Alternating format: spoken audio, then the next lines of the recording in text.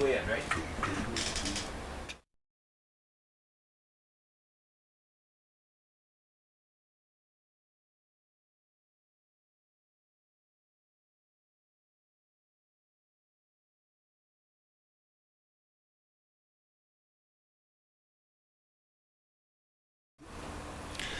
And it's a very good morning once again to all of you, as we do apologize for a little slight technical problem, but I think everything is A-OK.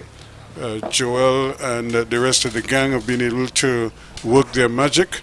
I think Wilson got a few gray hairs, but other than that, everything is A-OK. And I'm Rusky Mark, working along with Christopher Ramsaran, and the news here is that the combined campuses and colleges in their second innings have now progressed to 118 for 5 after the first hour of play on this, the third day of this fourth round encounter between the CCC and the Leeward Islands. That's an overall lead of 132 runs, and certainly at this time should be a very interesting battle the rest of the way. And I am thinking, Christopher, that 200 runs maybe could pose a problem, given the fact that with you out there on the wicket this morning. What did you see and how you feel the wicket will play? Good morning to you, Rusky, and good morning to all our viewers. Yeah, certainly, on the wicket there's some cracks. The wicket seems a bit dusty this morning, so I say if the combined campuses could get possibly a lead of 250 or so, they should have a good game on their hands today and tomorrow. Well, it certainly is like that. And plus, we also have a news of the change of, we've had the unfortunate scenario where Mario Richards has had to be substituted. So we have had a concussion substitute for this game. Yeah, and we see Richard has been hurt yesterday, a concussion, and we see Odin McCarthy takes up the place for him, as he's in the wicket right now with Yannick Otley. And that's a very important distinction to make, because they lost before they resumed this morning on 76 for 3, and without adding a run to the score, they lost the main man Sadiki Henry, who was out for 32 LBW to Cornwall. And of course, subsequent to that, Roshan Primus also departed, bowled by Jeremiah Louis, picking up another wicket. His third of the innings, bowled for 23 at 112 for 4 at that stage. But now we've progressed to 118 for 5. And it looks like we're going to have a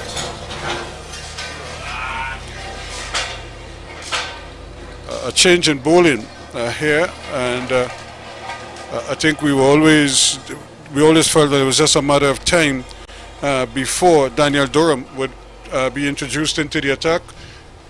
Raheem Cornwall started this morning, and he bowled beautifully. In fact, he got that wicket, the second ball of the morning, and now it's Durham's turn to try to see if he could get some purchase out of this wicket, which we feel will start to spin. We saw it spin early this morning with Raheem Cornwall getting the ball to jump and turn.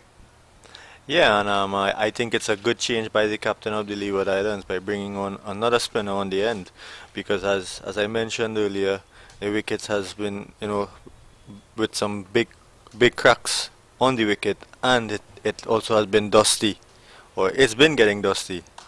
And he was a short on this occasion. And so it will be interesting to see if this young man can put together a good innings here. Odin McCarthy, the concussion substitute. Yeah, and what Odin would want to do now is, he would want to stake his claim in the team coming in as a concussion sub. So he would want to make sure that he's in the final 11 for the next game.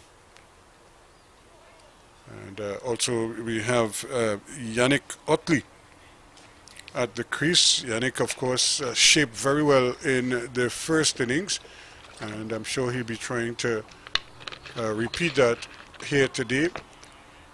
Maybe try to get an even better score than the 24 he made in the first innings. Right now he's on 10 and 5 to McCarthy, and they're trying to put together a little partnership. And both of them are similar. They're similar in terms of their build. McCarthy might just be a little slimmer and probably a little taller, but they're not tall by any stretch of the imagination. Yeah, we see now A forward short leg. yeah, forward short leg is in play now. And on the front foot he comes.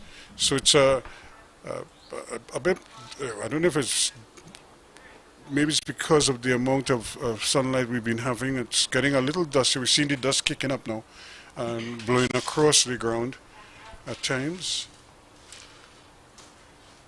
Edging, it went down, and he was on the back foot on that occasion, but he was on the back foot to a ball that was fairly well pitched up, and luckily for him it hit enough of the bat and it also went down. It didn't really fly off the edge, and it went down. So 119 for 5 at the end of over number 40. Yeah, and I think what was good from the captain was bringing on the seamers early up, so you know that they could get that rough spot in on the wicket, so that the spinners now could come into play and use those rough areas to get purchase. Well, he's just switched around Jeremiah Louis now. He's, which is what I was saying Rightly earlier. so. He bowled, to me, he bowled better at this end, and you let the spinners bowl from the bottom end, especially where batsmen will try to go against the breeze. I think he's figured it out eventually. And looking at that mad bull that is stuck in the electrical wire down in the distance, I feel sorry for the young boy or girl whose kite, and I'm sure that's an expensive kite as well, just kind of draped there at the moment as the breeze has died down a little bit.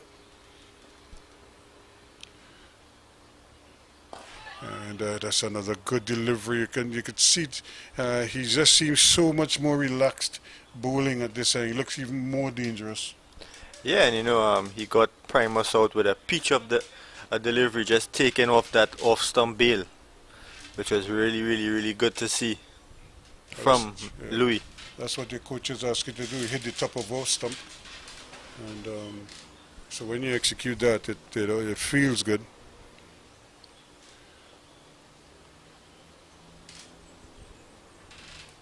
Whoa, that one kept low as well. So it's and a little bit of change of pace, and I think that's the one that he got Primus with. It wasn't his quickest delivery, but he gave it enough time to pitch and move away, change the line. By the time it got to Primus, it beat the outside edge, but it clipped the top of stump. And of course, we could spare a thought for Demario Richards. I'm sure he must be bitterly disappointed. He was on 14 and was batting beautifully. Yeah, of course he would be, and have some sort of disappointment knowing that, you know, he was in the wicket batting, and you know he would probably want to get out there and help his team, but now he just has to look on and watch his team go from strength to strength. And I think too, the way the concussion protocol works is that the medical team will have to clear him before he can resume playing. Yeah, rightly so, and you know, depends on what. A day or two, depending on how. Sometimes a week. Yep.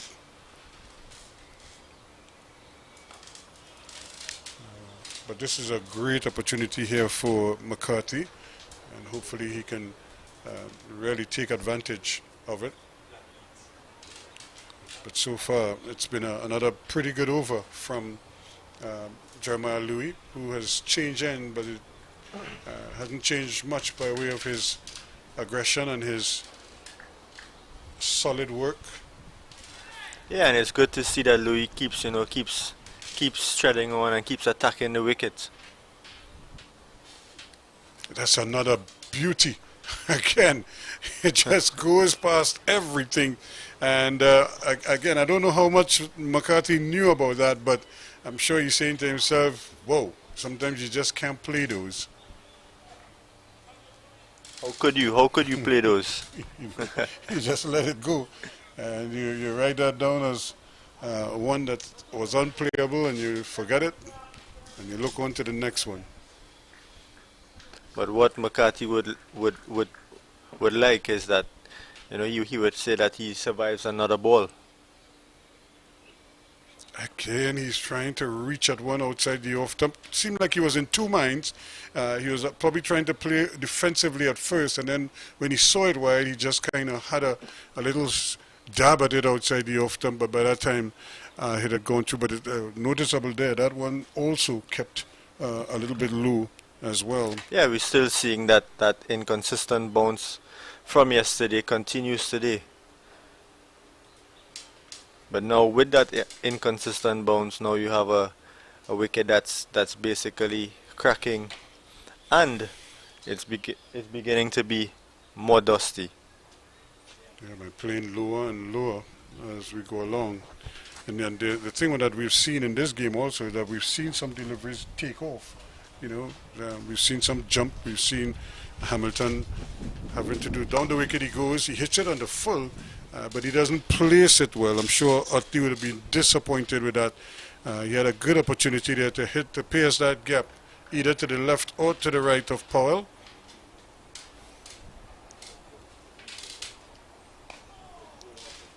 Patiently played by Yannick Utley. You know, he's been there basically from the start of the morning, and he's just been there prodding.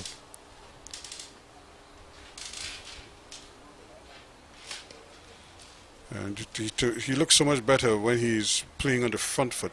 I think when he plays back, I'm not sure if it's the length that he's having difficulty judging, but he tends to play back, and he gets into difficulty on that back foot. And here he goes again. But I suppose to him, because he's a small man, so his center of gravity is pretty small. So he may think that he could play some of those deliveries, even though it might be of a good length. Play them off the back foot. And what Utley would also have in the back of his mind, you know, he would want to get that score so he could address the Trinidad and Tobago selectors to let them know that, you know, he's still good to play this 4-day cricket. Yes, it is. And but there are some rules now, I suppose, is the quadrant or the grouping that you fall into. And these games are in that second group. The first round, the first 3 rounds, I think they were in like quad 1. Now they have like rounds 4 and 5. It would also fall into a different one, so players can change. Yes. In that one. But, maybe from like the last 2 rounds or so, they may be able to. There might be another shuffling of the pack, so to speak, with players dropping out and others coming in. Same with it. But again, this is good bowling though from Durham, keeping things very tight indeed. 5 wickets down, 119, and runs hard to come by at the moment. And just as I say so, he picks up a quick single, and that's good batting. I feel so much better when I see players like that playing, you know, with a straight bat, as opposed to trying to do play those horizontal shots. Yes. Yeah, they somehow they look so much more in control. Yeah, but McCarthy looks good. He looks pretty solid this morning. Yep. I'm sure this is a big occasion for him. There might be a few butterflies in the stomach there.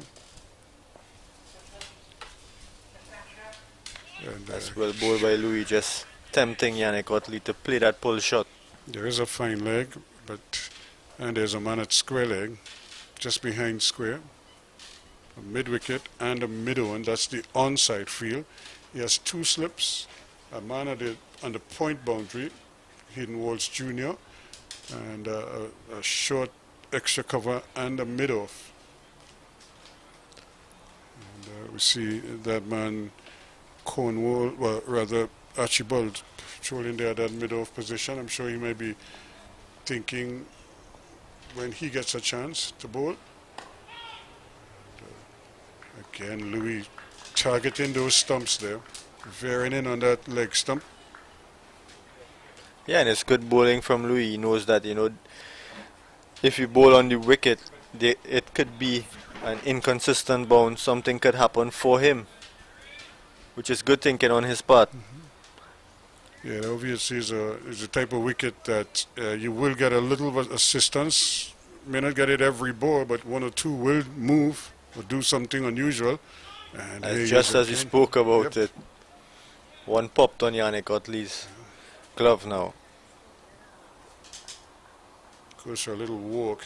And now, I haven't really put on a pair of batting gloves in a while, years. Are they like the padding is? I would imagine is much improved. Yeah. It's pretty good now. You don't feel much if you get hit on the glove anymore. Yeah. Because long ago you used to have those shattered skin gloves. That wasn't much protection. And I got caught. That's a good shot. That's good run down the hill for 4 runs. In fact, Walsh has given up the chase. And just as we were talking about runs drying up, both batsmen have been able to add to their totals, pushing the scoring along now to 124. And all the while building this lead here, much to the chagrin of Joel and the Leeward Islands. What the Leewards would want to do is not give them any free balls, free scoring balls, so that they could get that lead to the least as possible.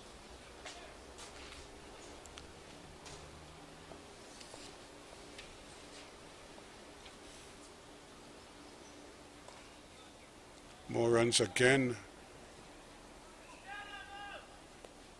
Thought of a second, but decided against it. And the over comes to an end. But it's good batting on their part as well, and pushing the score along up to like 125 now. So they've really taken their time, and maybe now they probably feel, they have an idea of what each bowler is doing, and they might be a little more. But it doesn't mean that they can now start to just go and play shots willy-nilly. But you kind of you're a little more comfortable facing up to each of the bowlers. Yeah, we see big Rakeem Cornwall just taking his time going back to slip. He would want to not use up all his energy in this hot sun. I think that goes for everybody out there right now because it's really hot.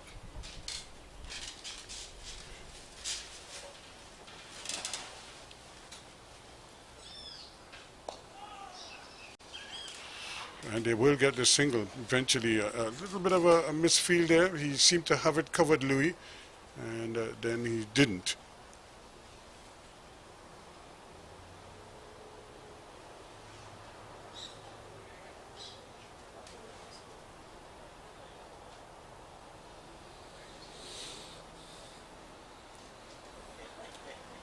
Again, well bowled by Daniel Durham, just keeping things as tight as possible. Yeah, that's what he has to do. He now has to kind of hold up this end and, just keep ringing away there, which is, this time he's going to run this thing, and he's picked up the correct person to do that because Kieran Powell is not the quickest of movers. His reaction, again, wasn't very quick, and by the time he decided to move, the batsmen were already comfortably through for another well-judged single.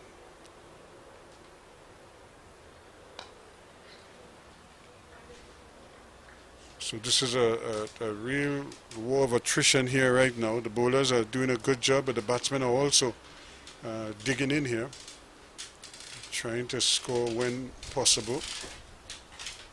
But other than that...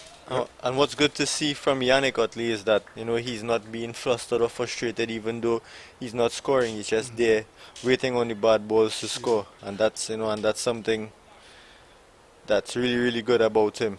And I think he needs a big score, so I'm sure that is on his mind. Whoa, he just missed one. He was playing straight all along. All of a sudden, he wanted to sweep. Now that shot is on because there's nobody back there. So even if he hits it in the air, it's safe, but he missed everything, and not for the first time we see somebody sweeping and the ball passing under Under the it, bat. yes. You know, that completes the over. Another tight one from Durham, just a single.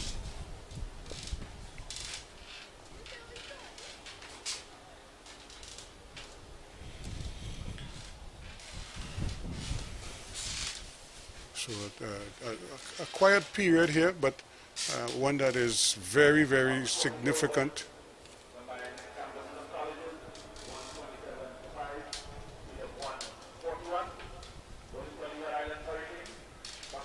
So 127 for 5 now after 44 overs. So now we have Colin Archibald is coming into the attack. Just as I suspected, he would get a little blowout here. Louis did his job, and Cornwall is doing a smart thing. He's just giving them short spells.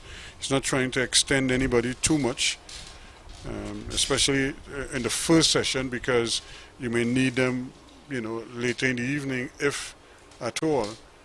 But he don't know how these batsmen will pull up here today. Next thing, they drop anchor, and before you know it. Yeah, and it's good to see that, you know, the captain is giving some you know, some rest to all his fast bowlers, bowling them in short spells. Yeah, because these are tough conditions, man. This is hot, it's humid, and I suppose even underfoot, it's, you know, it's bone hard. Although it's a sandy outfield, when you hit that wicket, it's still Still hard. Yep, it's hard, man. It's like you're hitting concrete.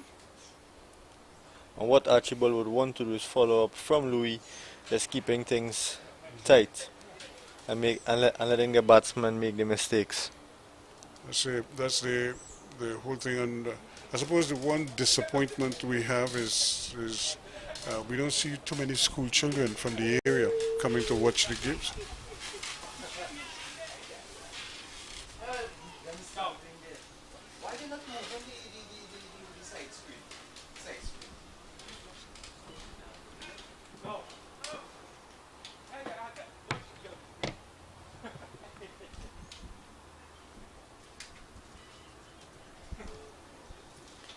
So it is, and that's the one thing you don't want as a bowler, is to be in your delivery stride and to have the batsman withdraw at the very last moment.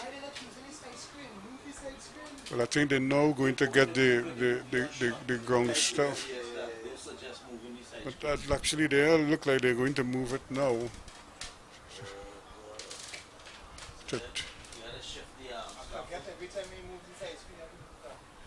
So it's best. It is a situation, but so it's just a little delay here. 128 for 5 at the moment, while the ground staff make their way towards moving the side screen a little bit to the right, I suppose, because it's a left-handed bowler. So they will need to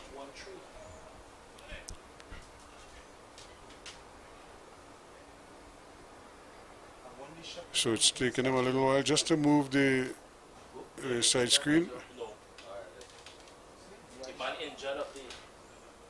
over there, because we have a left-handed bowler bowling from over the wicket, and so I think that is a little bit better, because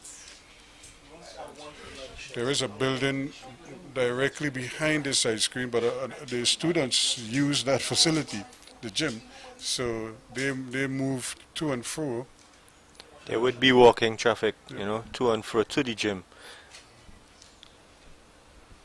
They did try to put a thing to block them, but because they didn't block in front of the the building, people still use that as a shortcut to get to the other side. So I think Yannick used that opportunity to get a little treatment to that finger that got struck in the previous over. And we're back with action now. Yep.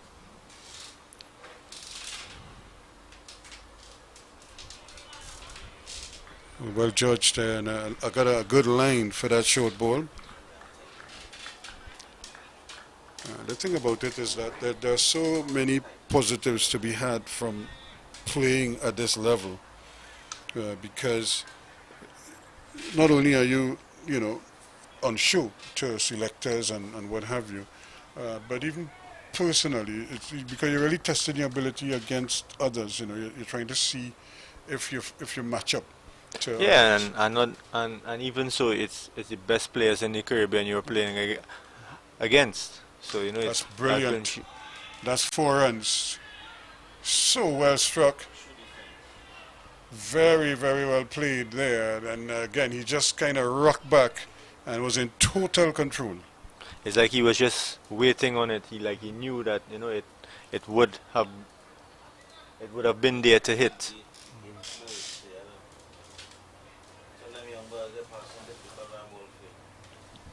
It certainly was and again, we're going to have another slight delay.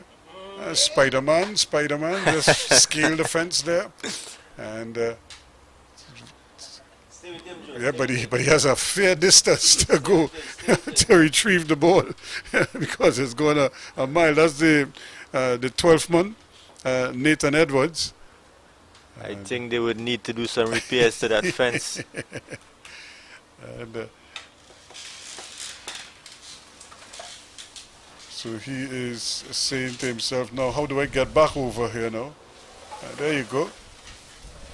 In and out. Yep, quickly. No stress. What he's probably saying to the bowler now, try and don't do that again, because I don't know if I'm ready to run that down and jump like that again anytime soon. And now he's dropped back all the way back. So Cornwall is trying to plug that little hole there. That short ball didn't get up as much, and Yannick Utley was quickly into position.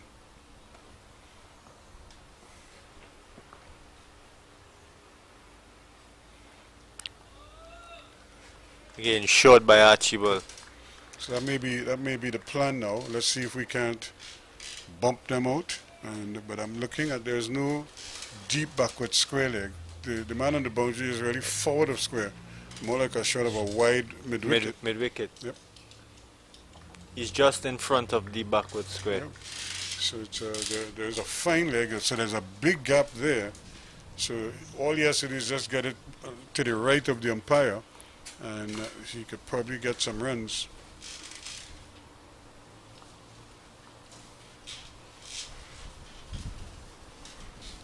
And that one rolled. Yep. So one that went over his head, the delivery before, to one that nearly didn't get off the ground. It's what I like to call a subterranean rodent, otherwise known as a rat. And certainly the batsmen are being kept very aware, very alert, because you can't relax for 1 second. You don't know what the next delivery will do. So it requires all your concentration. That's well left. As again, Utley just coming across and covering that off them, and allowing the ball to go through. But again, good signs for the CCC, because these two, like I said, they seem to have just kind of weathered the storm. Although you're never fully in on a wicket like that, because you don't know which one is going to just pitch and shoot. But they look comfortable enough. Yeah, it's good to see that these two young guys have they came together and they have consolidated and they're still going steady. So it's a good sign for CCC. And again, we want to wish all the best to Demario Richards, who had a concussion and is not going to take any further part in proceedings here. Well, at least for today. We're not quite sure how he will pull up after that, but the substitute has been made. So I think that it's fair to say he won't take any further part in this game. And Odain McCarthy, who is on strike now, He gets his chance.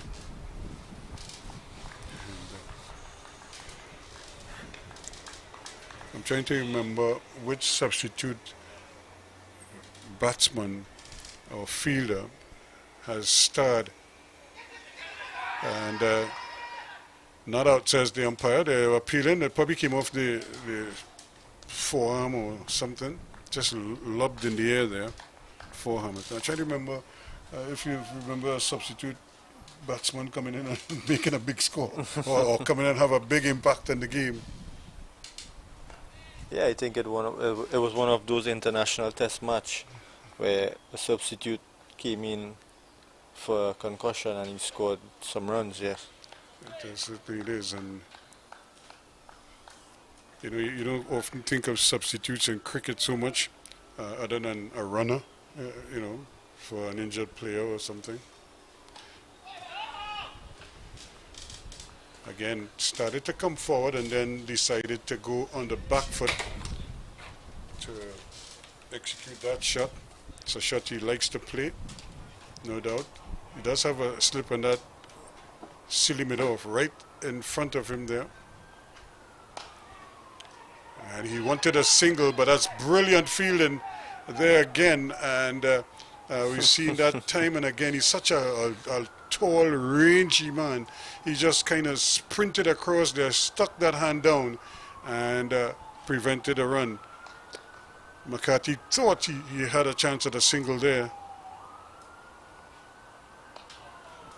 And with that height that Daniel Durham has, he would get that extra bounce. Certainly bowling well and keeping the batsmen honest. And that is, I suppose, all that Cornwall could ask of him right now. Of course, you probably would want him to take a couple of wickets. But if you're not taking wickets, don't leak runs. I think that's the other side of the equation here.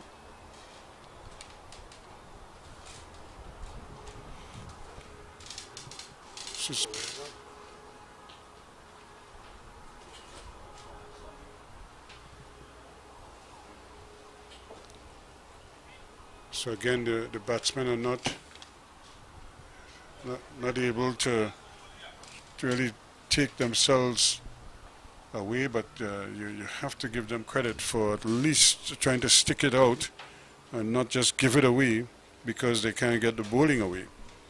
Yeah, this is part of the game of cricket. There will be days like these when you have to really dig in, and nothing comes easy, as they say.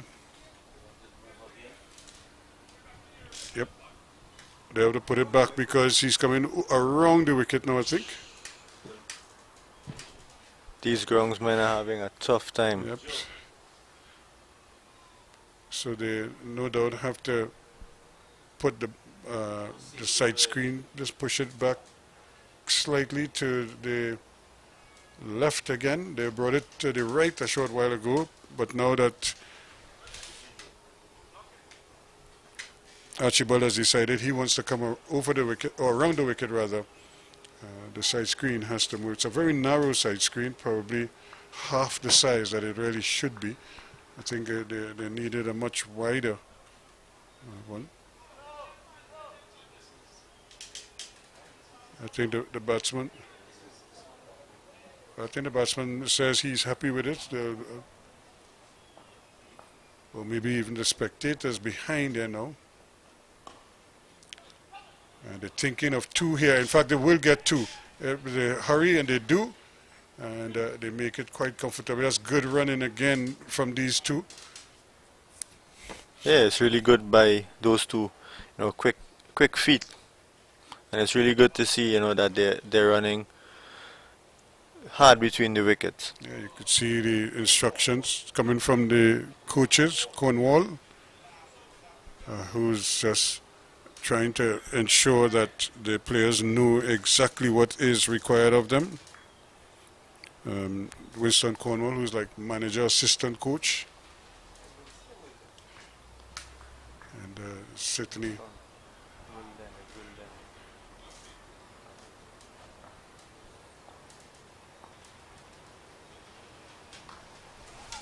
and another opportunity to score, but this time I don't think they're interested in more than just the one. Hayden Walsh Jr. is lurking.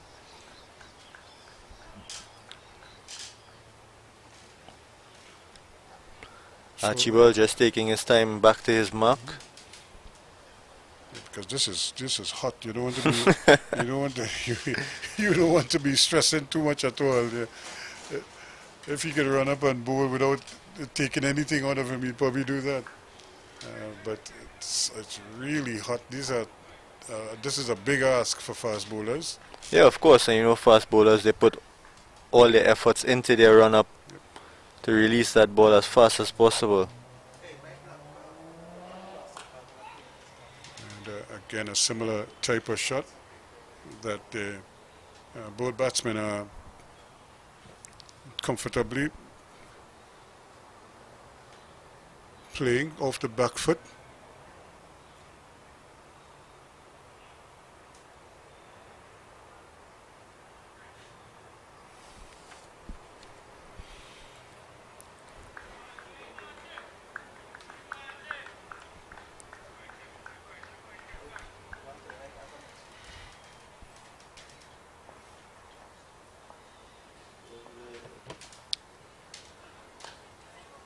And not for the first time in this over, we've seen this shot. Yeah, it's been repeated like 3 times or so already. So what Archibald would want to do is, you know, maybe come closer to the batsman. You know, don't give him that free arm to score or play that shot. What they've also done, they've brought the point fielder closer now to cut off that single. Yep.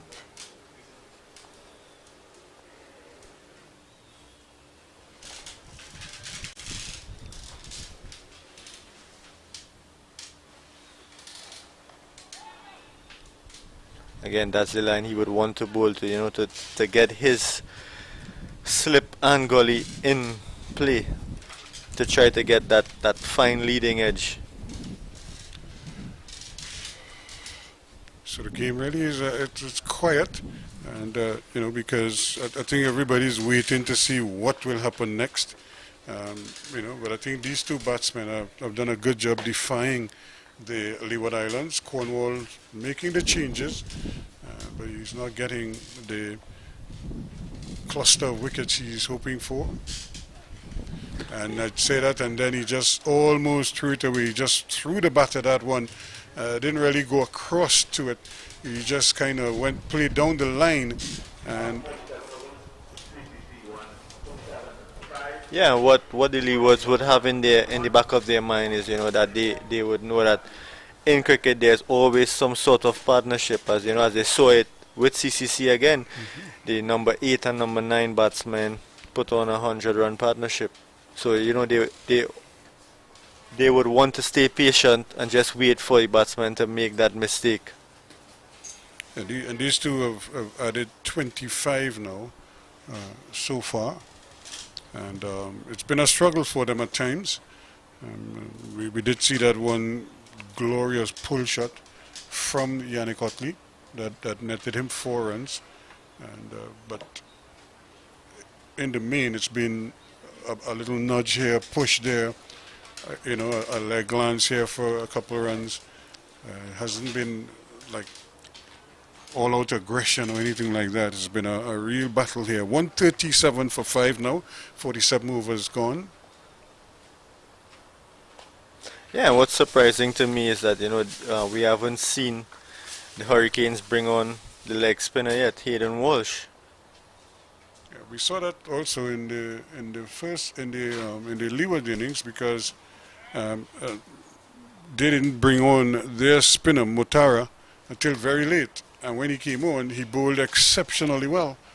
Picked up 2 wickets, I think 2 for 13 or thereabouts, and really looked quite at home despite his young age. And his control was probably the biggest eye-opener. So again, Durham just on that nagging line and that length.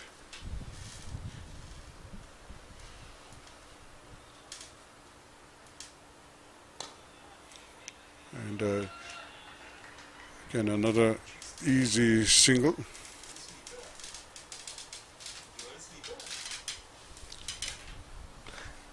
And I'm looking at the role that Durham is playing here. While they may expect him to get wickets because he does have that good arm ball that can come in between bat and pad.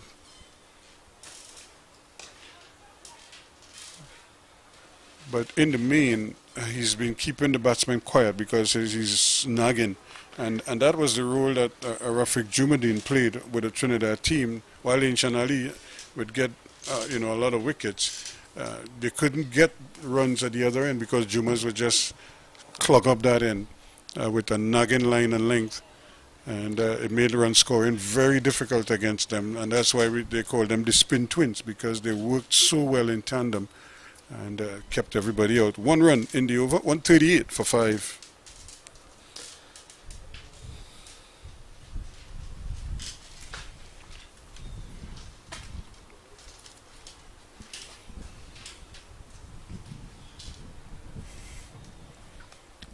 Now we see a change in that of Hayden Walsh, just as we spoke before.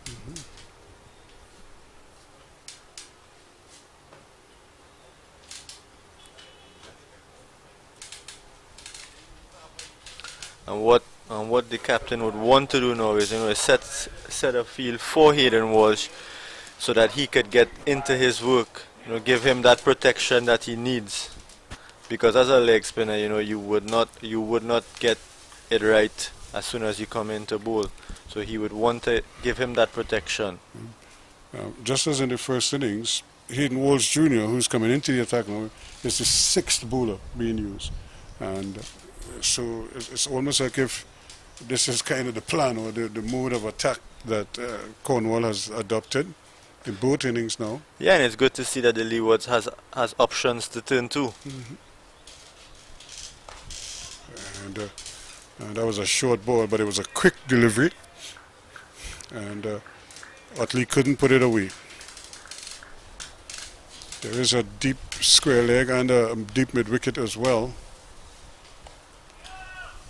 Plus there's a long off and a man on the cover boundary. So just a slip as a close-in catcher and the keeper.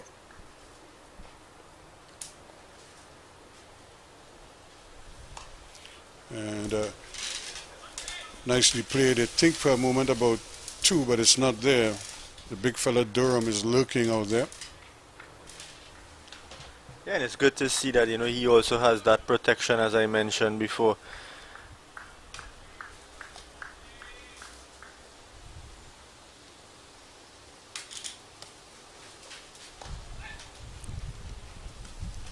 They've gone for 1, they think for a second, but again, they decide against it because moving in there quickly and making sure that they didn't get that second run was Nathan Edwards, the substitute fieldsman. Yeah, really good by the young man, just cutting them to a single.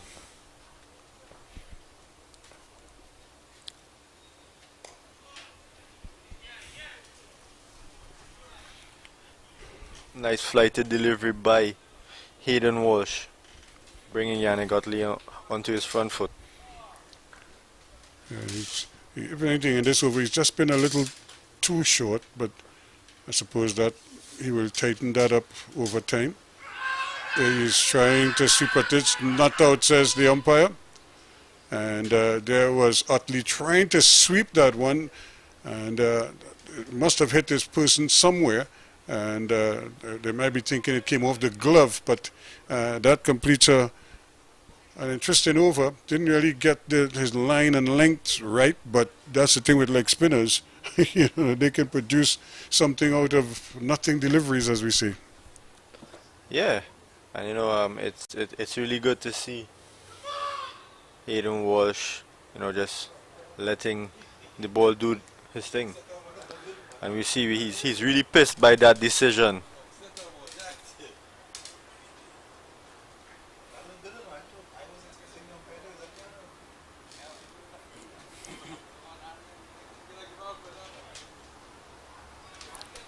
So 140 for 5 now. And what Durham would want to do here now is follow up with that over. Being consistent and keeping the batsman under pressure all the time. And that was a quicker delivery there as well. But because he lines up his deliveries so close to the stumps, the batsman can't take too many chances with him.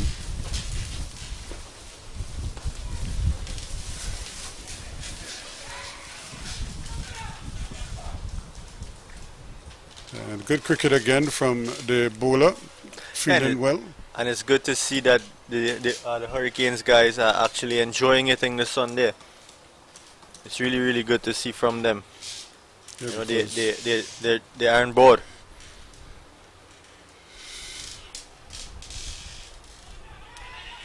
And they're going to pinch one there to try and see if they could just keep the scoreboard ticking over. What kind of goes unnoticed now is that they're approaching a 150, and that will put the lead up to about 164 and building. And, yeah, and that's good because you know they're scoring, but they're not scoring at a fast rate. Yeah. So you know it would definitely go unnoticed. Yeah. And there's still so much time in the game as well. So they obviously the mindset is just build and just bat and just try to, you know, accumulate runs, even if you can't do it at a fast clip, but keep your wickets.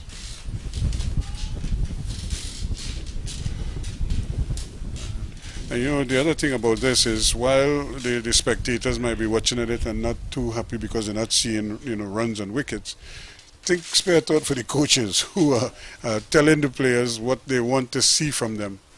You know, that's a peach of a delivery there. He was reaching for that one, and it just pitched and left him. Lucky to survive, but he's still there, and it's now 141 now. Yeah, and it's good to see. It's good to see that the batsmen are actually valuing their wickets. It's something that, you know, in the Caribbean we don't do often. So you know, it's good to see that these young guys actually enjoying their batting. So that lead again, it's not a big lead, but it's one of those leads that you feel if they can just pad it, keep padding it as they go along, could make life very interesting.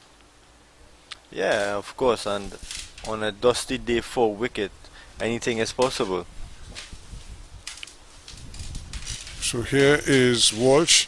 This time he will be bowling to McCarthy. And a fairly quick delivery, but good line. Walsh still remonstrating there when he thought he had gotten a wicket.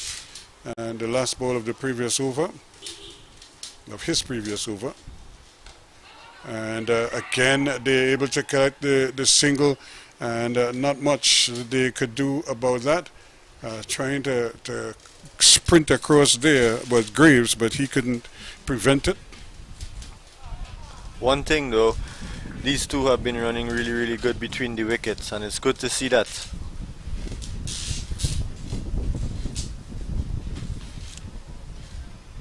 Yes, that's something I'm sure the coaches would have been drumming into their heads, because that's a way you could relieve pressure.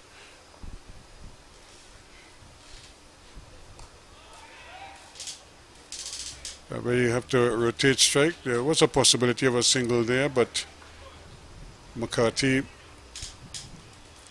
opted out of it.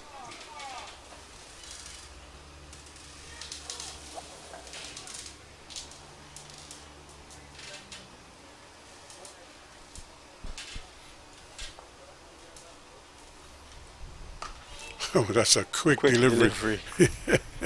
That might be the quickest ball of the day so far.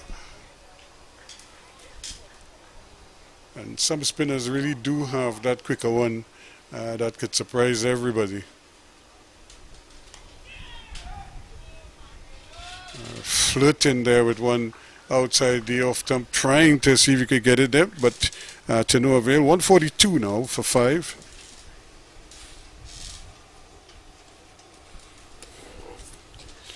Again, another tidy over by Hayden Walsh.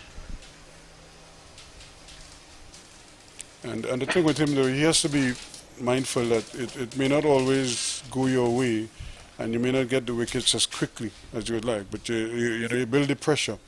And because just as he might be a little frustrated, he has to think the batsman too might be frustrated because he can't get him away.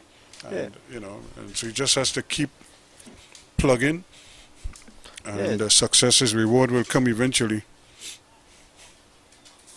But you know, bowlers, they all feel they should get a wicket with every ball. Yep.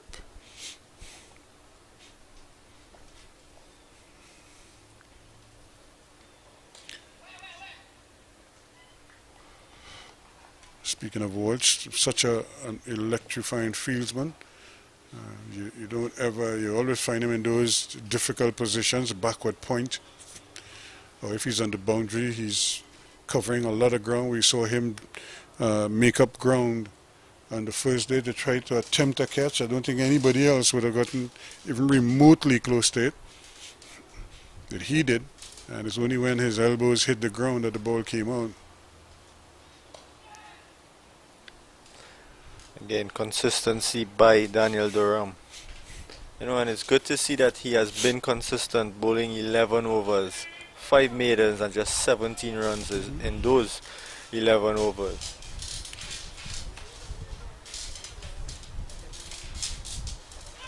And he opened the face on that one. He's going to get a couple, and they're going to come back quite easily for it. And you're talking about Durham, he's not happy at all, but that ball was placed well. Even though it came off the edge, he opened the face a little bit, and that took it away from the forward short lane man at sealing it off, and also away from the man at backward point or at point. So now they've kind of shifted the sealing it off. He's now at a second slip or a gully.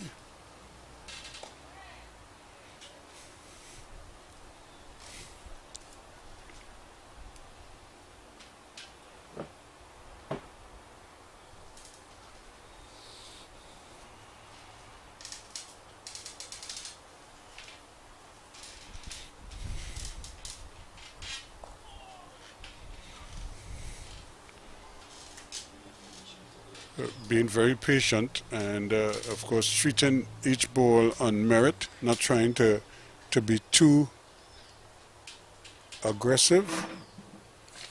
And I suppose with lunch right around the corner, now they've put the man back from that second slip into that sealing it off position, and but to no avail, as McCarthy's kept him out and kept him out well. 144 now for the loss of those 5 wickets. Yeah, and I think the CCC guys out there, they would want to just survive and not give Leeward Islands a wicket just before lunch. Yeah, they've done very well. They've really sort of plugged the hole with those 2 early wickets this morning. The Leewards would have been hoping, but by now they would have been further along. But these 2 have presented a bit of a roadblock for them. Yeah, and as we normally say, they have basically weathered the storm. And Hayden Walsh Jr. Trying again. He does get through his overs fairly quickly.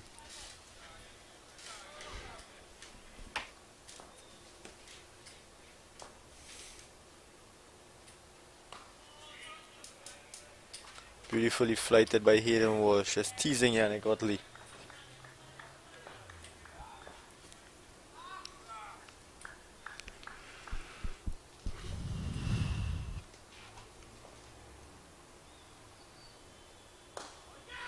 And that's well played, and a comfortable single. I don't think they've gone back for the second run again. Kieran Powell not able to pick it up cleanly, and no way because he traveled so far to get to the ball. He got there in time. He just bobbled it, and that gave them, because it's almost as if they'd given up on a second run. But once he bobbled it, they were able to go, and they might get a second here as well if they hurry. They decide against it. Oh yes, they are. They're going for the second one, and they will get it too. So for a moment I thought they decided against it, but Yannick Utley decided yes, he was going to the danger end, and he was sprinting, going back there, and they're all looking at substitute Edwards with that look. But he had some ground to cover.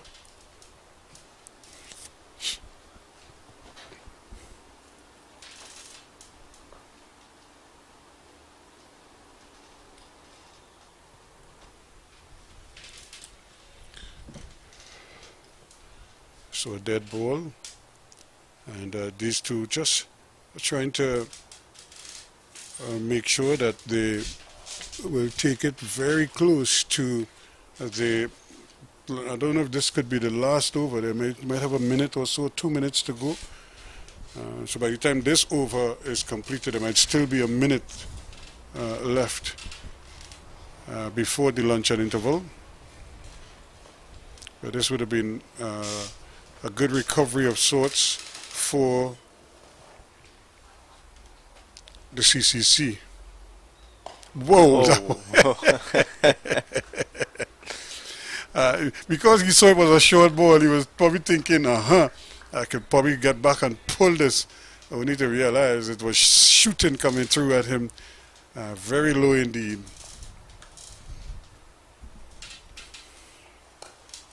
And again, Hayden Walsh just turning into the pad, and that is the end of the over. I think they'll wait to see where the umpire is, although he's taken the hat, so more than likely we will have one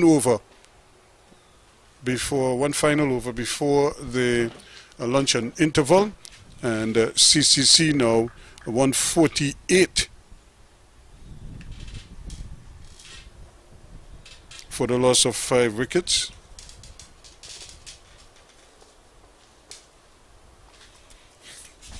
And again, that lead is just building ever so slightly. 162 now.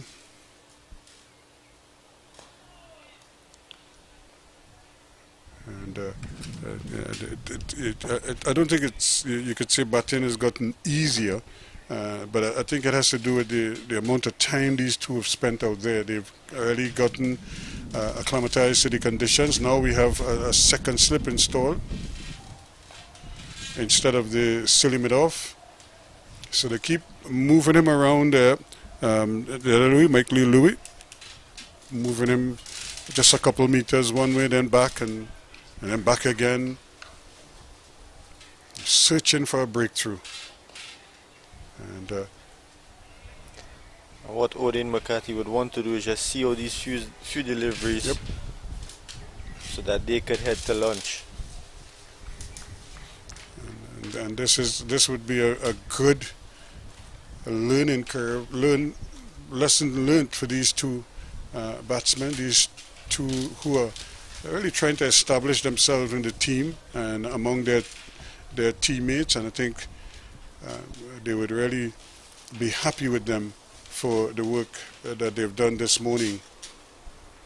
And you really can't say enough about McCarthy's effort here, because he probably didn't think he was going to get a chance to bat at all in this game. But here he is. Yeah, and he's doing a really good job for his team. Again, for those who may just be joining us, he is the concussion substitute. Richards, the wicketkeeper, Demario Richards, got struck and was concussed. And so he will take no further part in the game. And this man will go the rest of the way, and he's batted very well, very responsibly at that.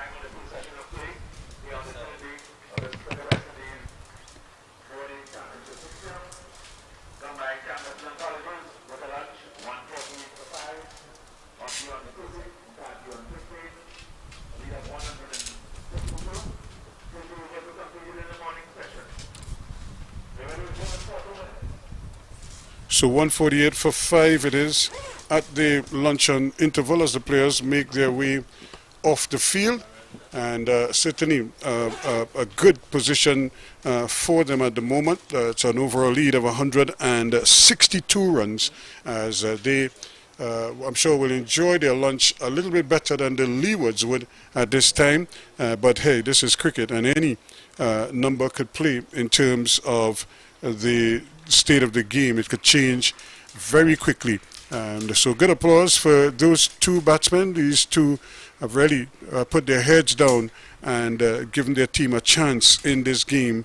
And as based on how they've gone in the previous matches, this is so good to see, this fight that they're showing, and I'm sure they will relish the opportunity to come back after lunch. So in the next 35 minutes or so, we'll be back with more. But as I tell you, at the luncheon interval, the combined campuses and colleges batting a second time, 148 for 5 for an overall lead of 162 runs with 5 wickets in the bag.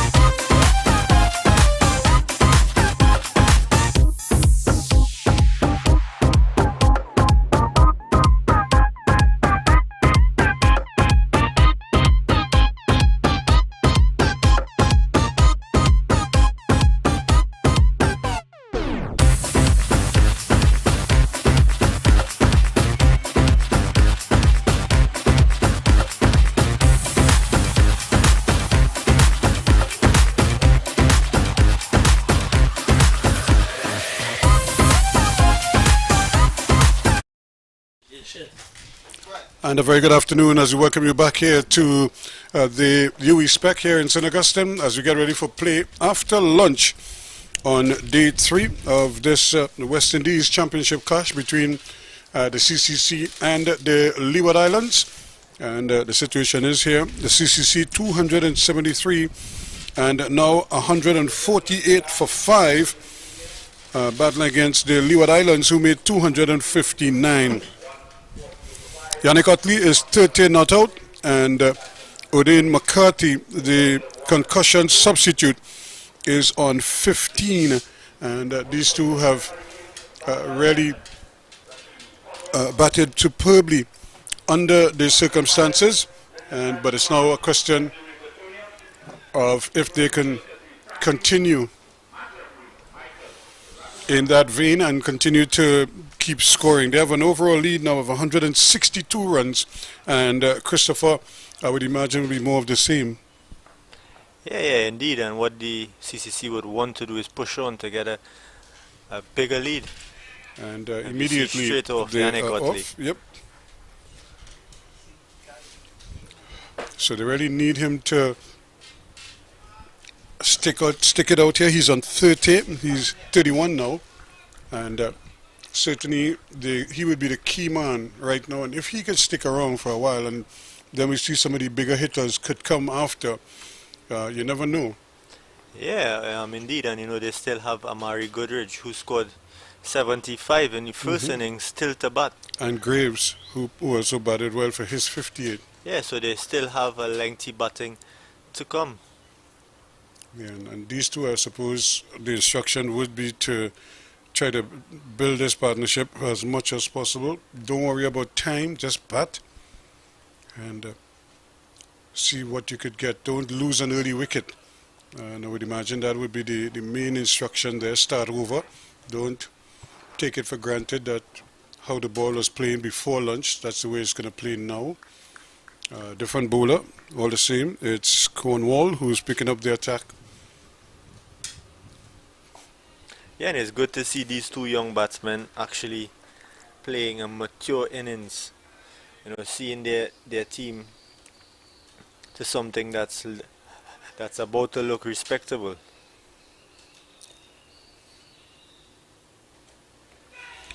That one again, a little bit of bounce there for Cornwall, but it struck the glove or high up on the handle and just bounced down in front. Now they do have the slip and that forward short leg. So, and again coming forward there, but not able to get that little bit of bounce to get it past the body. It struck the body and bounced out. So one more added to the score. 149 now for 5. Yeah, and it's good to see that the big Cornwall is getting some purchase on the wicket. It seems to be spinning a bit when he bowls.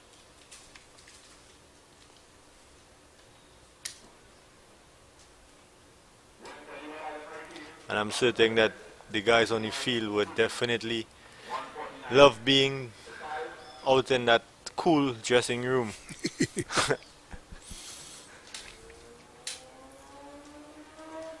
As we see, Hayden Walsh comes from the UE pavilion end to bowl to Yannick Otley.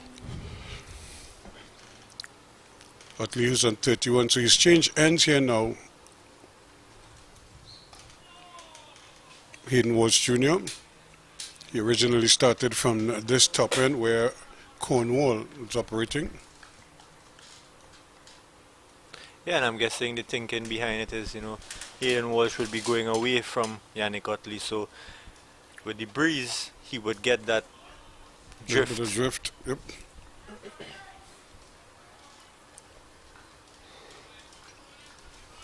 Barbados had lost 7 wickets. They still have over 200 runs in arrears.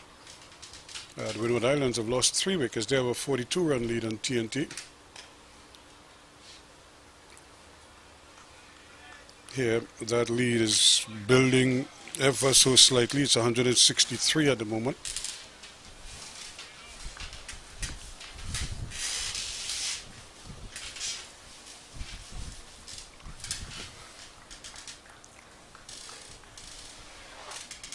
was Junior, of course. I'm sure will be relied upon here to see if he could get the balls to jump or even to keep low, but he does have a quicker one that could be very effective.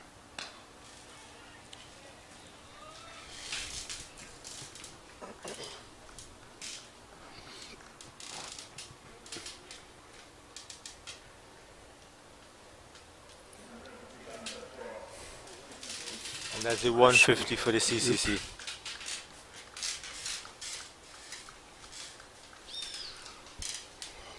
So it means the lead is 164 now.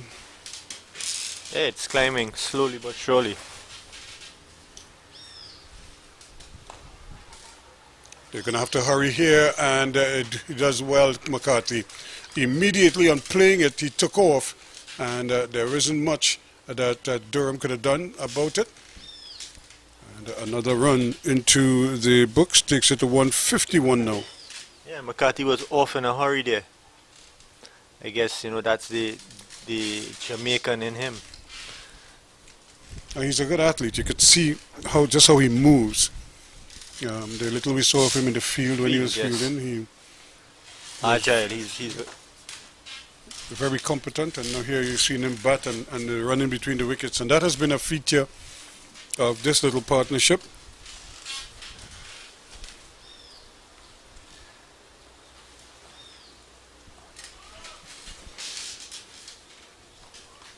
And I want to believe these two must be thinking, just kind of weather this period here, Don't get out. Don't give the Leewards any kind of momentum at all. And just try to absorb the pressure, but don't give them any kind of incentive at all. Make life as difficult as possible for the opposition, and let them bake in the sun a little bit.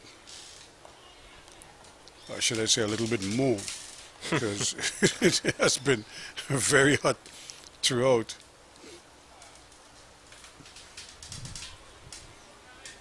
But Cornwall is really the epitome of economy of movement.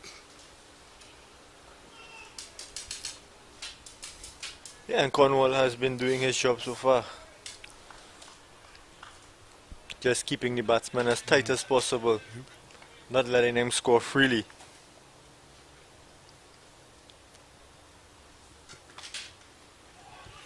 And there is a naughty shot there. He was in no position to play that shot. In fact, I don't think he was really playing a shot. He was just trying to sort of run it down, probably past the slip, and he almost gave it away.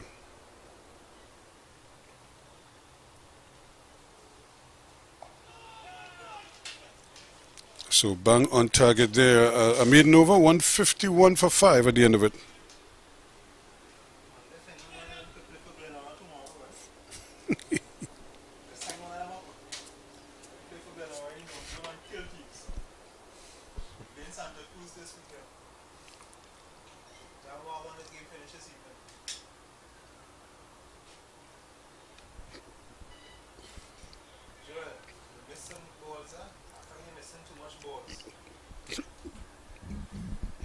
So it's going to be Hayden Watts Jr. who is going to continue under brilliant sunshine here in St. Augustine. And really has been batting superbly. 32 to Yannick Otley, 15 to McCarthy. And this time he's trying to crack it through the offside. Didn't really get a hold of it properly. You heard that kind of hollow sound when the ball left the bat.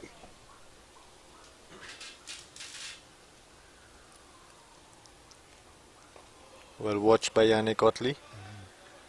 Again, every so often he goes back on that back foot, and he's probably just trying to play it off the wicket. He's probably not absolutely certain which way it's turning. He's trying to give himself as much time. Again, he can't get it through Casey Carty there. So run scoring at a premium right now. Can't get too many.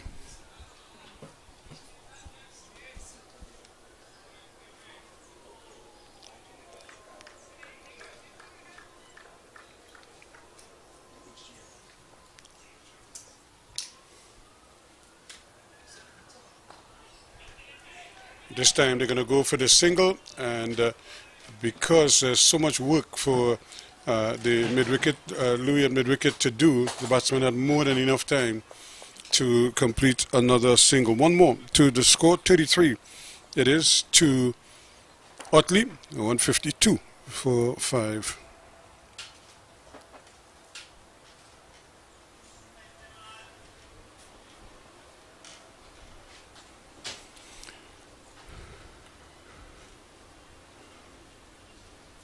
So a very calm start, but an important start of this second period for the CCC. They haven't lost an early wicket just yet, and while they haven't scored many runs. He would not want to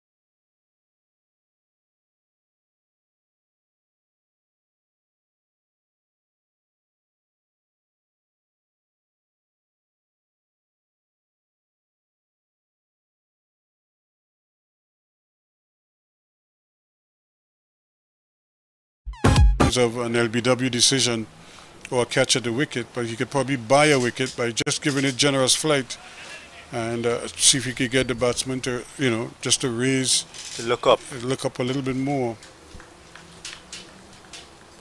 Yeah, that's definitely something Hayden should do. Because he's just flat right now and he's just trying to use the wicket to his advantage, but it hasn't worked very well so far.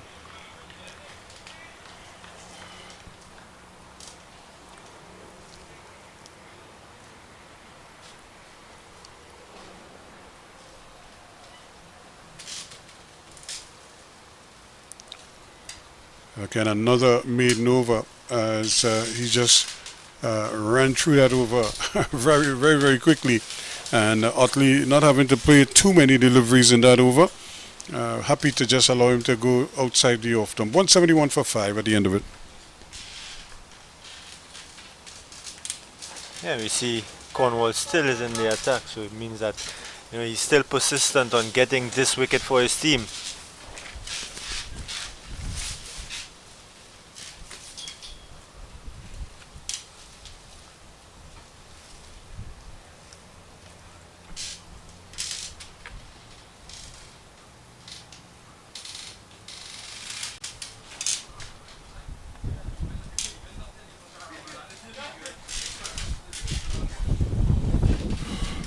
So Cornwall is going to continue from the top end.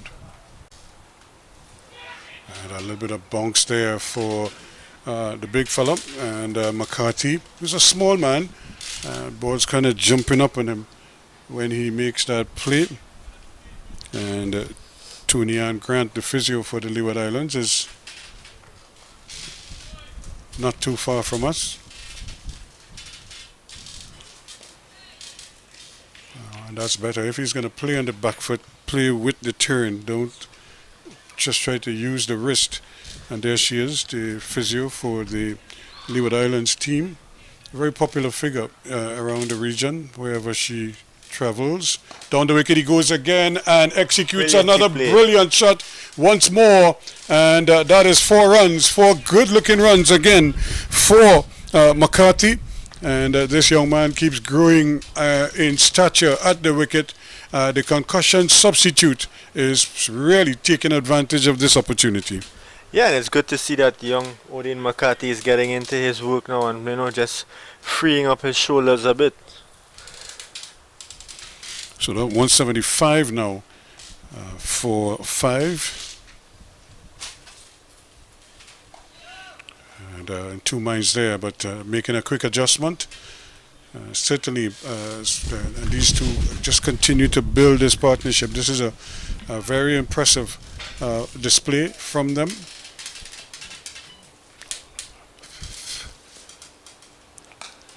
And this is well played again. And certainly, you could just see the confidence oozing from him now.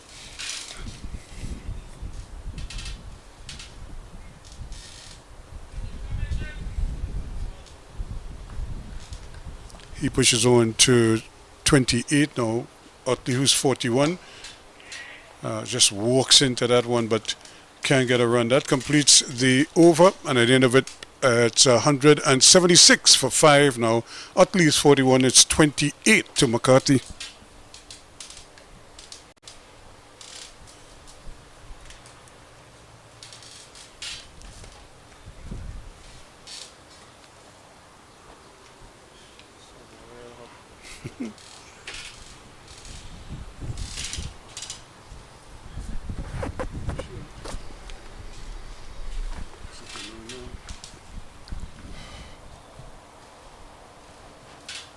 So everybody's looking for shade somewhere. And Tony Ann Grant is not afraid to take advantage of the little shade under the 3.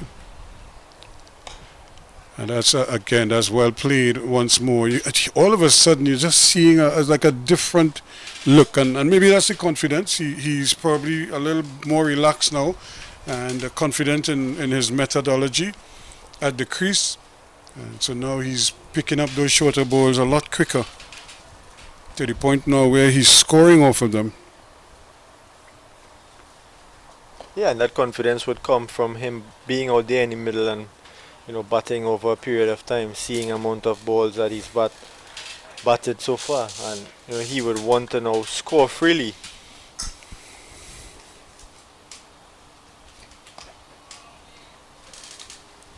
Utley using his feet there, and even that now is like another dimension, because you see him starting to come out of his crease a little bit more now, and like I said, maybe this is the time for Walsh to probably give it some air and maybe push it wider and see if he comes after it. And a quicker one, just getting the toe of the bat there. Walsh puts the hands in the air, wondering what is happening here. Why I can't get a wicket.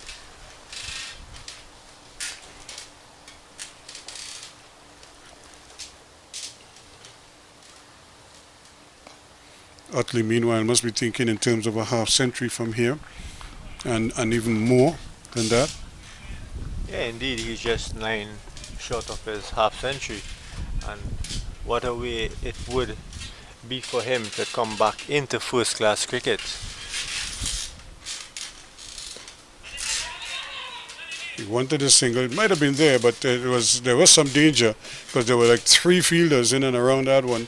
And I don't think McCarthy was too keen. At the end of the over, 177 for 5.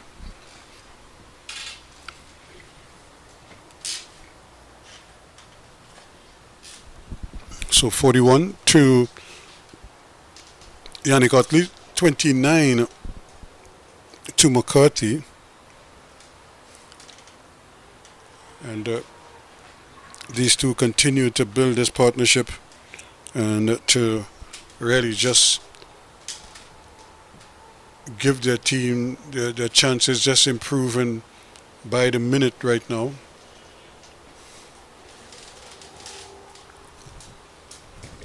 And you know what is the other part of this thing is the amount of balls these two have actually used up. And, yeah, both of them have batted over 200 balls together.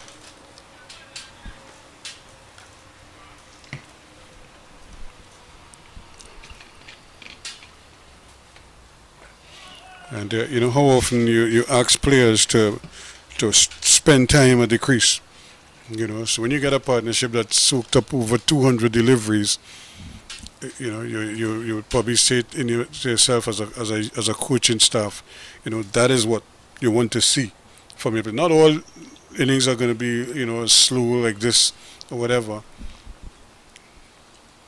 Down the wicket he comes again, and immediately he sets off, and before the ball is even fielded, he is through for the run. Yeah, and this is good from Odin McCarthy. He shows that intent. He shows that intent to score freely, and he doesn't, he wants to challenge the fielders, which is good. Yeah, and I'm certain that both coaches would love what they are seeing out there, and that of the CCC coaches, they would love what Yannick Utley and Odin McCarthy has been putting on so far.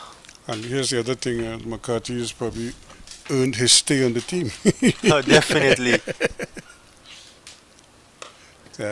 Just by this performance alone, I think they will have to consider, even if they were thinking of somebody else, they would definitely have to pencil him in, because just the way he's approached this innings, and a little bit of a stifled appeal there. But still, McCarthy does not want to be lackadaisical and take that for granted. Yeah, he too must be thinking of at least getting a half century here, and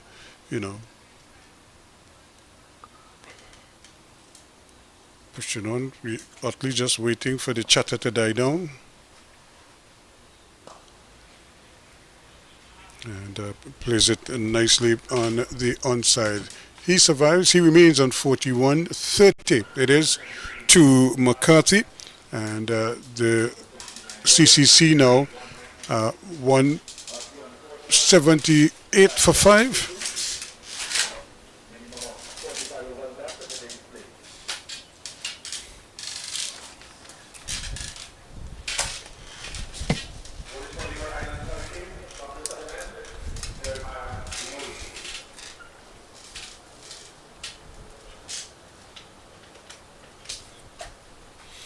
So Jeremiah Louis is going to come back into the attack, but now he's bowling from the southern end or the bottom end. That's the end that he got the wicket of Primus this morning with a peach of a delivery. Yeah, and Louis seems to be that go-to man for Leeward Islands in getting that breakthrough when they needed the most.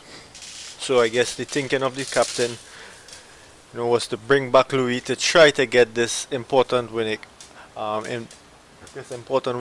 off Yannick Utley or William McCarthy. Well, they've certainly done the business, these two. And so Louis will try again.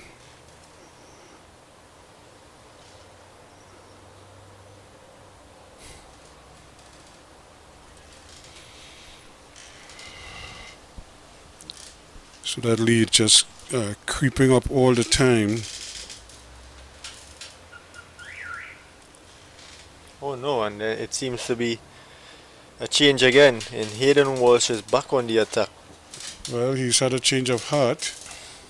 I don't know if it's the end that he wants to change. Maybe Louis might be more comfortable bowling from the top end. Or could that have been a message coming from the dressing room? To say, let's try Walsh.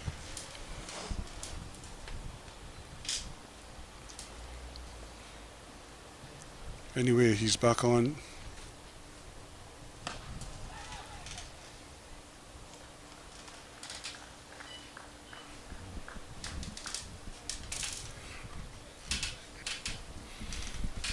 And I'm sure Shamar Brooks must be very proud of these two, as they really have given their team real life here, real energy.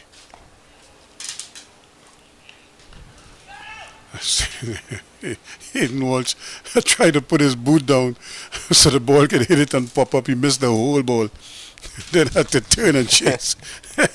I guess he wasn't a footballer in the day. He just missed, he matched, but there was no ball there.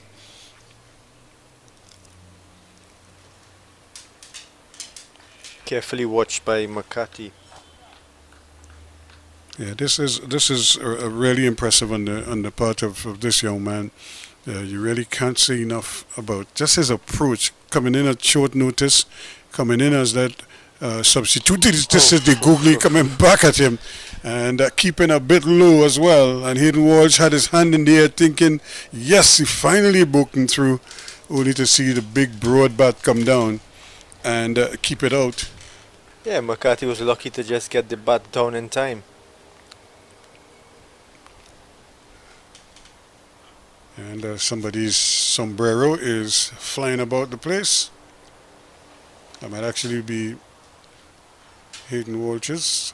No, it's not that Cornwall's head is that big that he needs two hats. It's just that he's probably holding somebody's hat as well as his. And now there's two hats blowing away. There's somebody else's hat blowing all over the place. So the wind is picking up as well.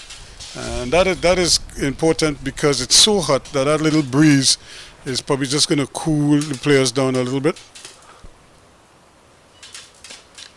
This time he's going to get this single again. Very well played by McCarthy. Not taking any risk, going with the tide. And picking up another easy single. So he goes by one. He's into 31 now.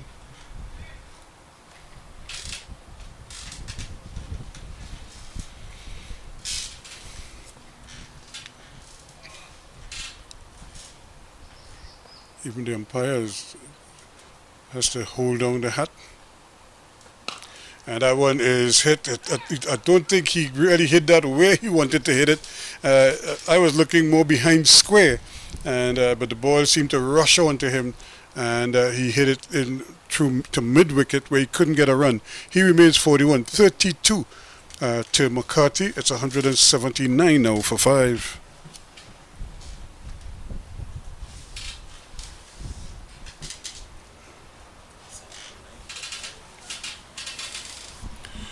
And Chris, over the last 4 overs, each over has been a 1 run. There was 176, 177, 178, 179. Yeah, and that's good on Leeward's Island's part because a couple overs ago they were scoring freely, and it's good to see that they basically pulled back that those overs.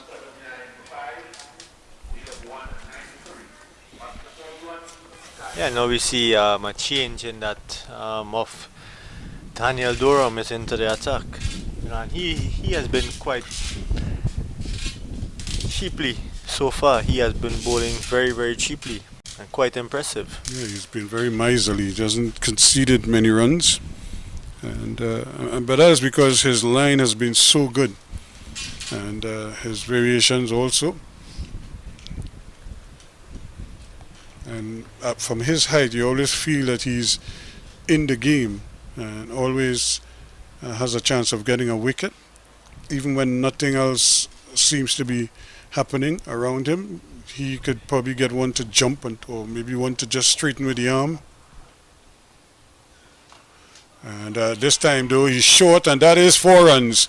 He was waiting on it there, McCarthy, and he just put it away with aplomb. Yeah, that's really, really well played by Odin McCarthy as we hear his teammates continuously cheer him on. Yeah, and McCarthy was on 17 or so just before lunch, and now he's raced on to 35. Yep, he's catching up with Otley. Otley was stuck on 41 for quite a while. The lead continues to soar, 183 now. Again, it's short, and he was on the back foot again, McCarthy. Yeah, and it's good to see that these two batsmen out there are basically trying to wear these Leeward Islands men out of this game. You know, they just basically want to toil them in the sun. Yeah, let them work for their wickets. Don't give them anything cheaply. And you bowl a good ball, it's treated with respect. You bowl a bad ball, we put that away. And then when fielders misfield or anything of the like, you take those as well.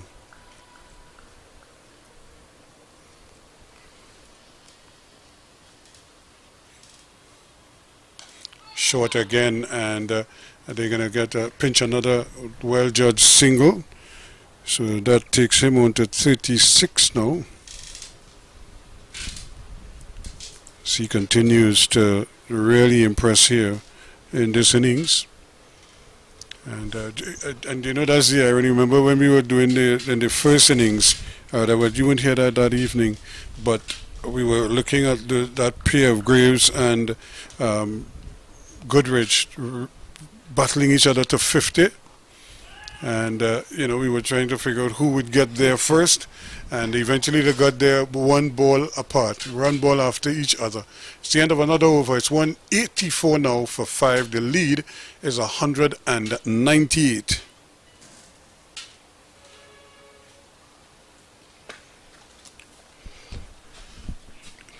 Earlier we were assessing what type of lead we were looking at, and I was saying 200, 220. Based on this partnership, I might have to readjust. Yeah, make an adjustment there. And as Stephen A would say on first take, it's fluid, and so we do an assessment, and I suppose that's how the dressing room is looking at it as well. Look at where we are now. Maybe at the water break, they might say, okay.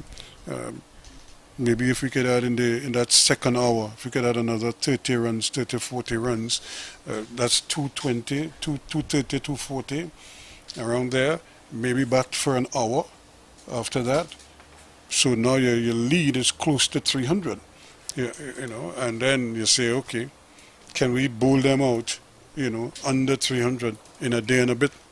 Yeah, and ideally, what these two should think is that they should get to that 200 mark first with your partnership. Yeah, and then they should go for that 50 extra run, which would take them to 250, and then there's still Goodrich and Romario Greaves in the dugout left That's a for. good shot.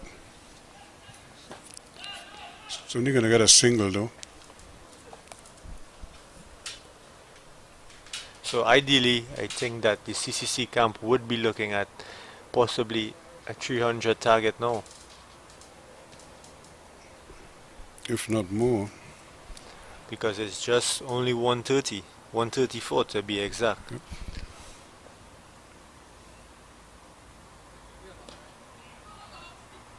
So there's still 4+ hours of cricket left in today's Blaze. So finally, Utley moves off his 41. So that's a 200 lead right now. So, boy, how things have changed after being 112 for 5, and you're thinking, could they even get to a 150? Well, they've shown us that they could do a lot more than that. Oh, he's bowled them right through. He went driving at it, and finally his innings comes to an end at 37. A well played 37, by the way, for McCarthy. Yeah, indeed, it's beautifully played by McCarthy. You know, he saw he did his job, and he saw his team to a 200 lead, which is good. But again, it's beautifully executed by Hayden Walsh Jr. getting that breakthrough for his team. So a well played innings here by this young man.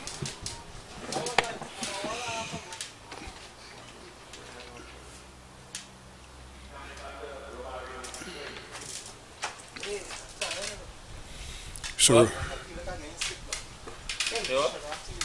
go wide, boy. Go wide, with. Go on the next side and get ice, boy. Demario Greaves is the new batsman. How can I talk with you? You go say that?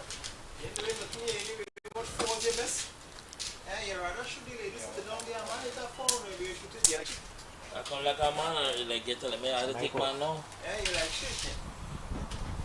No, the mic off. You know? I see a nice lady. Nice things to give me be a hug fight. Yeah. So, and you telling me about shoot 4. You know what I'm saying? I go fight for 6 and 9. You understand? Microphone off there.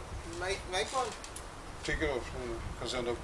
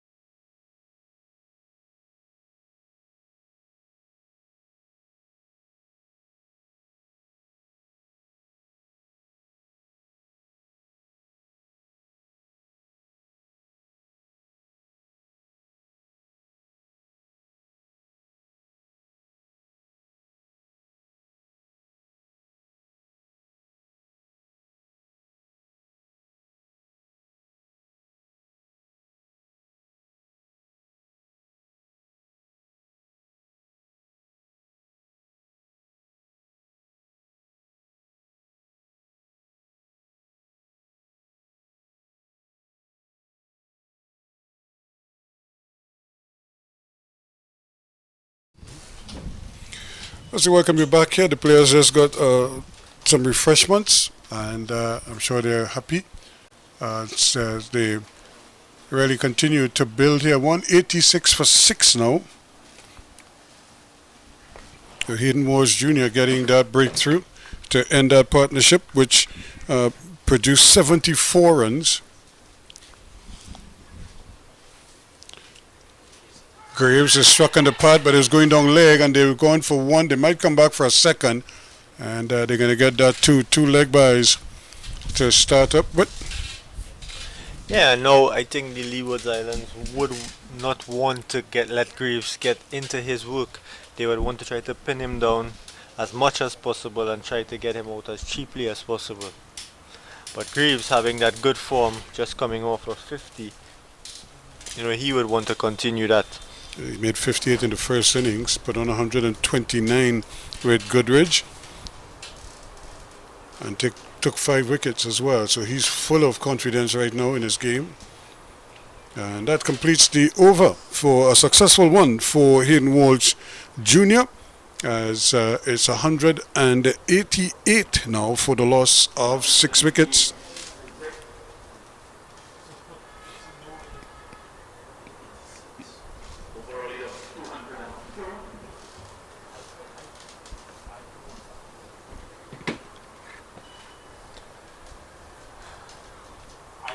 I will, as soon as I get home later, I will ask him.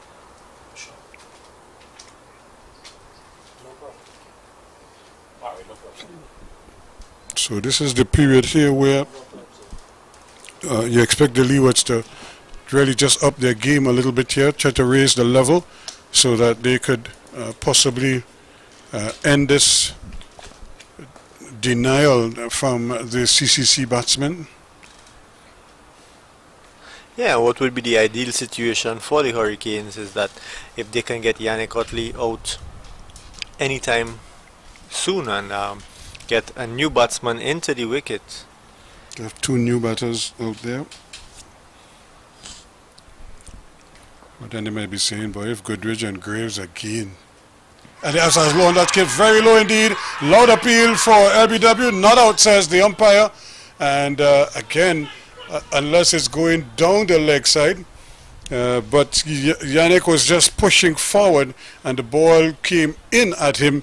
So maybe it started on the stumps and then started to drift towards on the angle. Because think about it, he's bowling left arm through and around. So he's already bowling at an angle. And if that was the arm ball, it's continuing to go across it. So the umpire, no doubt, I didn't think it was going to hit the stumps.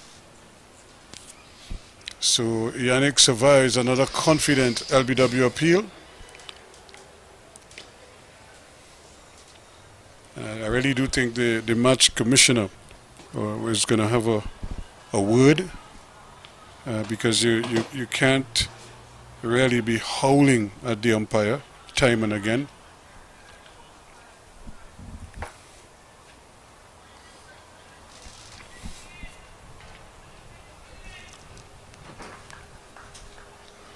Is that Mr. Raghunath? Is the man in charge of overseeing the game, this game?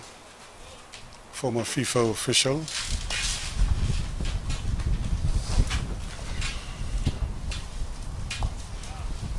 And, again, Otti is just sneaking forward, just easing onto that front foot. He remains on 42. It's been a good innings from him. I'm sure he'd want to cap it off by getting to a half century. Oh, that's a beauty. And he bowled that from almost behind the stumps. Again, another variation from Durham that just jumped and really gave the wicketkeeper all sorts of problems as that over comes to an end. And he remains 42. And Graves is yet to score. It is now 188 for 6. And it seems to be the physio on the field taking care of Jamal Hamilton. I remember he got hit yesterday on his finger or somewhere. He got hit. He got a painful blow yesterday, trying to make a stop. And I don't think he's 100%. But like I say, when you play at this level, something is always hurting. With your toe, with your knees, your finger, your wrist, your back. You know, you have a headache. The elbow is not working properly. Always something. And that's part of the vagaries and the demands of that players put on their bodies to play at a high level.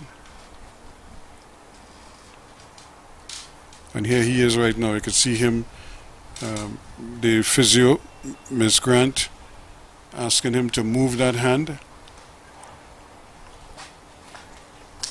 Probably gave him some, maybe a little salt tablet or something, just to help him. And these guys would want to stay hydrated. They had a water break at the fall of the wicket, and but now they got another break almost immediately because of this little injury time out here to Hamilton.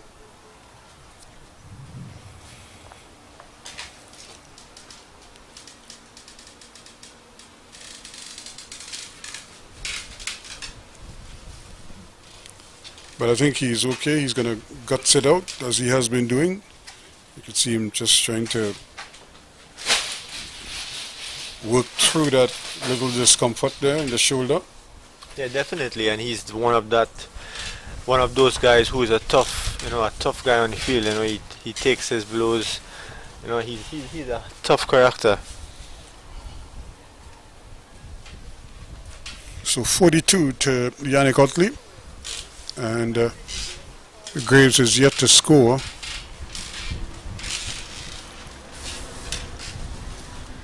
Utley it is who is going to wait on Durham.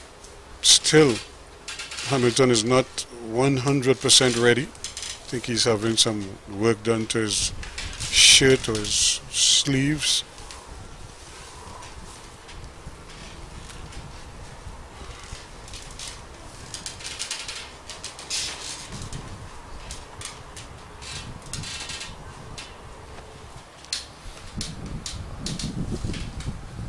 Whoa, I'm quite sure that ball has gone. That's a no ball, and but they should run because it doesn't get to the boundary, and they might only get one from it. They're going to go back for a second one, and they could have actually run four if they wanted to.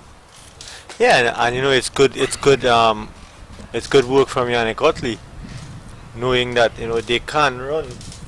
He took off and let his partner in Greaves know that, we need 2 runs from this no ball. Yeah, that ball just slipped out of his grasp and just went high over his head. In fact, they got 2 and the no ball. So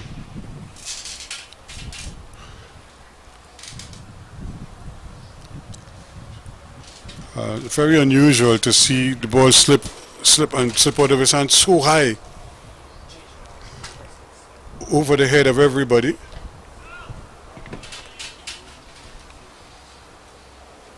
So it's I think we've seen it all here now. We've seen the ball keep low. We've seen well, you can't even call that a beamer because it was so high. It just flew over everybody's head. And that's a good shot. That's very well played. They'll only get a single. There's a man stationed out there for precisely that. And that completes the over. So Utley will inch along. And that brings his total on to 43. It's 192 now for 6.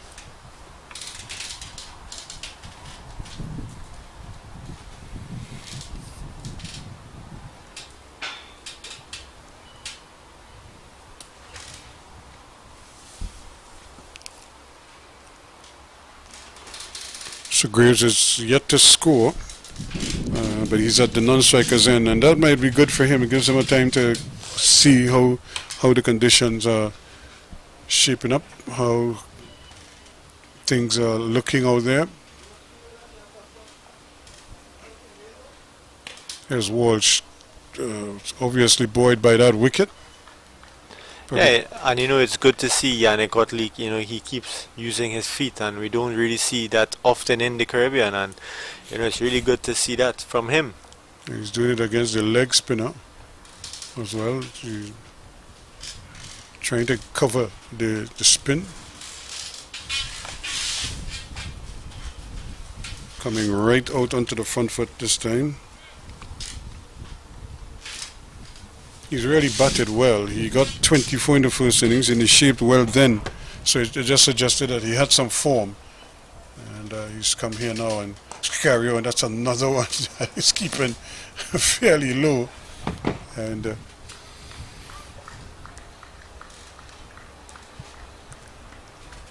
because Utley was there, he was able to navigate that quite successfully. But that's always the danger. The balls, some of the balls are really keeping low on the wicket.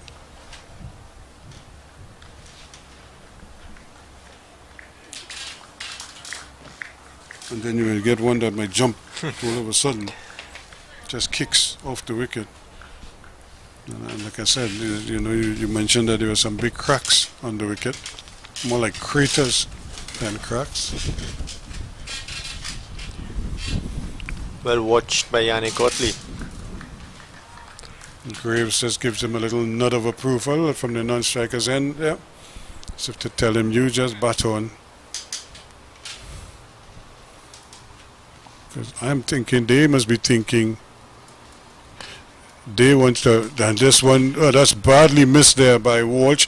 He had it covered, and for the second over in succession, Utley pinches a single off the final ball of the over, and he goes to 44 now, and it's 193 for 6.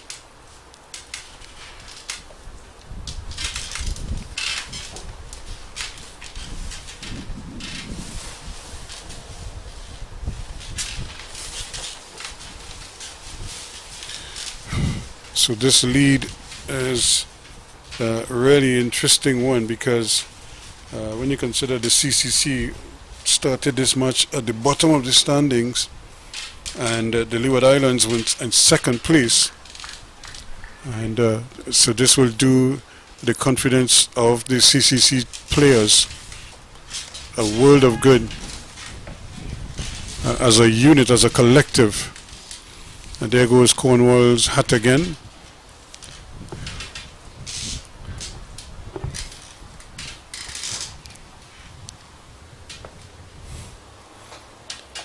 So very few of them have on caps. Everybody has on the broad brim hats.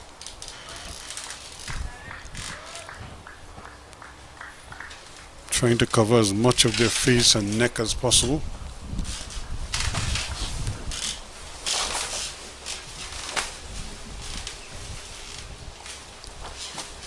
Again, Utley purely in defense there. And so this has been a really good innings for him. Yeah, what I like the most about this innings is that he isn't bothered about scoring. Like, you know, it's not on his mind. You know, he just waits until he gets that bad ball. You're gonna have to hurry here, but that's very well judged again. He placed it away from the wicketkeeper, who had to scamper to try to get it, and by the time he got to the ball, the chance of a run out was gone, because Graves also responded well. And Graves, as we saw in the first inning, is also a good mover between the wickets, although he does pack a good punch when he hits the ball.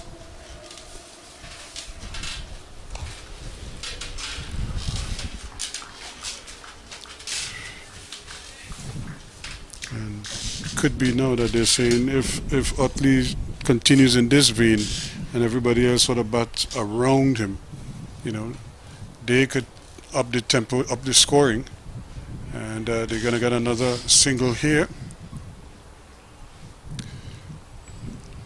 I think it's a leg by, yes. So one more to the kitty, and one more to this lead at the moment. It's 194 now for 6.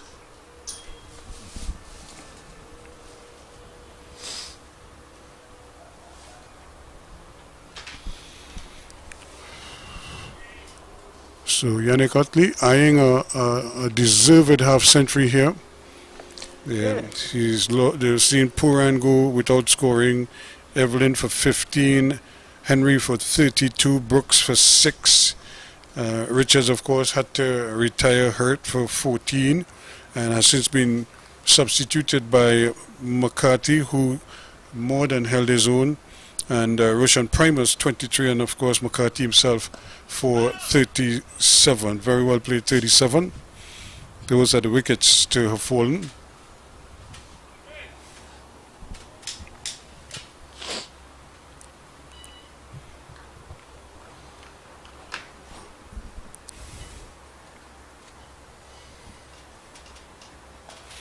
That's really well played. He might actually get a second run here. I don't think it's going to elude that man Archibald running around there, but too comfortably for Graves, who's off the mark.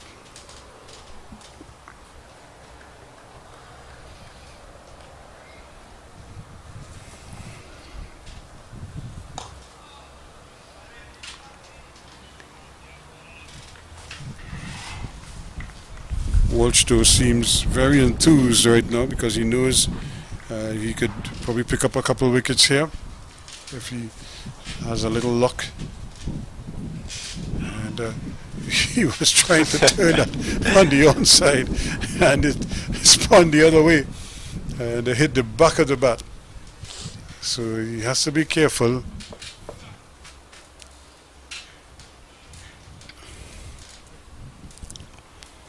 So Graves looking to build on that 58, that splendid 58 he scored in the first innings.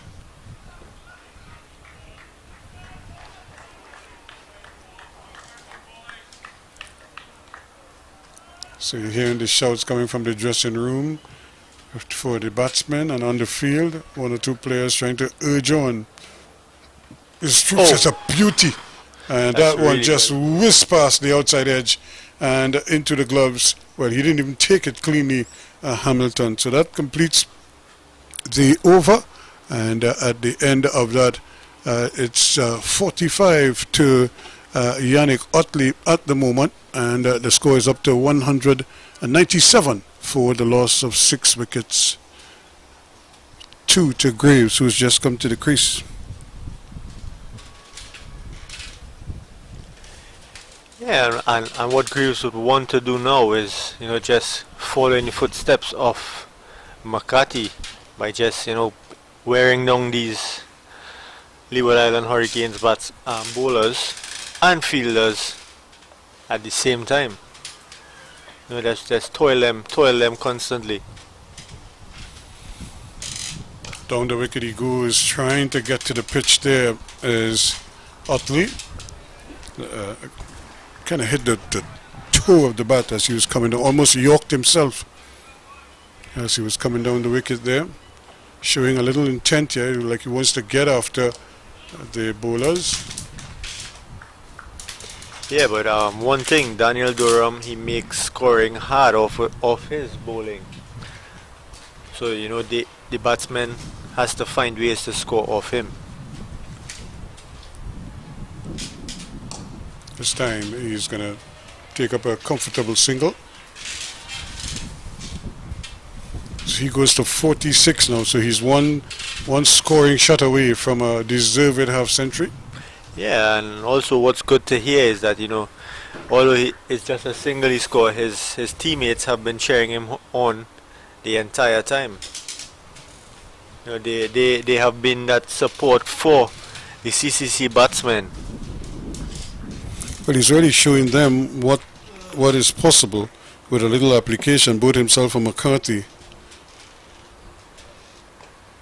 And it really looks a picture now, even in defense.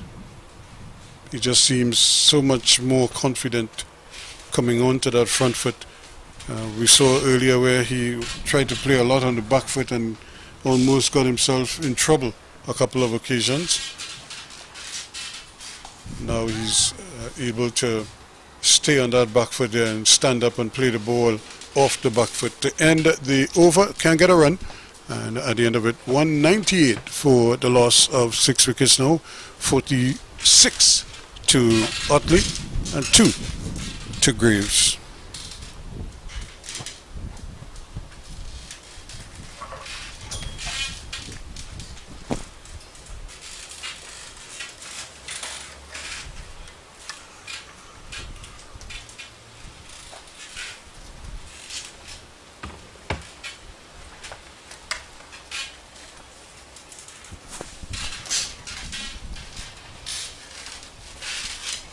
So Walsh is going to continue and starting outside the off stump. Nice bounce on that occasion, but that was too far to interest Otley.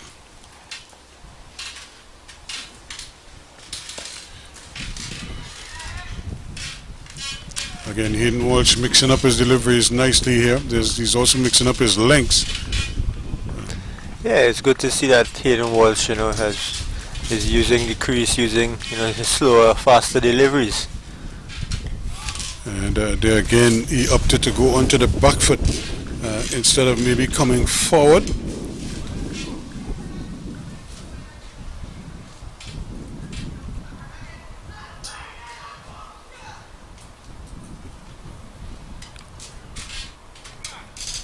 So the battle is continuing here. Otley 4 away from a half century.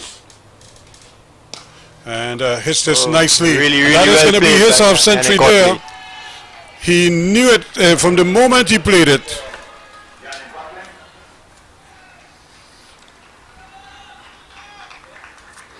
Yeah, and that's a mature innings from Yannick Otley. You know, I love that. You know, he showed his maturity, he showed his class. You know, and he weathered the storm for his team. And that also brought up the 200 for the CCC, so they now go to 202, and that's a lead of 216 at the moment. Yeah, and it's just creeping up to that 250 mark. 5 fours in his 50.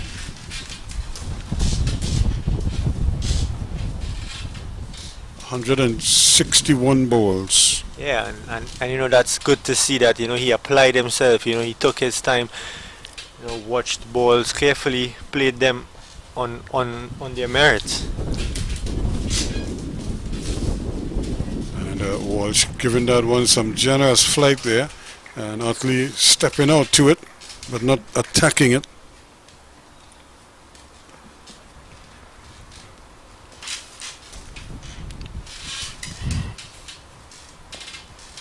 Quicker one, but to no avail. And that is the end of another Hayden Walsh over. 202 for 6 at the end of it. 50 to Yannick Otley.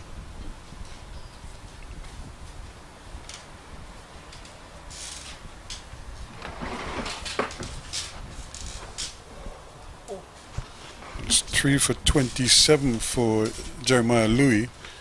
And but they really need somebody to try to wrap up this innings here, because this is the period where the CCC could really grind the Leeward Islands, and apart from the heat sapping the energies by frustrating them, you know, mentally, it will start to play on their minds. Guys become a little lethargic, you know, they get a little frustrated.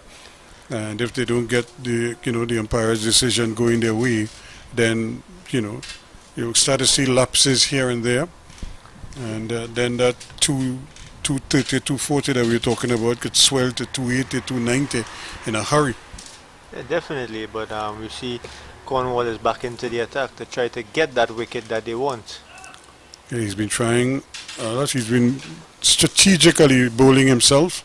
He hasn't tried to over bowl himself too much, but we all know he can bowl really long spells if he wanted to.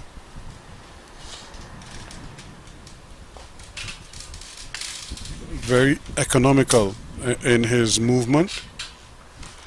He doesn't waste any energy at all. Just a few paces and then he just wheels the arm over.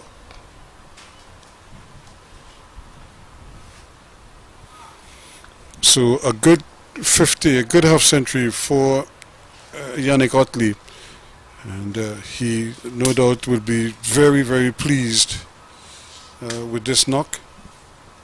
It had everything that required. This was a ball, he's out, it hit the glove and it sprung all the way to slip, and that is the end of the innings for, well, it's a brief innings there for Graves as he goes.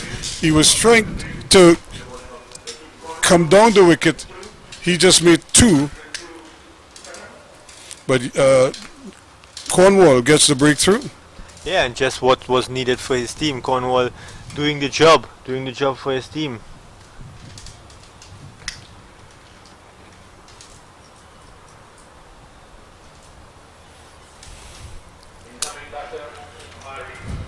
So 202 now for 7.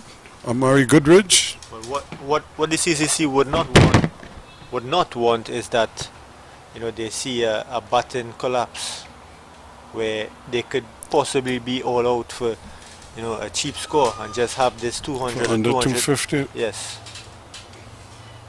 So Yannick would have that in the back of his mind, and he would definitely tell his fellow batsmen who's coming in, which is Amari Goodridge and the others, to follow that, you know, we need to get past this 250 total. Yeah, because to do that, they need to at least score 236 to have an advantage of that 250 runs. Right now, there's somewhere another 34 runs or so away from that. And given the fact that what we haven't seen is somebody come and really start to, you know, like just hit the ball around the place. I thought that might have been the rule that Graves would have fulfilled, just to take the pressure off of Yannick and put that pressure back on the Leeward Islands. But he's gone, and now it's Goodridge, the other hero from the first innings, with the bat that is, who is at the crease. A splendid top score of 75 in the first innings.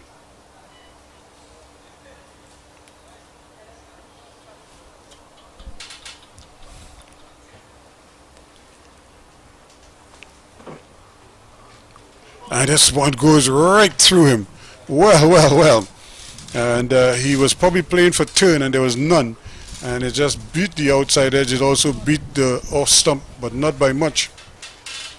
Yeah, and again, Cornwall, what he would have in the back of his mind is to get these wickets cheaply and going back into that AC room to get some AC. It goes through again. It might have taken the edge there, but Hamilton couldn't hold on to it. So pretty good over on the part there of Cornwall to pick up a wicket and certainly keep the pressure on the CCC. Still 202 for 7 at the end of it.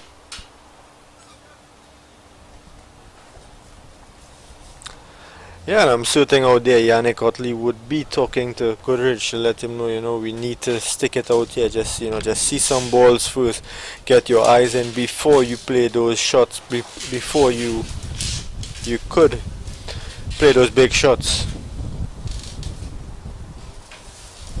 But it would definitely be a hard task for Goodridge, as we see that the wicket continuously deteriorates.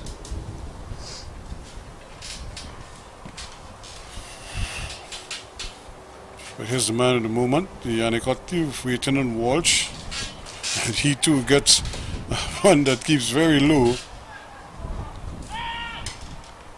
And is able to sort of dig it out and get an easy single. Now they're probably going to try and see if they could operate against Goodridge.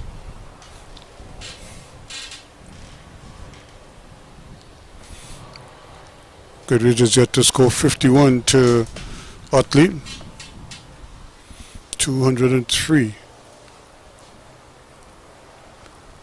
for 7. Which in itself is a nice recovery, but I'm sure they'll want some more tack on a few more runs and maybe bat through till after tea. Because you also bat in time as well.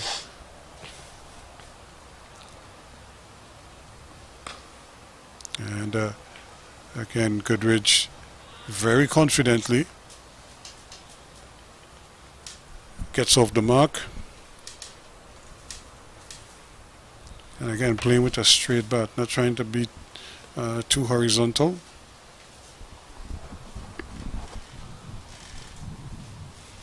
Now for Utley, they still have the man at long off, plus there's the man on the point boundary, but there's a slip, a backward point, a cover, and a short extra cover on the offside. And he's going to tickle that one. He's going to get one. The wicketkeeper Hamilton is quickly after it. Yeah, and one thing, you know, his energy has not been down for the day. Because he saw the possibility there of them getting a second run. So he immediately scampered after the ball. The man at deep fine leg or deep backward square would not have been able to prevent that second run. Because the ball, one, it wasn't traveling too fast, and it didn't travel very far from the wicket, probably about the 30-meter mark.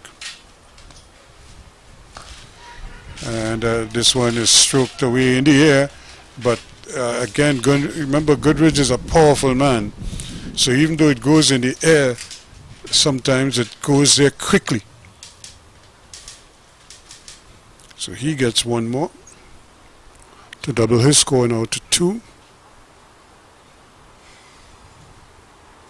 206 now for 7.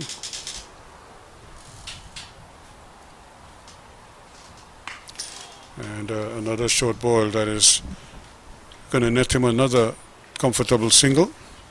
Kept a little bit low, but again he kept his eyes on it.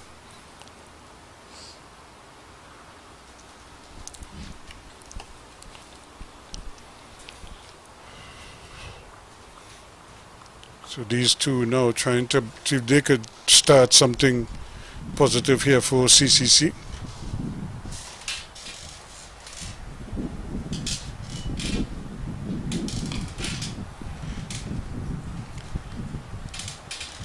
And played very well in the end by Goodrich. He's up to 3 now, and the score is 207 for the loss of 7 wickets.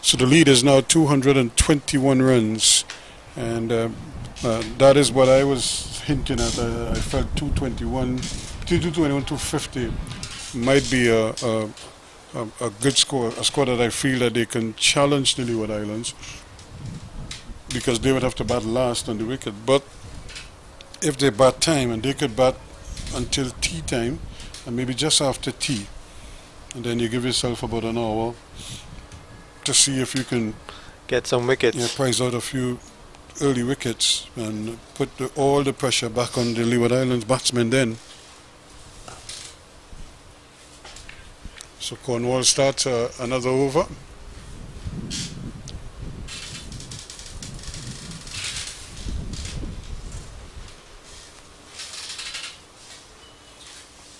He does have a lot of Vivian Richards' mannerisms when he's walking Cornwall, although Richards was never the imposing figure that Cornwall is, just in terms of his physicality, even though Viv himself was fairly imposing.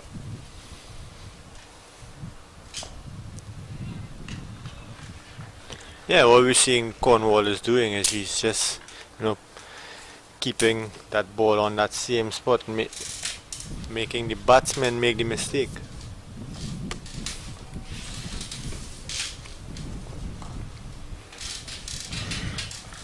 Utley is really digging in again as if he feels, he's gotten his half century, he's probably starting over his innings. Yeah, and this is good maturity from Yannick Utley. And he was going for the sweep shot there, and then he had a change of heart, and then just kept it out of his pads. You could just hear the big shout at the back there. Hamilton thought he had broken through there.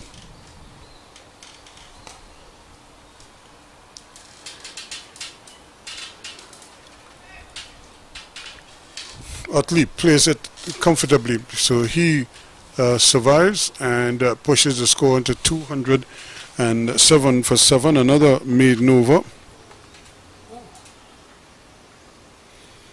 And Utley is on 53. Goodrich, who's on 2, will come on strike now. They have a little discussion, and I'm sure Hayden Walsh is probably thinking another wicket isn't too far away, especially when he bowls against Goodrich, because you just get the impression Goodrich is going to give him a chance. But at the same time, Goodrich is also likely to hit him out the ground. Yeah, definitely, and I don't think Hayden will mind getting hit for 2 sixes and then outing Amari Goodrich. This is him on the back foot on that occasion.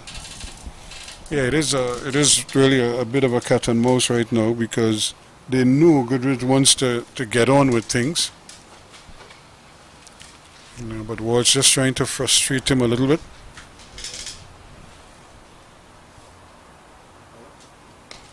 Not giving him that nicely flighted delivery so that he can really just step out and bang it.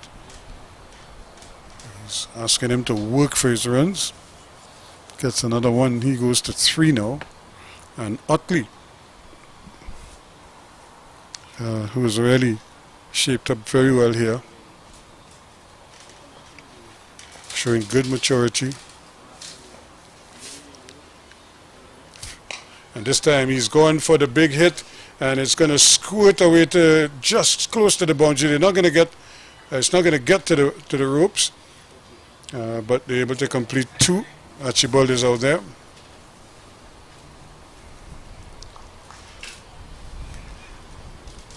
Again, these are invaluable runs right now. They're just padding this lead all the time.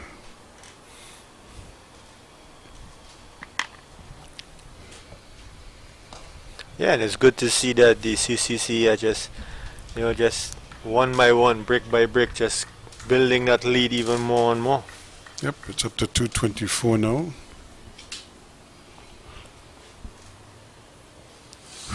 And I'm certain the backroom staff would be pleased about this effort. And, every so often one rushes on and keeps a bit low. But Utley, who's been there for a long while now, is probably very alert to that.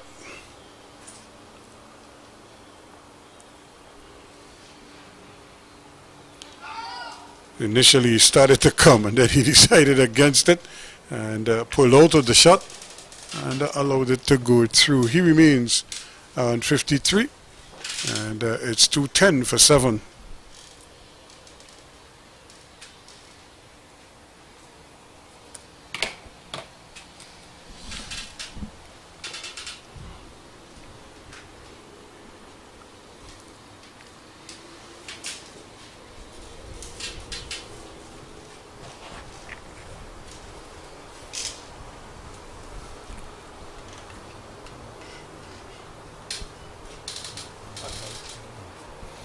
That's the other consideration here, would be the new ball, and that's something that I'm sure they might be considering.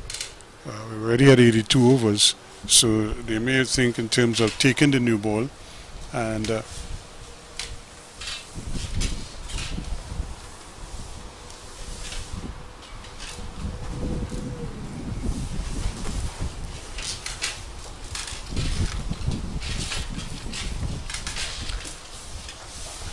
But with the wickets, being this dusty, this playing this low, and so on, they're taking it right away. Oh now. boy,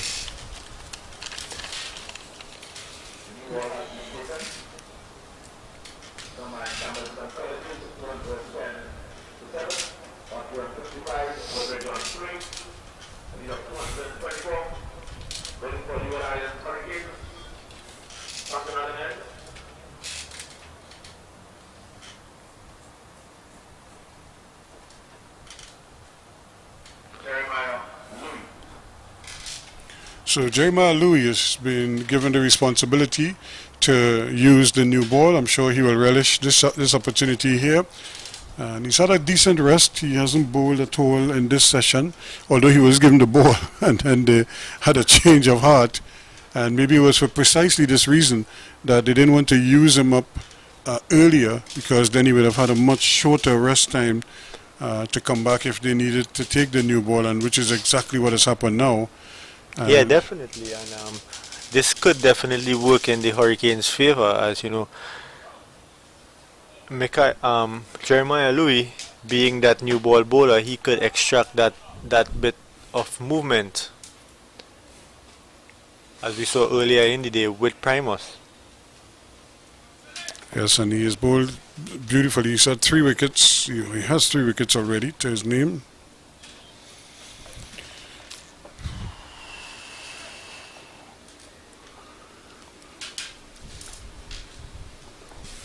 I'm not sure, Christopher, if you're a big football fan, but the Champions League draw was made earlier this morning. Ian Wason's Manchester City will play Real Madrid again this year. For the last 2 years they've met. And Harry Kane and his Bayern Munich squad will battle Arsenal. Well, yeah, definitely. I'm a Real Madrid fan, so I'll be watching closely. And then you also have Dortmund and Atletico Madrid and PSG also in the fray.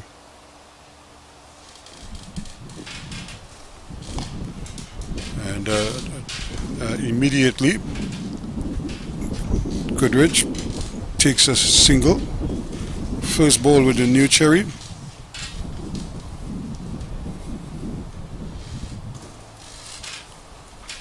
I mean, there's so many positives. Just this whole approach by CCC. Maybe they just got fed up of losing. They just say, guys, look, we are better than this. Yeah, definitely. And the coach would instill that in them. They are superior just like the others.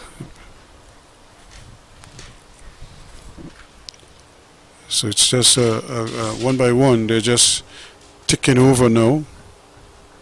And that's one of the likelihood when you take the new ball. You can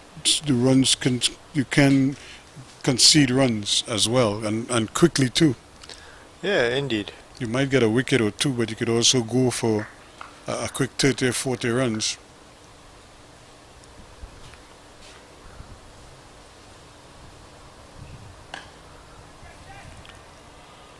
And almost every ball so far they've been able to pinch a run. Yeah, but could we see that, taking this new ball, could it be a mistake for the Leeward Islands, or could it work in the favor of Leeward Islands? Well, I'm sure they're hoping that it will work by way of the faster bowlers getting wickets. But even if they don't get wickets, remember Cornwall used the new ball to start this innings, so he might be very much at ease bowling, but he'll have a harder ball now to bowl, so a little more bounce maybe.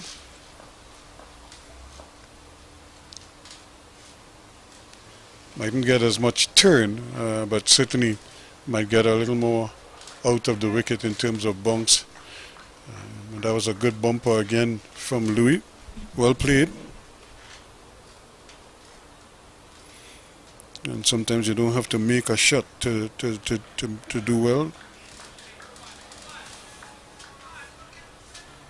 Just by getting out of harm's way,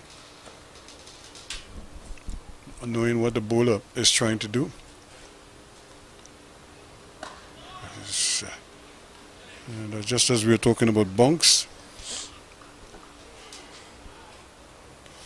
Yeah, that one hitting Yannick Otley's bat to the top of his bat, almost to his handle. Yeah, almost by the splice there.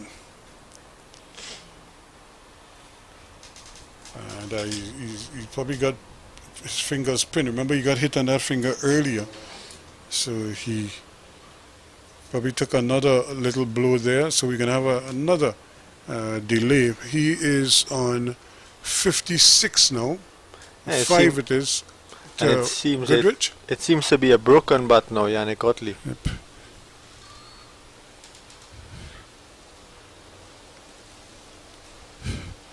So just to tell you how the situation is different. When look, Yannick got 2 bats coming out for him. I was watching the test match recently, and Ben Stokes needed a change of bat, and a guy ran out with about 6 bats. The same thing with Joe Root. You would say, well, how does he choose one? You know, are they all broken in already? You know, or you just take one and just go and bat.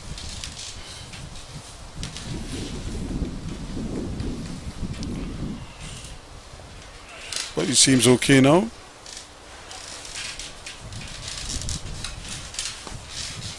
And again, a good take, although he didn't stop it cleanly. He certainly prevented it from going down the hill and denied them a run there, Hamilton. That completes the first over with the new ball.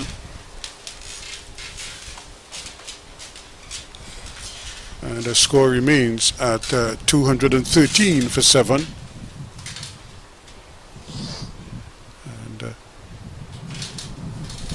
A lead of 227 now. Yeah, it's just creeping up to that 250 mark slowly. As you see, the groundsmen are on now.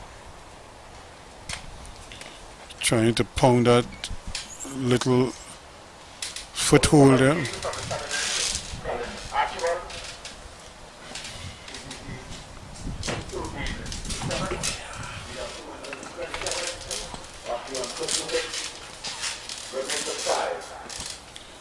And Archibald and Louis has decided that he is going to take matters into his own hands, and he is going to do the hammering himself. Obviously, he's probably a good 100 pounds heavier than the man bringing out the rammer. And also, taking into consideration, he would know where yes, where he wants.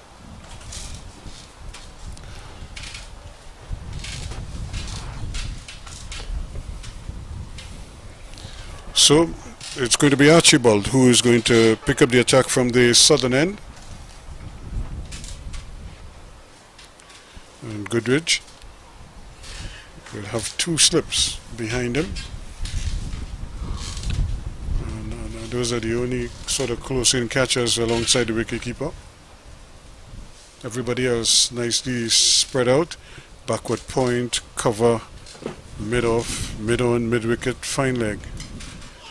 And that one kept a bit low, but it was outside the off-stump. Goodrich walked across, the hands went up, as if to suggest that that came back a little bit at him.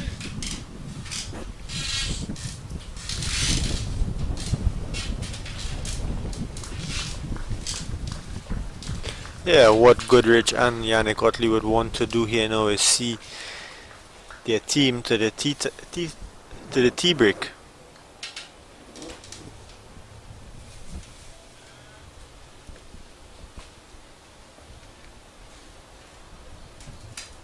And there's one coming back at him. There's a lot of appeal for LBW, and again, he's a tall man, so, and even if he's jumping, by the time he jumps and you hit him high up on the pad or the tie pad, it's going to be over the stumps. But they're able to scamper through for a leg by.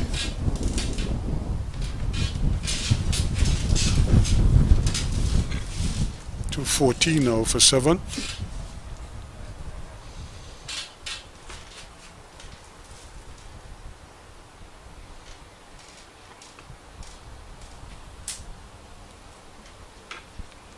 So we might have another delay here as they move the side screen ever so slightly, because again it's the left-handed seam bowler bowling over the wicket. Right now the side screen is in place for a right arm bowler bowling over the wicket from that end.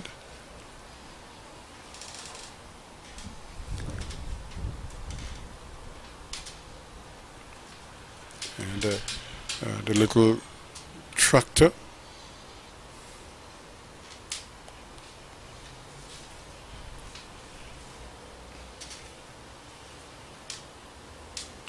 doing the honors. Very professionally done.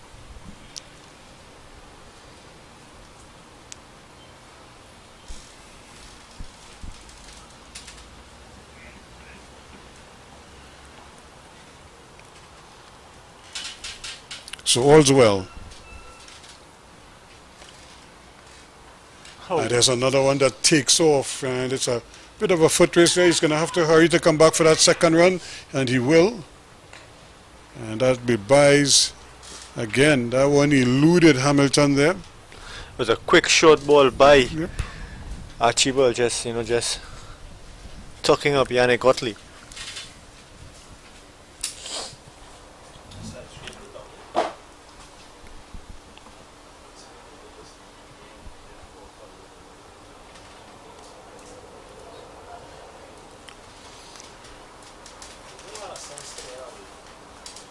So Utley has to be careful here. This could be another testing period for him.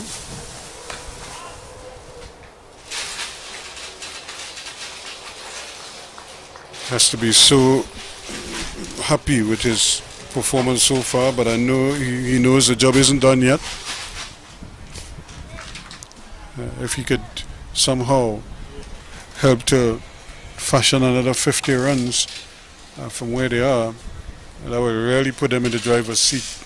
Yeah, definitely. And Yannick does not seem bothered by anything at this moment.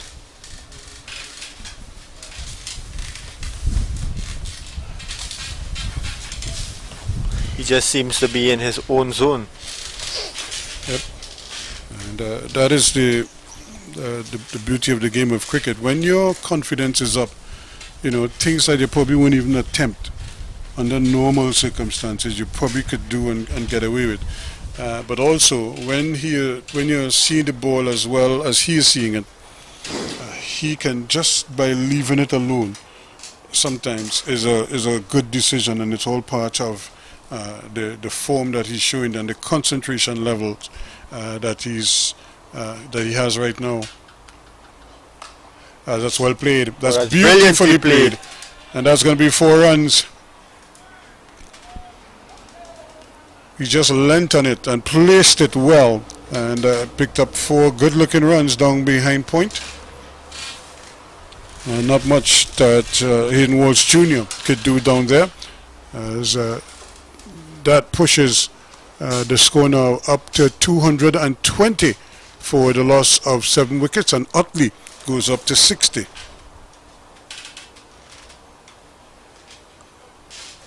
Yeah, and definitely Otley has been showing his class, and he just keeps weathering the storm, and it's good to see him doing that for his team and taking up that responsibility. Because the Leeward Islands bowlers have bowled so well at him, I was just thinking this 60 runs on another day could easily be 80, 90, even 100 by now, because he would have gotten a lot more loose balls to work with. Yeah, definitely. But they've really bowled well at him. They've used the conditions well. Yeah, and kudos goes to the Leeward Islands bowlers as well. Yeah, they never really let him kind of break free. He's always been kept in check.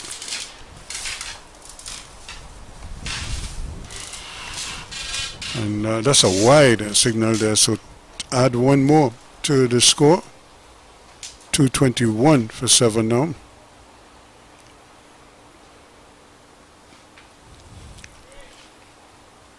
Six to Goodrich and 60 to Utley at the non-strikers end. And before that, we got a splendid 37 from Odain McCarthy, who was a concussion replacement, a concussion substitute for the concussed Demario Richards.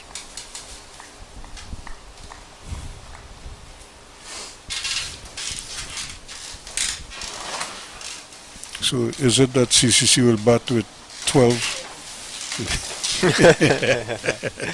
Could that be an advantage? Well, think about it. McCarthy made 37. And that's well played by Goodrich. And DeMario, And DeMario was 14 not out overnight. So, you know.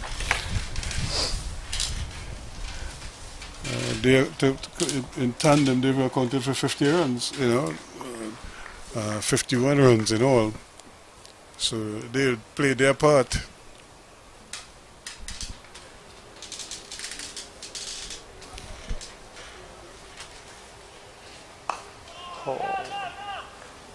Can drive in there off the thick inside edge.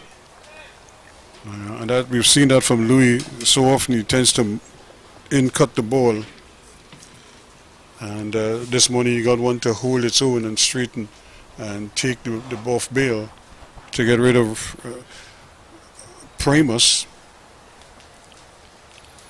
He went for 23 and he was just about getting ready to really tear loose. Started to hit a couple of boundaries, started to hit the ball harder. And looked to be getting in the groove. And that one is going to go down the hill. I don't think it has all the pace on it to take it to the boundary. It won't. But they'll claim 2.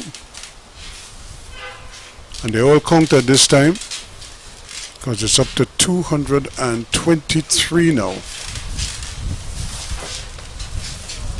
for 7. So that's a lead of 237 runs. And we're just about 5 minutes or so away from the tea interval.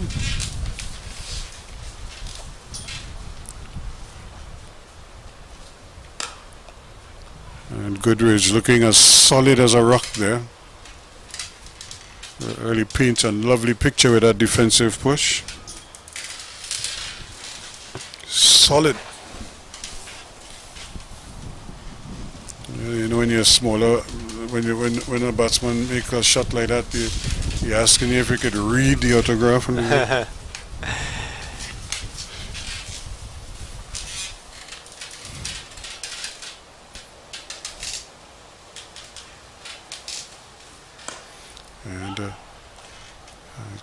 left the bat a little uppishly, but well away from that mid-wicket fieldsman. Louis just looks around as if to get some kind of support from somebody, as if to say that was a good ball. It was a good ball, but it was also well played in the end. 223 for 7 at the end of the over. Goodrich remains on 6. Utley is on 60.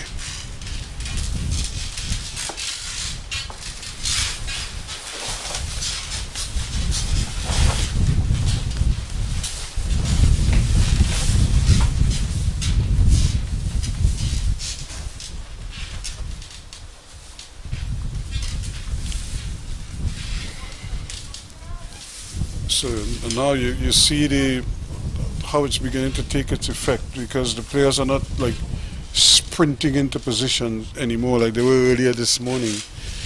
They've kind of, that has long gone. You're not hearing the chatter. And that one is stroked again. Yeah, definitely. And you see that, you know, they have been like they're not chirping on any players anymore.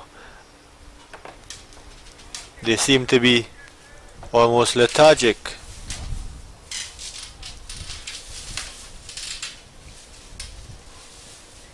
Yeah, it is, and I suppose standing in the Hudson for the last 3.5 to 4 hours will do that to you.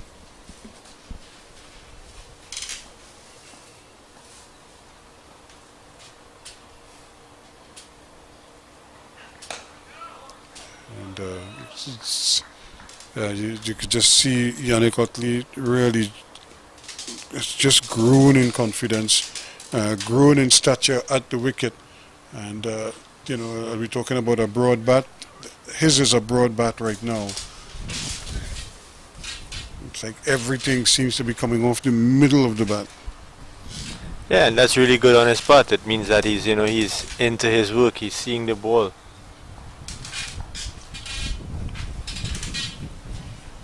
There is a deep square leg and a fine leg.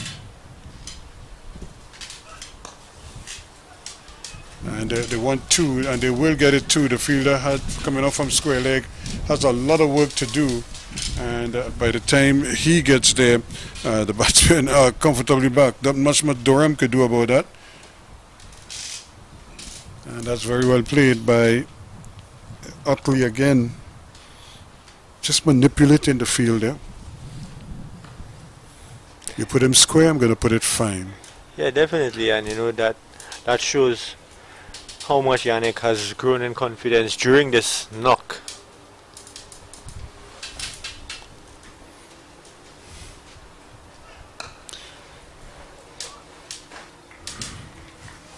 Archibald pitching up on that occasion. Has the 1 wicket. I'm sure he will like a couple more. Didn't get any in the first innings. That's 1 in the second inning. But he's bowled better than 1 wicket would suggest. He's actually had some very impressive spells. Just hasn't had the luck. Yeah, definitely. And as a bowler, sometimes you need that little bit of luck. As I tell people, some days you bowl 20 good overs, you don't get a wicket. And other days you bowl 2 bad overs and gets 5 wickets. You get 5 wickets.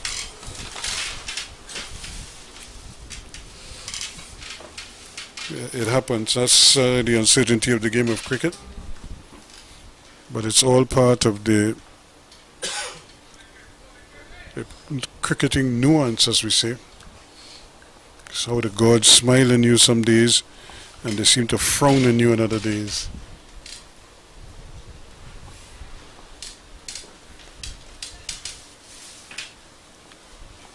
Taking his time, Archibald.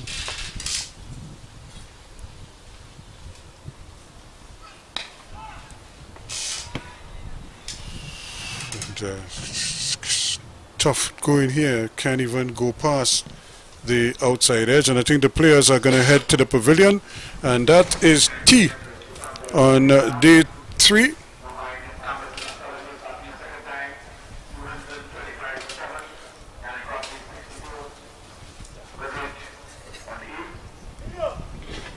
So Utley is on 62, and 8 it is to Goodrich.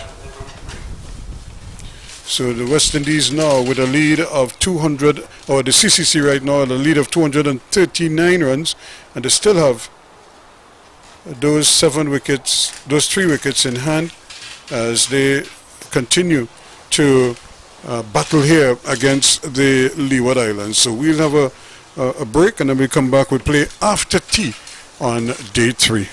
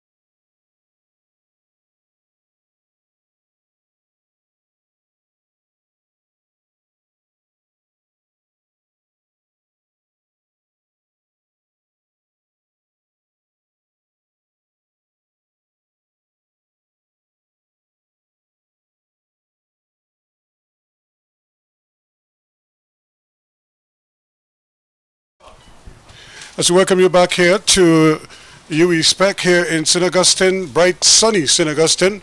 It is the start of play, the final session in D3 out here in St. Augustine, where the CCC are batting themselves into a very strong position now at 225 for 7 for an overall lead of 239 runs. And I think, Christopher, this is a chance where they could really bat themselves and really bat the Leeward Islands out of the game. Yeah, definitely.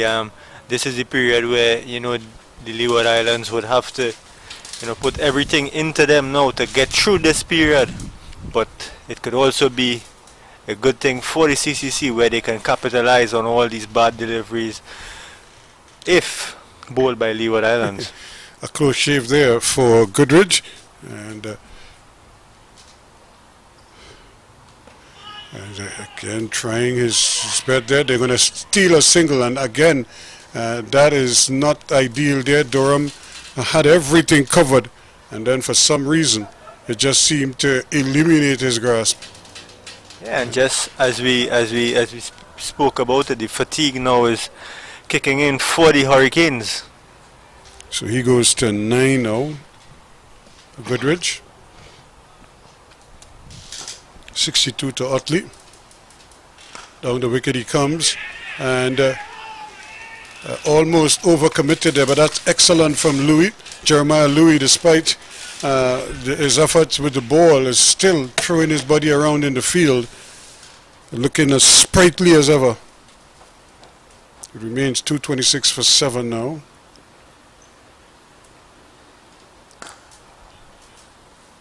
And again, Louis called into, and this time I think he got hit on the knee, so he's in a little bit of pain there.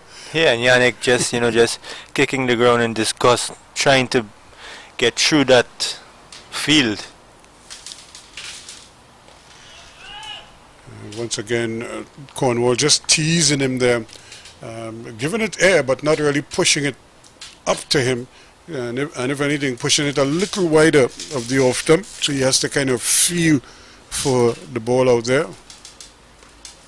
And they're again making a late adjustment to end the over. So just the 1 run in it, 226 for 7 at the end of the over. So again, Puran out, second ball of the innings for no score, 15 to Evelyn, 32 to Henry, batted well. He too didn't add to his overnight score, and at that point you thought that the Leeward Islands, well, I'm sure they felt that they were going to kick on from there, and even though they got that early wicket, it took them a while, again patient, to get the 5th wicket, and since that time then they've had to really work. McCarthy and Utley stitched together a good partnership of 74 runs. Yeah, definitely, and that partnership brought the CCC back into this contest. And what Goodridge would want to do is try to continue that with Yannick at the other end. Yeah, but I think he too would probably try to do it in his way, by probably hitting a few boundaries. And this one strike him on the pad is a loud appeal, and not out, says the umpire, again indicating that the ball was going down the leg.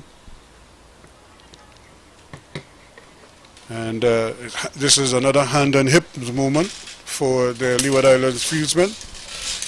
And they're all looking at us. I'm not quite sure why. But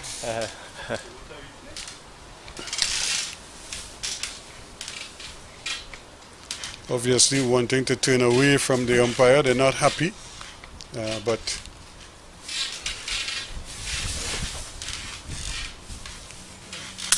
as you always say, there will be days like these when you have to toil for your wickets.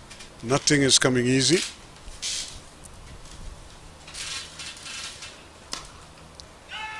And Graves is bang on target, or rather Louis was bang on target. He's switched ends again, so they've really been asking him to carry the load for the Leeward Islands.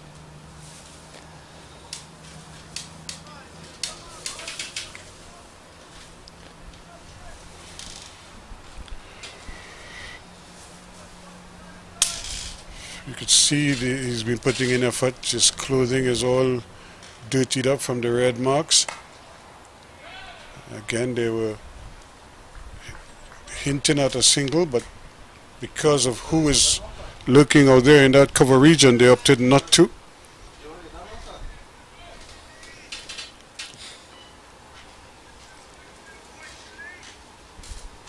Hayden Walsh Jr.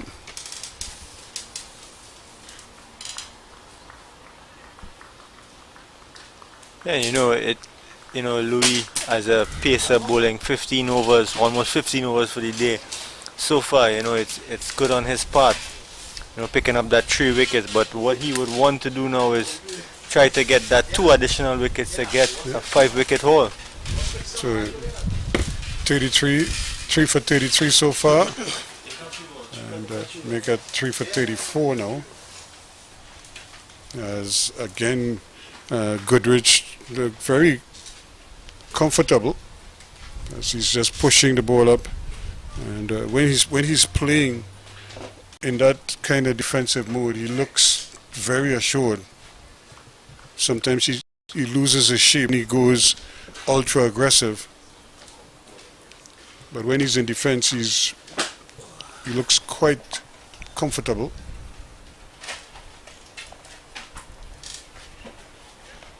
And here's another scorch of a delivery that just took off. And of course, Utley, who has been there for a very long time, had to take evasive action. Yeah, and that's good heat from the young man. Just making Yannick Utley duck. Goes for a little walk, Yannick Utley, gathering his thoughts, no doubt. And that's the thing about cricketers, just like in some other sports, you kind of like have to forget, what just went, and focus on the next one.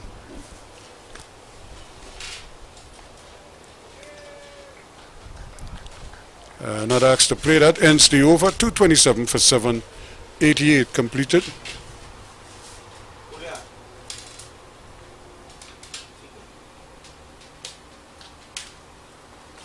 So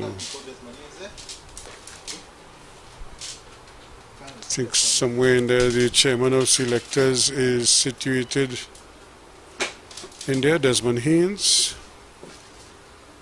and I'm sure he will be pleased to see the kind of determined effort that the youngsters from the CCC are putting forth in this game.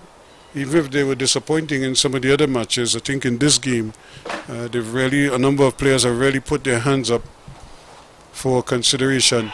There is another appeal for an arbiter. This time he's given out, and they really were bellowing for that delivery, and now it's the turn of Goodrich to be disappointed as he walks back very dejectedly, going back to the wicket. So he goes LBW for 10. Yeah, and again, it's good by Cornwall. He just keeps attacking that stump and not making that mistake, giving the batsman no chance to free his arms. And it's good. It's really good by Cornwall. As we see, young Zishan Motara walks to the crease at CCC 227 for 8, a lead of 241. So this young man who really impressed with the ball in the first innings.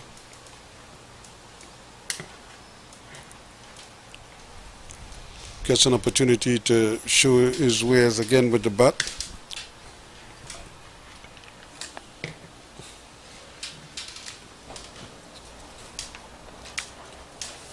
He was not out in the first innings. I'm sure he would probably want to add a run or two to his name here in the runs column.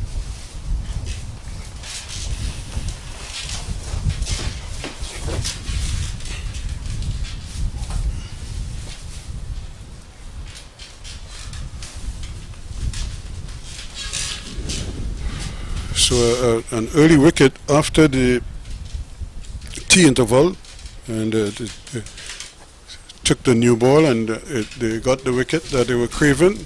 Now they're probably thinking, tend to wrap it up here now as quickly as possible. Cornwall it is though, with the hard ball, and that one kept very low on pitching.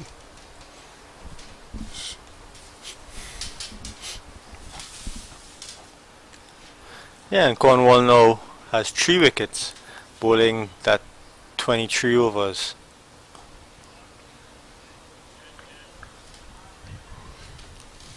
So not giving much away at the moment. 3 for 45. Very good effort on his part.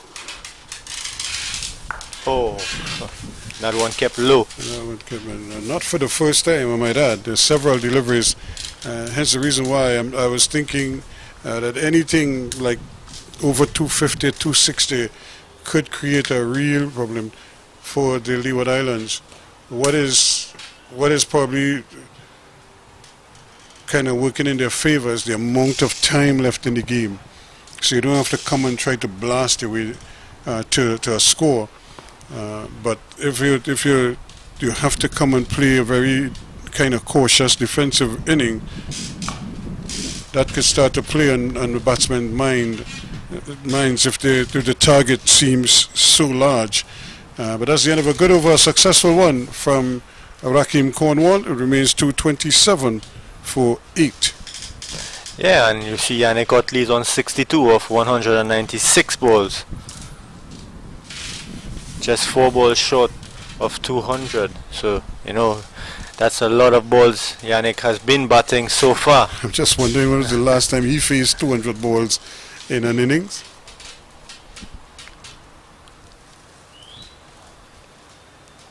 That's really a Herculean effort on his part. He's really given his team here a chance of an unlikely victory. They already won in first innings. Can they now complete the job?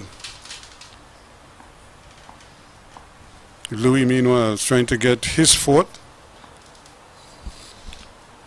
He's starting his 16th over, 3 for 34 rather. And again, showing that he still has something, because the ball is still a relatively new ball.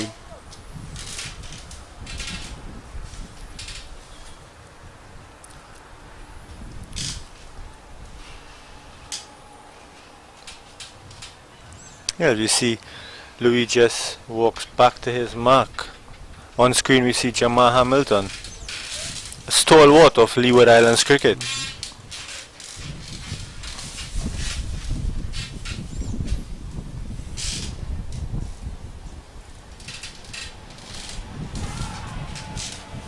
Again, wrapping him on the pads, but clearly going down leg.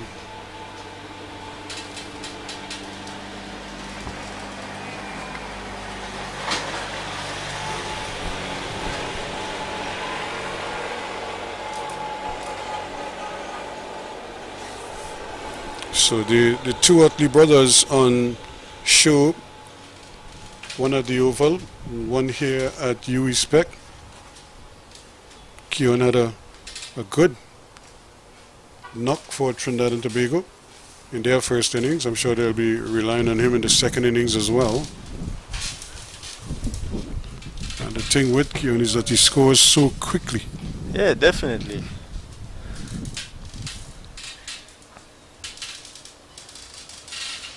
Here we've seen another side of Yannick.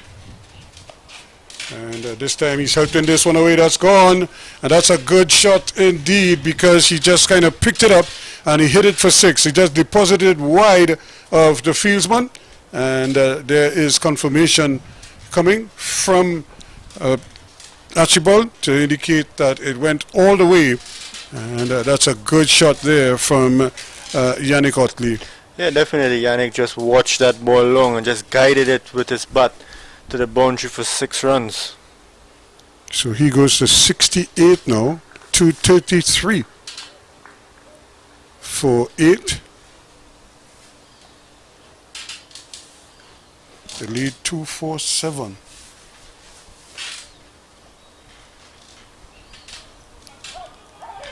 could think of a second run. In fact, he will get a second run quite comfortably. It was well placed. He placed it well away from Carty and from Walsh.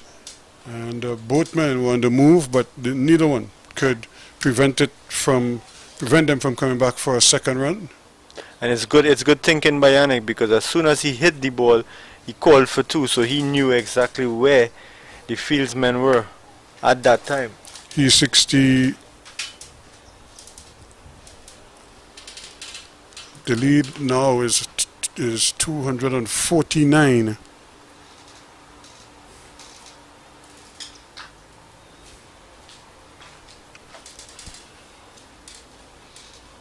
So he's up to 70. And that one scooted along the ground. Where we had one that had him jumping and hopping earlier in the over. This one now rolls to the wicketkeeper.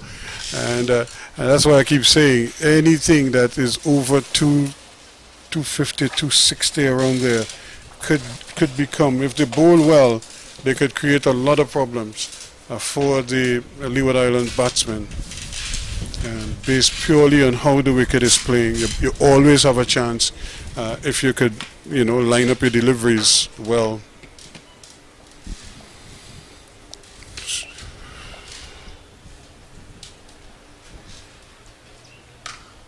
And that's well played again. And this time he'll settle for the single. And that's good, sensible batting, because the over comes to an end. And so he will retain the strike. 236 for 8. Utley's up to 71 now.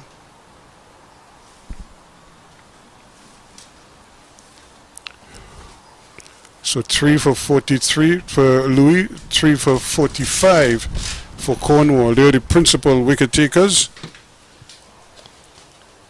Archibald.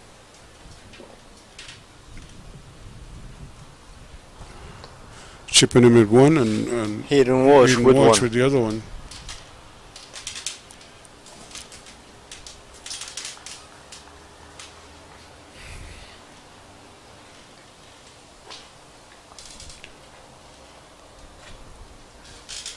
So now Cornwall, is he going to give Utley the single early?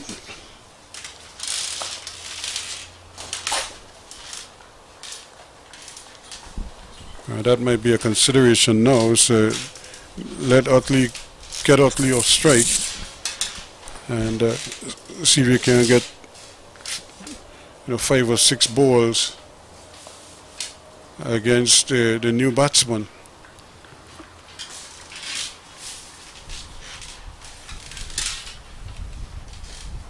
But so far Utley is aware of the strategy. Down the wicket he goes.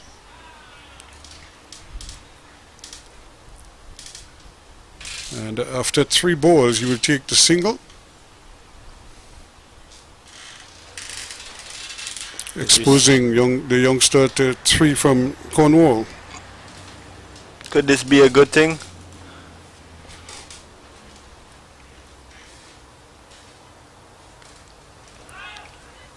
I think the strategy is for him to really just hold his end, not worry about scoring, just kind of block up one end, frustrate the bowlers, but don't take any risks.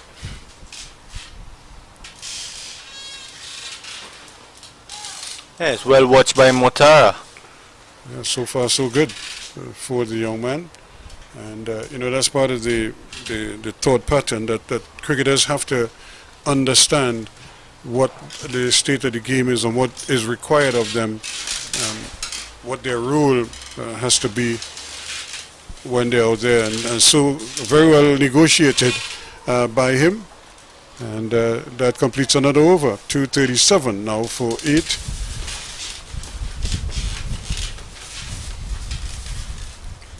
So they continue to build this lead. Actually, when you consider that lead now has gone past the 250, it's up to 251 now. Yeah, and if they can go past that 260, it should be a challenging one for Leeward Islands on this wicket.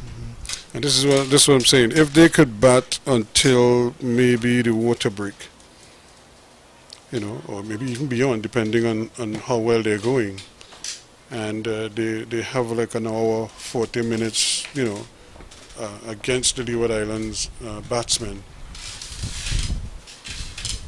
Those could be some nervous times for the Leeward Islands batsmen because their bowlers are well rested. They've been sitting all day, more or less, and so they get a chance to really just come and, you know, express themselves.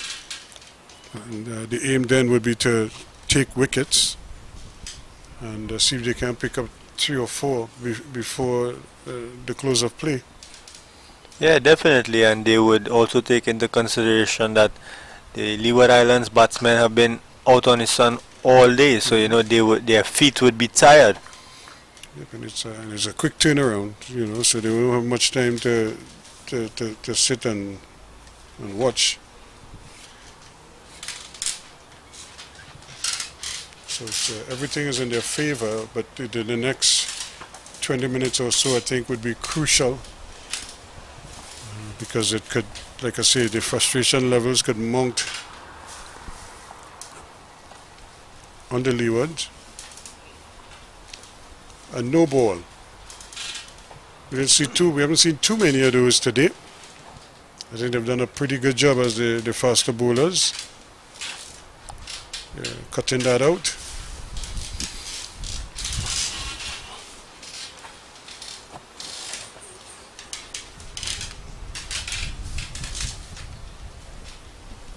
So 72 runs to Yannick Otley, 208 balls faced. Out of 91 overs. And he scored chasing at a wide delivery, wide outside the off stump. One of the rare occasions in which he's kind of made a false shot, chasing a delivery he had no right going after out there. But he probably saw a scoring opportunity and decided, why not? But it was loaded with risk. 2 slips and the wicketkeeper back there just waiting. But the way he threw the bat at it, it could probably have flown even to third man.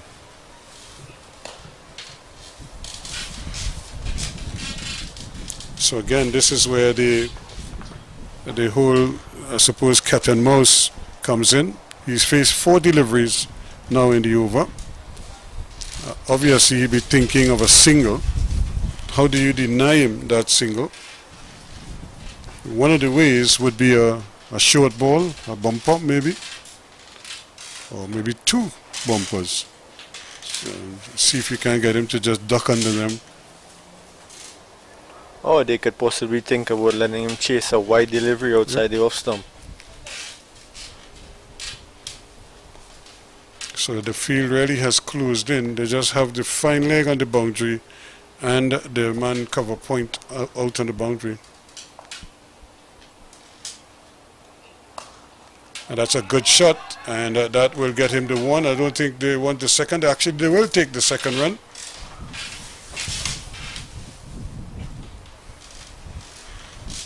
So he goes to 74 now, and the score is up to 240 for 8.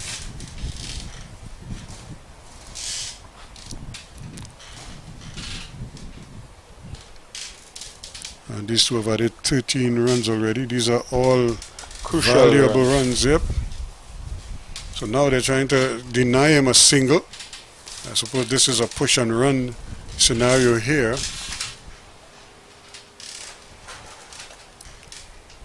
Just a 1 slip. And he must be thinking, where can I get a single?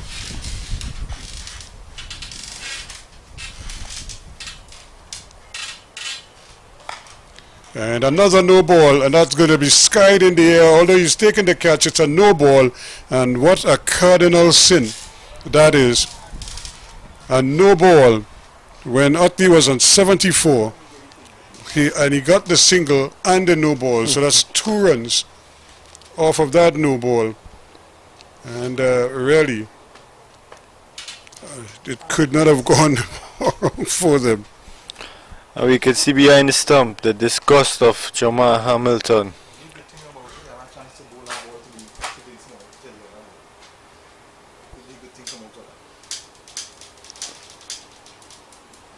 Let's see if Zishan Mutara can hang in for this delivery from Jeremiah Louis. Well, that's the other thing. I think Utley wanted to. He waited until the last ball to possibly try to get the single. And well, he negotiated that because it was a badly lined delivery and pressure relieved there. So far so good. Utley goes on to 75. Mutara is yet to score. CCC 242 for 8. And that lead continues to climb to 56 at the moment.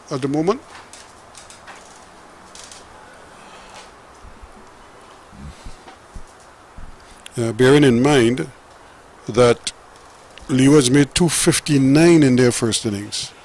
The lead is already 256, so they're going to have to make as much, almost as much as the 259 again.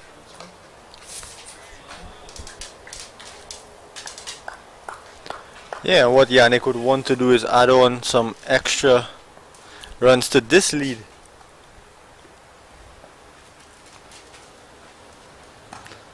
Get them as close as possible to that 300 target.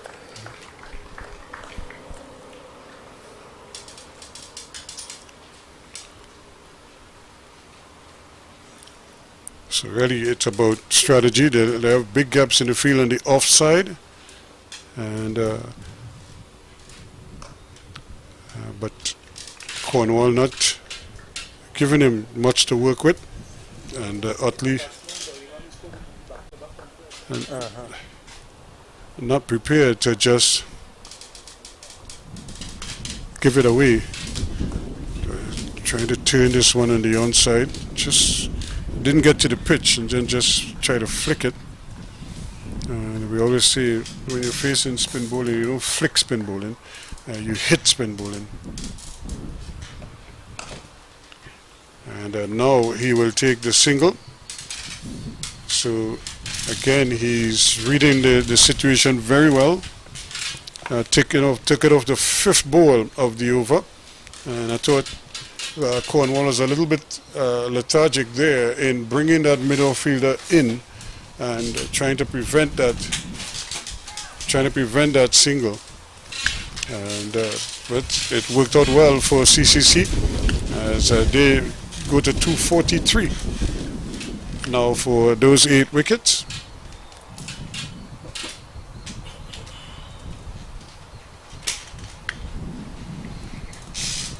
So that partnership just starting to blossom here now.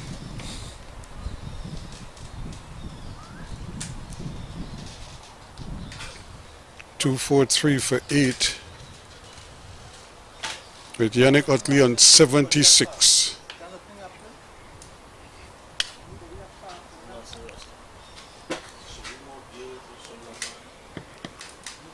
So 24 away from 100.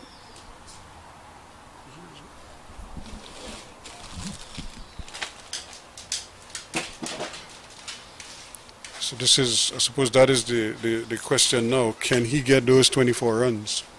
Yeah, I think he possibly would try to get that 24 runs. You know, it's just a matter of time for him to get that. But would That's he well be an played. attacking That's glorious indeed.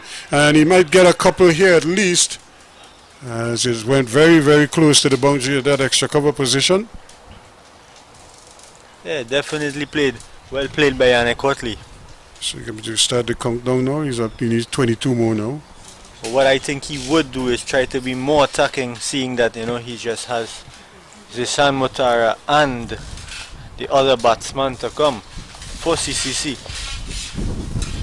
Bearing in mind, 11 batsmen have already come to the crease. But of course, Demario Richards was concussed, so he is out of the frame for the moment. We wish him well. Hope to see him back real soon. There's another pull shot. That's another boundary. That's 4 runs. Well, and that was one of the things we were talking about with the new ball. You might get wickets, but you could also leak runs. And we see now Louis trying to kind of keep him quiet, but the opposite is happening right now. Yeah, and that's a beautiful shot by Yannick Utley. It's down to 18 now required for him to get to triple figures.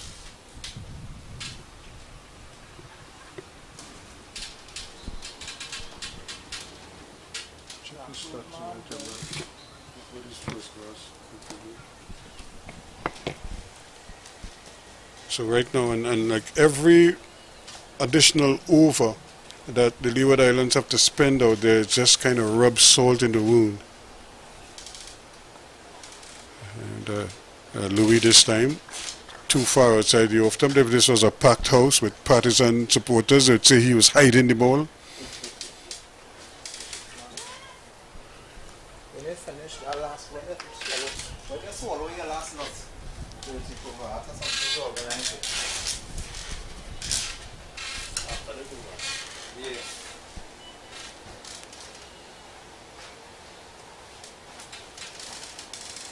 So it really has been a real revelation here, this turnaround by the CCC, a team that lost all 3 of their games prior to this one,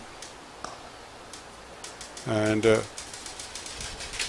now he's going to get a comfortable single. And when you consider, so that's it, 250 on the board for CCC. 250 for 8, so 264 lead now. So Yannick Utley goes up to 83, so he's 17 away now, and the lead is 264. And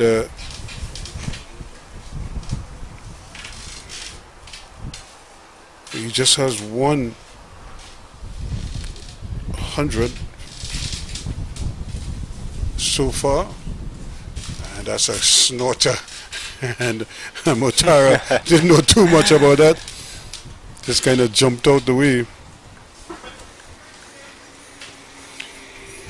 So he just has the 1 first class 100 to his name, and so I'm sure, and it's a top score of 113, so I'm sure he'll be eager to add to that. And that's a good shot. Shot by Motara. He might get a boundary too. So talk about rubbing salt in the wounds. And that one goes screaming down behind square for a boundary. He just flicked it, almost dismissing it from his pads, and picked up a boundary. So very well played by the young man. That puts the score up to 254 now for 8. And he gets off the mark in fine style. And Jeremiah Louis figures now 3 for 59 from 18 overs. The lead is 268 runs.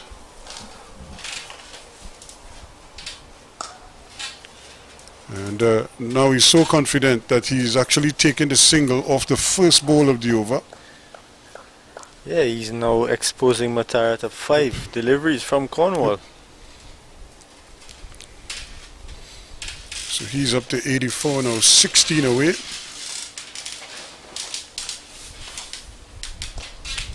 Oh, that's And well played by Motara. They might get a second run, and they're going to get it too.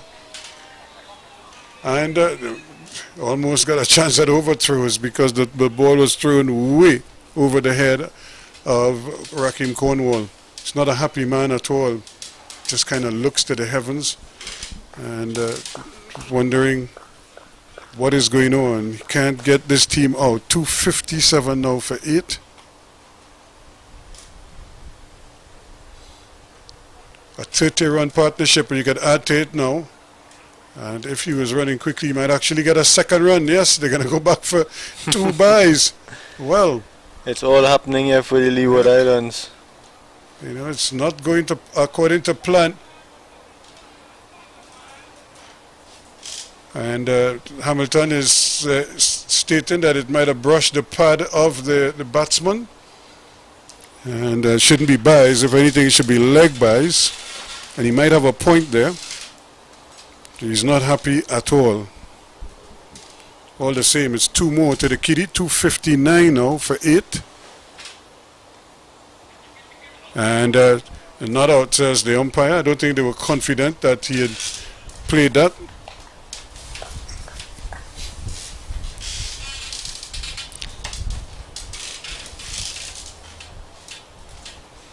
So the ball is still a relatively new ball.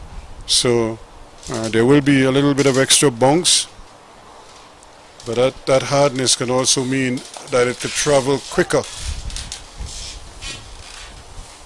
off the bat as well, which is what we've seen lately here with a couple boundaries. A 6 from Otley.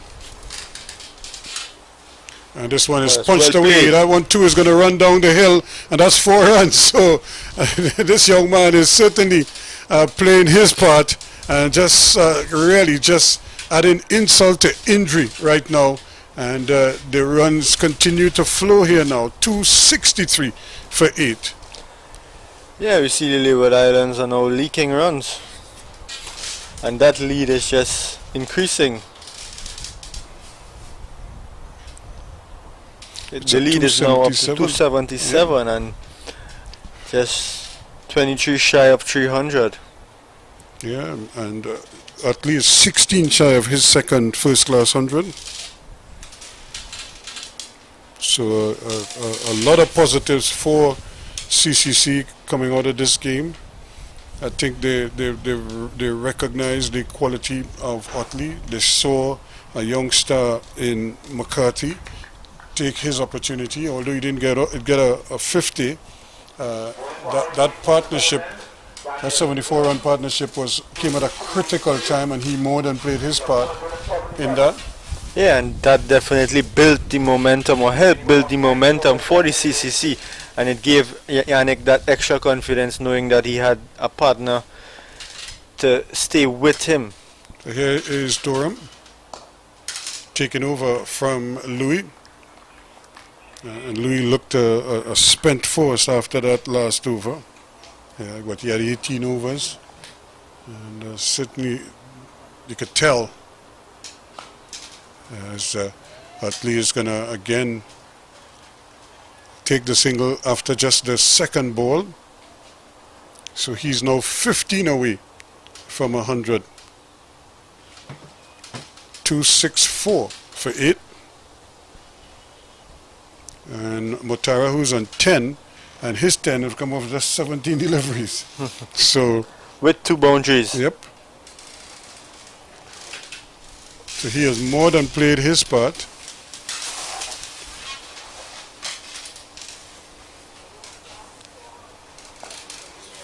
And looks very competent.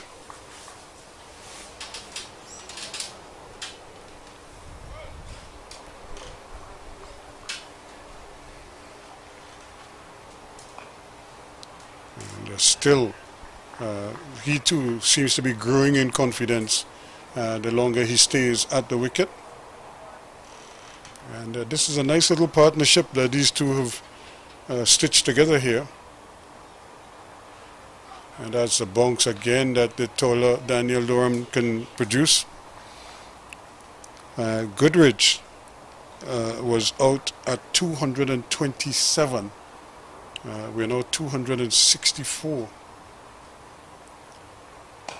And he wanted a single, but it's not there. He hit it too well on that occasion and couldn't get the run. So that completes the over. 264 for 8 at the end of it. With Utley batting very well and getting good support now from Zishan Motara. who's on 10, Utley's 85. We see a change in the northern end now. Hayden Walsh takes up the attack, replacing Raheem Cornwall.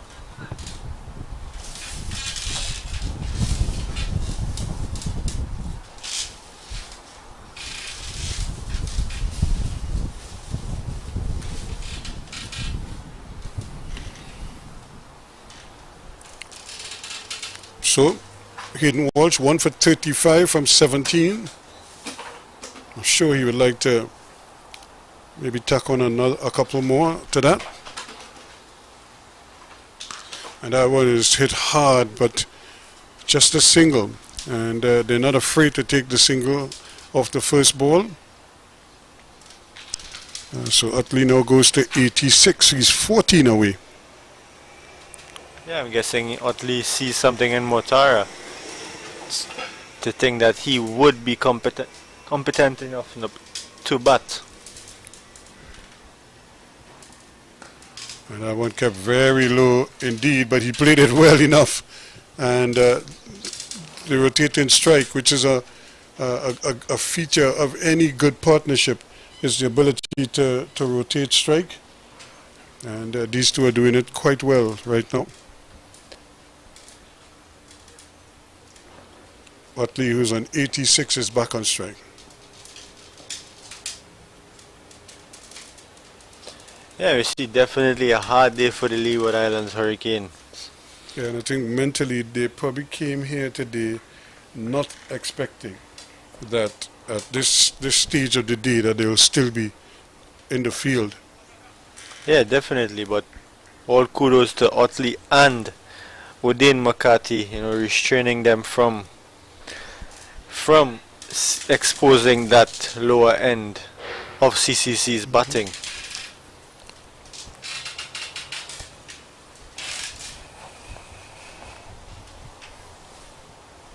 As we see, Walsh is into the attack to Zishan Motara. And again, very well played, and he's just pinching another single. So they bring the field in, but yet he's still able to place the ball nicely. And the man who was on the square leg boundary is going to come in.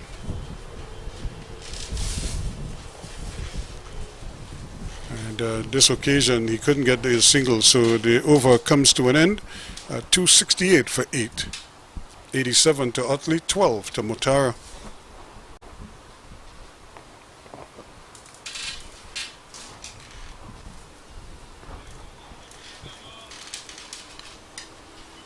So Cornwall with 3 for 54. Walsh 1 for 39. And Jeremiah Louis, the other wicket taker, the other main wicket taker with 3.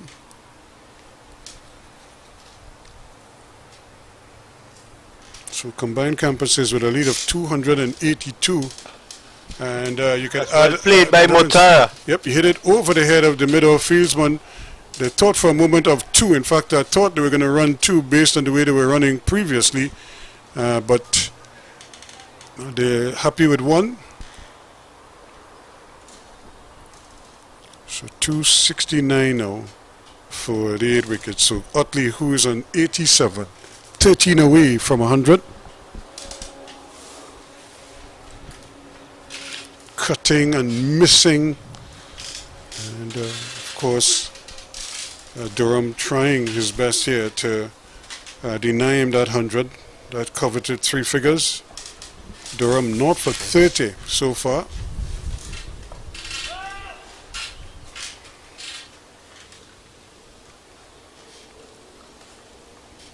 And if Yannick Utley gets to his 100, it would be the first 100 for CCC in this tournament this year.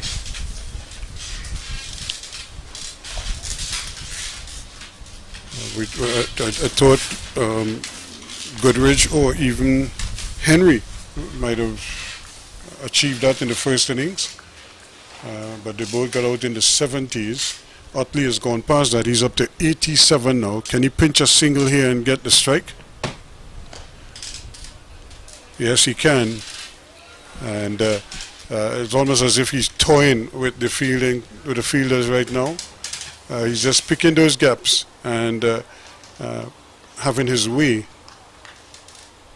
with them.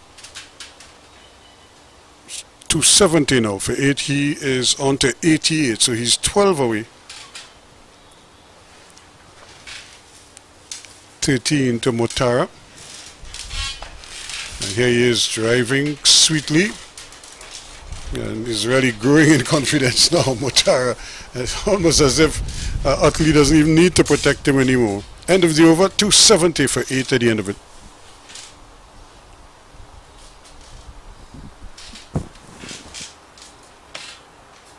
Looking for promotion.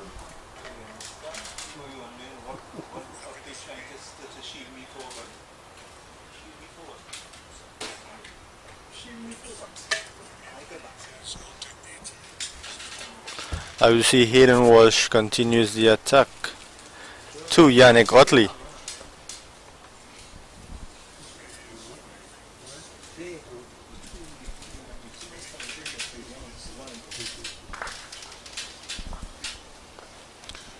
So watch it is. Who's going to continue?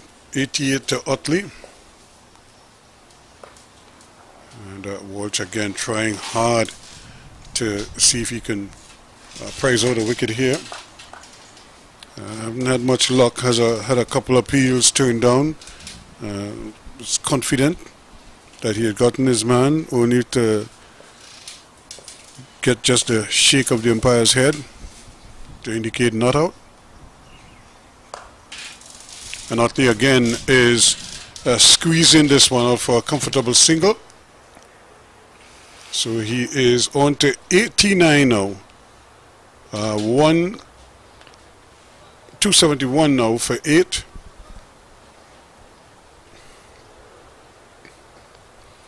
And that lead is up to 285. Just 15 short of that 300 mark.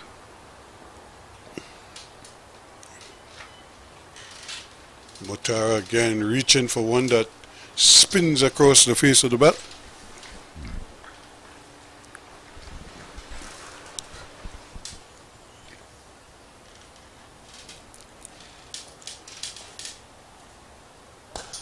And this one is put away with some aplomb. Just one bounce into that deepish mid-wicket or wide long-on position. And that's 4 runs to the young man. Again, well played by Zishan Motara. He jumps up to 17 with that shot. Yeah, and he's definitely showing that he's no slouch with the bat. You know, he can hold up his end. And with that, that was like a real body blow. You could hear Hayden Walsh cry out in disgust with himself, that is, for bowling a short ball.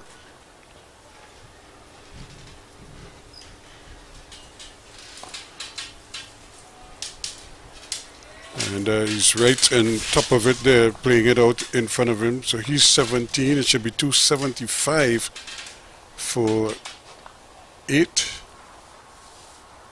And the lead should be 289 now.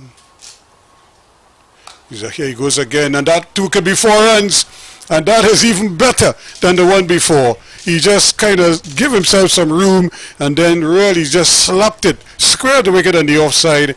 And he goes to 21 now. And the score pushes on to 200. And that's a 50-run partnership between these two. And 279 for 8 now. And if you were just walking in and see Zishan Motara play that shot, you would definitely think that, you know, he was on 89.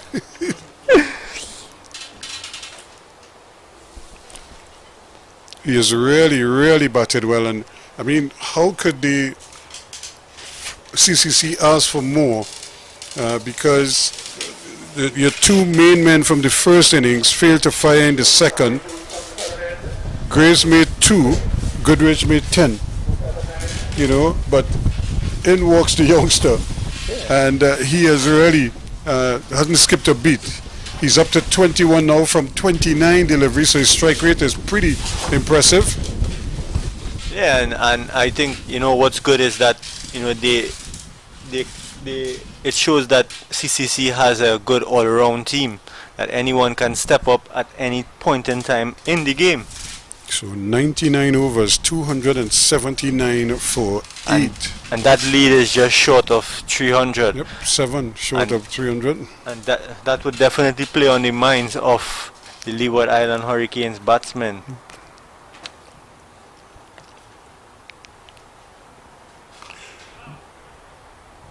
And I'm sure Otley would think he missed out there of at least a single. He hit it much too close to the fieldsman.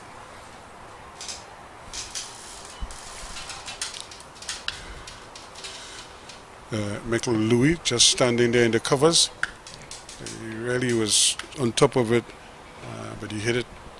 Could easily have placed it a meter or two further to his left or right and pick up at least one. But Graves is going to continue.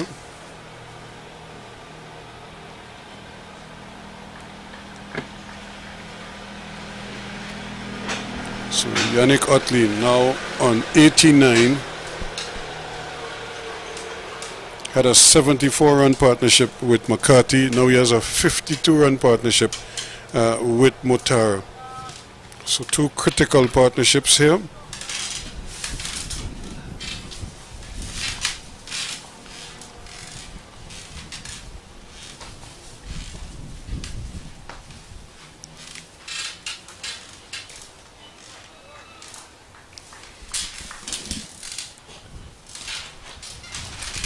So again, forcing the bowlers to have to, as I say, come to him, as opposed to the other way around, where he might have, at other times, might have gone searching for those deliveries.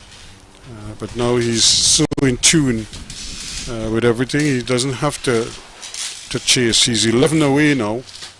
He's on 89.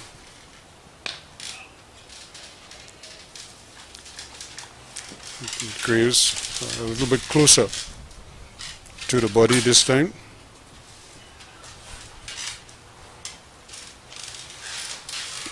When they came here this morning, it was 76 for 3, and the CCC were in danger of being dismissed cheaply. Yeah, and having said that, they lost a wicket very early in the morning. Yep, without any addition to the score. And this time he's going to get the single. He might get a second if he hurries. He decided against it. And a good decision. So he's up to 90 now. So 10 away. Yeah, they lost the key man, Sadiqi Henry, for 32, his overnight score. So without any addition to the score, they had lost a wicket. And that would have probably given the Leeward Islands even more of a boost and a confidence lift, thinking that they were well on.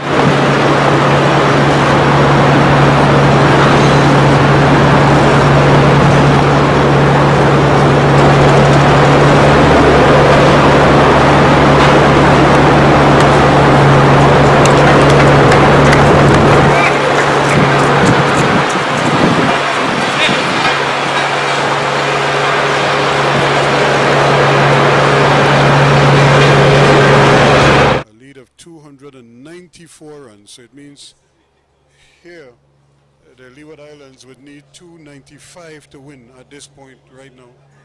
Oh boy.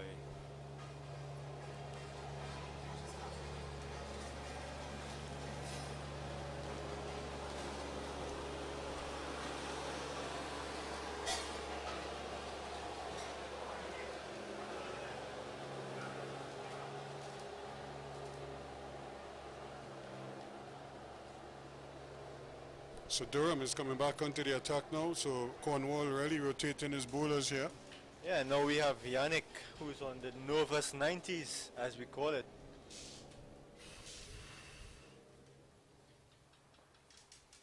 But he's been batting smart. He's been taking singles.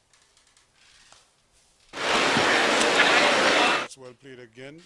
So he's gonna.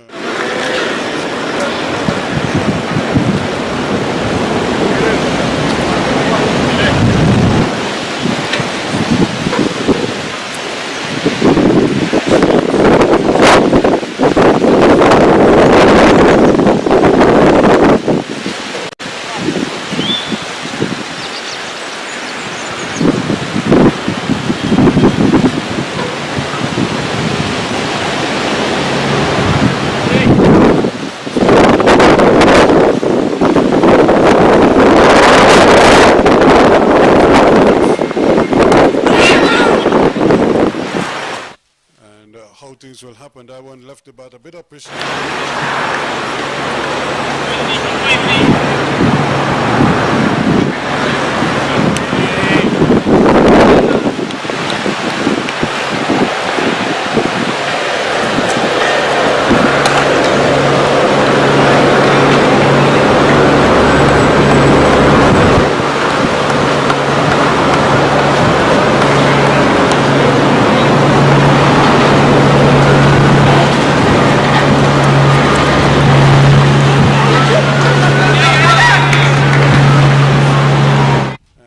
That will be buys, I would imagine.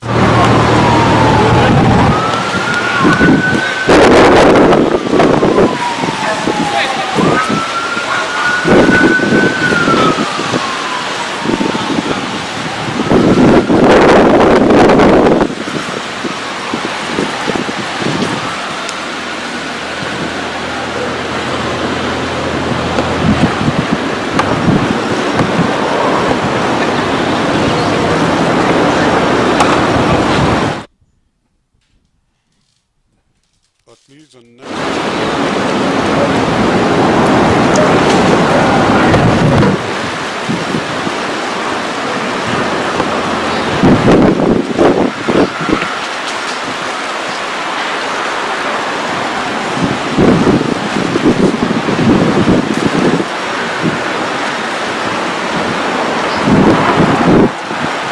It's drinks here at the final session, please. Combined campus and colleges, 221A, a lead of 296, 22A, sorry, a lead of 296, up here at 91, with around 22. Minimum of 15 hours left in the day's free.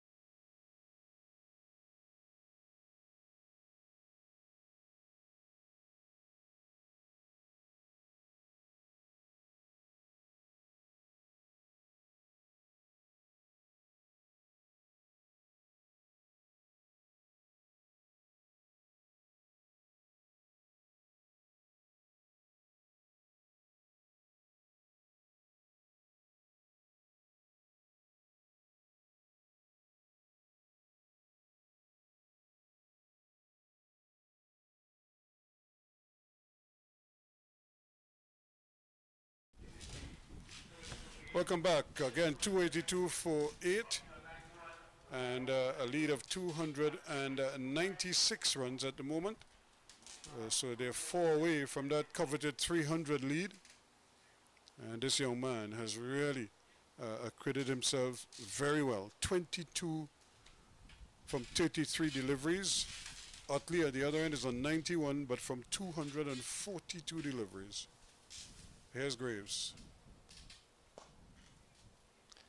Yeah, and you know, Utley, you know, he showed that grit, he showed that fight for his team today, which is, you know, which is really good on his part.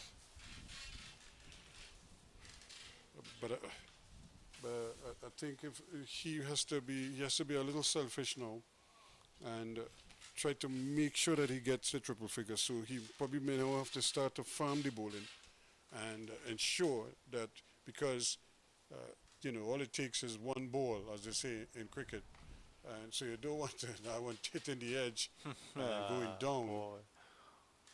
But well stopped again by Hamilton.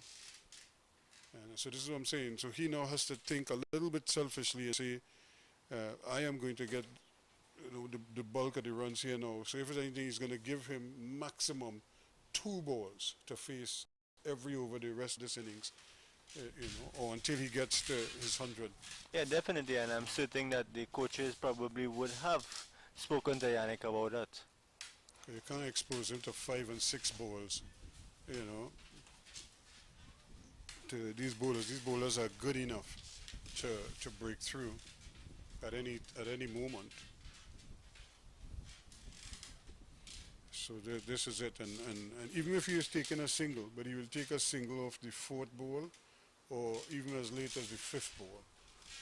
But you're not going to expose him to too many deliveries. And also, what Yannick would not want to do is bog himself down. Yep. Here's another delivery, well taken again by Hamilton, badly lined by Graves, and tidied up so well by Hamilton. So you think of how many runs he's cut off from wayward deliveries. I mean, really, balls that bounced in front of him that he had no right stopping, but he did, to the point where he even injured himself making one of those acrobatic stops. Yeah, and that's the type of keeper he is. You know, he gives his all. But all the same, 282 it is. And again, the ball is right there. He wasn't sure where it went to.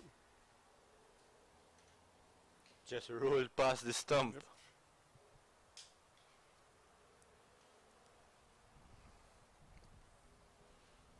But certainly, you can't fault him at all. But he's played a beautiful hand here, and has helped Yannick get to within touching distance of triple figures. And I'm sure he'll probably want to be there when he gets there. You know, to stick around and see it through. And mission accomplished so far. He's done very well. He's seen out the over and kept it at 282 for 8. So that last wicket fell at 227.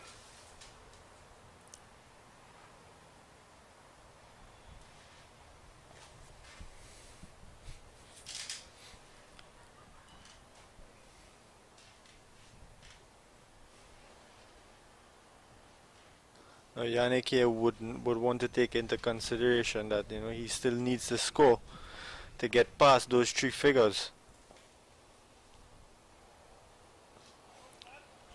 And certainly he know. I'm sure he's aware what the responsibility is here. If you get a bad ball, then he wants to put it away. And but in the main, if you can't get a bad ball, say off the first 3 deliveries, then you play each ball on merit, and then you look for the single, the 4th ball, if at all possible. And they have the man in the deep and the offside, the long off and long on in position, deep mid wicket and deep square leg.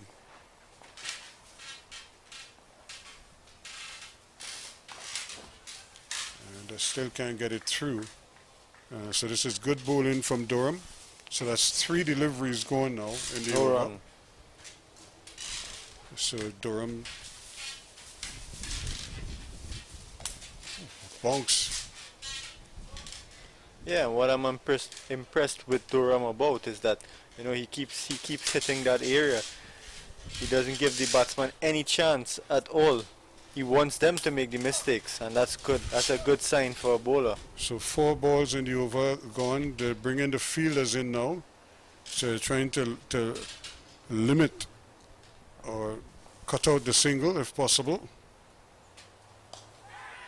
And this one is in the air and just spooned out. He was trying to push it and almost spooned it to the man at cover. In fact, the man at cover is so deep that if he had walked further in, he might have been in play there, but he's still fairly deep. So I'm not sure what they're doing. It's a kind of defensive field, but it's not an attacking field. So if you're putting him back, put him back or bring him right in where he could catch the ball.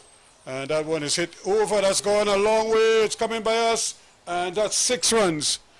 So they brought the field in, and he decided he's going to go the long way.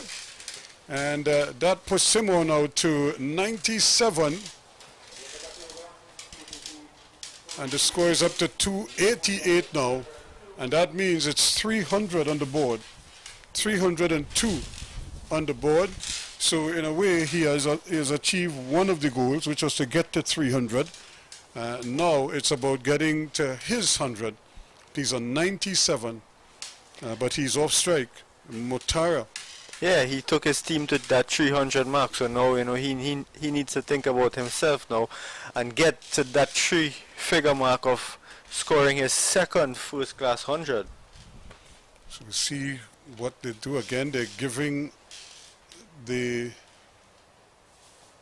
giving him quite a bit of room here, Motara. I'm not quite sure about this field. And again, play and a miss outside that off stump. Because you have the man at point very deep.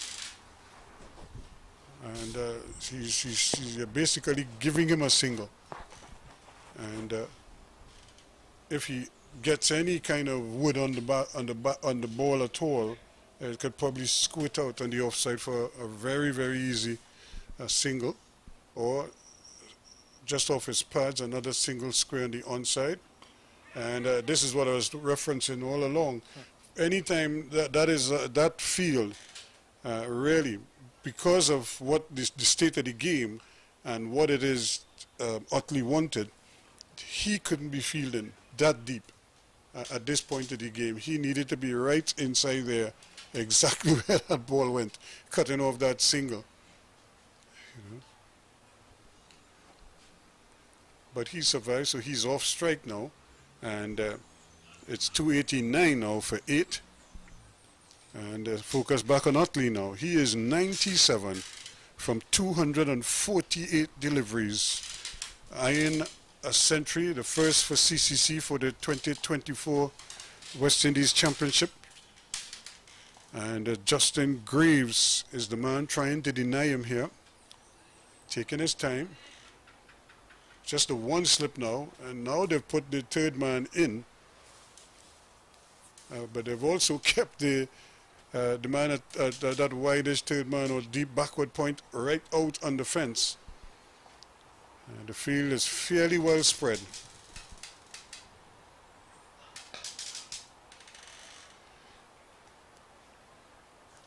And so he's right on target there.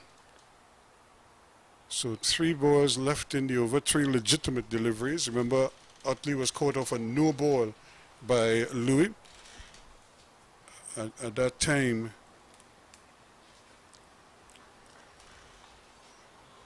he was on 74. He's 97 now. And still can't get the run.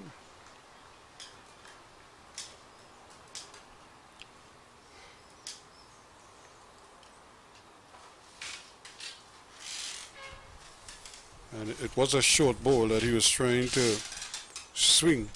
We just went up And the thing about it is that while the fielding team might have been disappointed, the umpire made the call immediately.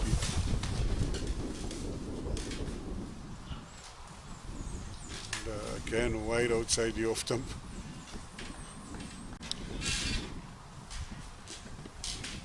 Yeah, we see Yannick is being watchful here. So 5 deliveries gone in the over. So he's not going to try and force it. But again, they're bringing the fielders in. They did that in the last over, and he went over the infield for the 6th. What is he going to do now as they bring the second slip in? They bring the man at point into where he should have been all along. And they brought the man at square leg to short square leg.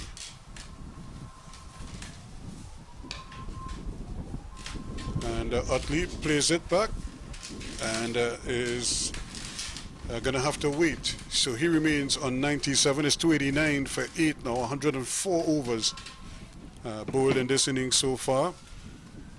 Again, if you're just joining us, Kamil Puran made a duck, second ball duck. Damiel Evelyn made 15.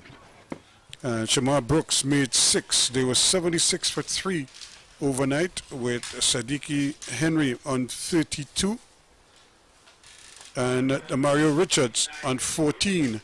Richards, because he was concussed last night, has been replaced in the team by the substitute, who was Odain McCarthy.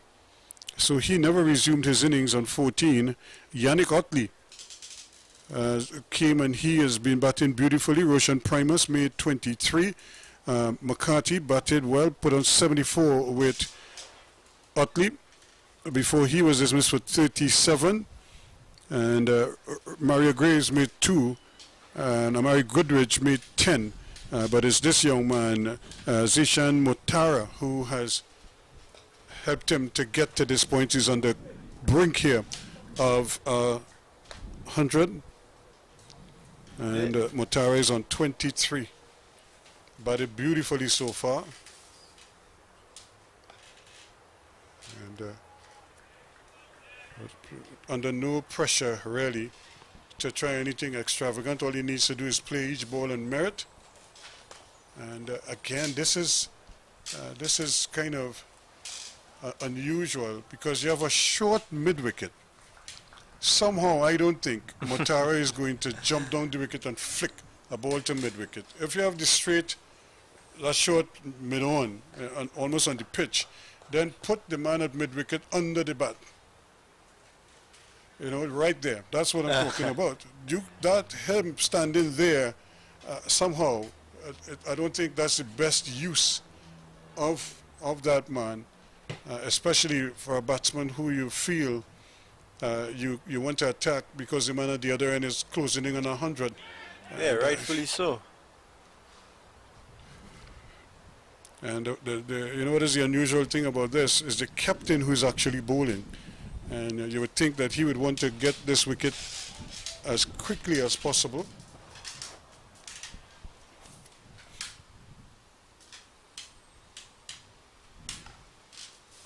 Yeah, that's well watchful by Zishan. Just kept out as a maiden, but again, he wasn't put under any pressure at all with having a batsman around a fielder rather, around the wicket. The end of the over, maiden, 289 for 8 at the end of it.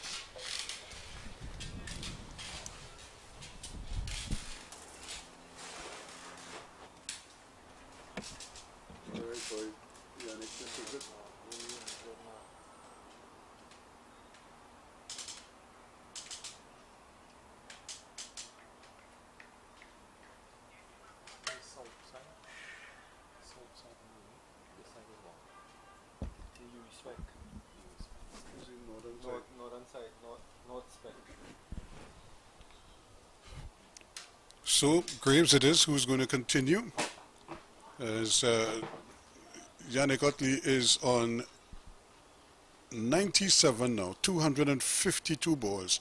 The lead is already 303, so that is one landmark out of the way. This is the other one here. Can he get to triple figures? And but they're making life very, very tough for him, not giving him much to work with. And they have to have the one slip at this stage.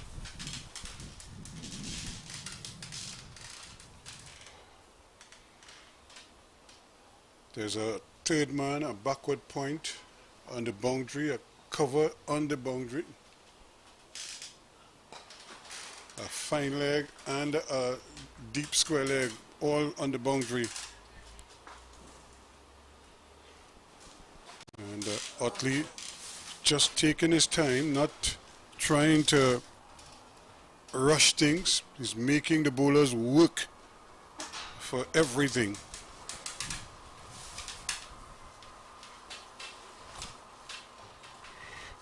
I'm sure he would like to get something on his pads that he could just turn on the onside and clip it away. And but no cooperation there from Graves. Keeping it very, very tight, or attacking the stumps all the time. Not giving him anything loose to work with. Really putting the squeeze on.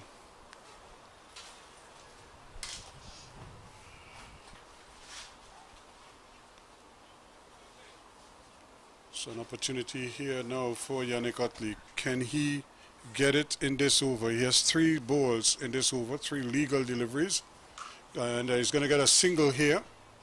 He went for one quickly, but McCarthy not going to allow him to get away. So one more, he goes to 98 now. So 290 for 8.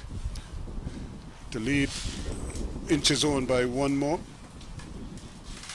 304 is their advantage.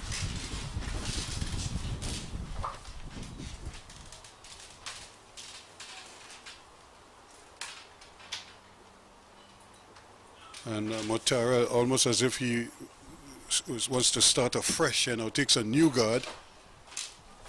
And the field kind of closes in a little bit now, and Graves has really been bowling, so finally they decide to put a little more pressure on him. They now have 3 slips, and the man at point is close in, and he hammers that to the man at mid-on. They thought of going to get the single, but Utley turns his back, and Kieran Powell almost got decapitated there, as that one was hit hard straight at him, but then it bounced in front of him and just kicked up at him.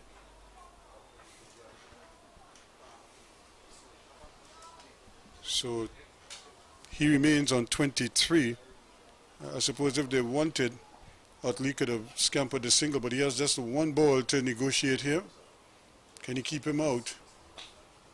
And he does well enough as he jumps into line. And like an accomplished batsman, plays it out in front of him. No run, but that ends the over. He's done his job. 290 for 8 now. Yeah, and we see the capabilities of Motara just hanging in there with Yannick Utley.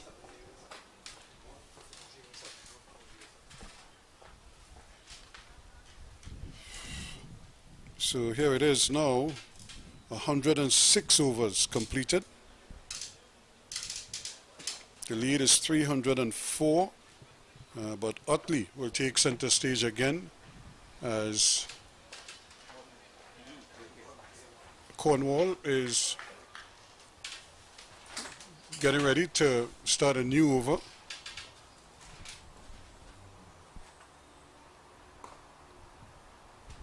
And it looks up and he sees that there's a deep square leg, there's a deep mid wicket, there's a long on. The long off, there's a mid off.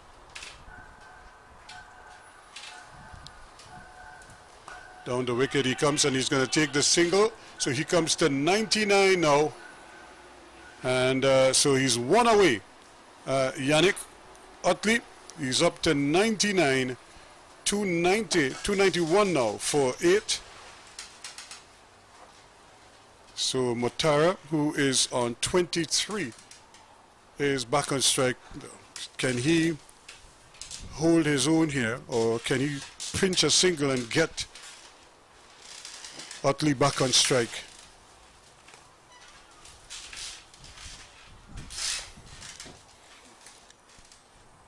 So 99 from 258 deliveries. I don't think Ian Waston has ever faced 258 deliveries. In fact, the teams he has played on haven't faced 258 deliveries in their innings, sometimes in both innings. That's a lot of balls. Rightfully so. That's a lot of balls. That's almost 50 overs. Some teams don't even bat 50 overs. We've seen that time and again.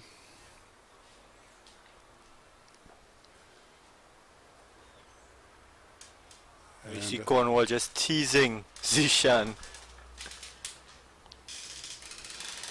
So that's 4 deliveries completed in the over. He has 2 more to negotiate here. And again, they have not really decided to apply much pressure. And that one kept very low. He was on the back foot trying to just maybe back away and try and push it through the offside. Luckily for him, he kept his eyes on it. It kept low, and it was turning into him, but he played it well. Yeah, that ends the over. And Zishan fights to see another day. 291 for 8. 305 the advantage. Yeah, they put themselves into what we call an impregnable position. Very strong position indeed.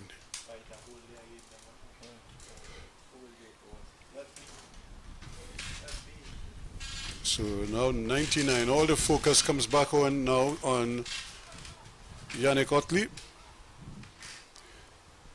Spotted superbly. Is on 99. And we now see they're bringing in that second slip, that third slip rather, or gully. They're putting him at, or he's putting him at backward point. So they're trying to plug all the gaps and try to keep him, deny him that triple figures. He waits on Graves. And he pushes it into the offside, but can't get it through there. And this is really what a day that had very little by way of tension, all of a sudden has become very tense indeed as he approaches triple figures. It's almost as if they don't want him to get to triple figures, not on their watch.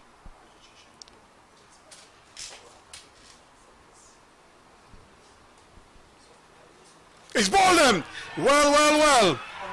On 99, he just couldn't get to the 100.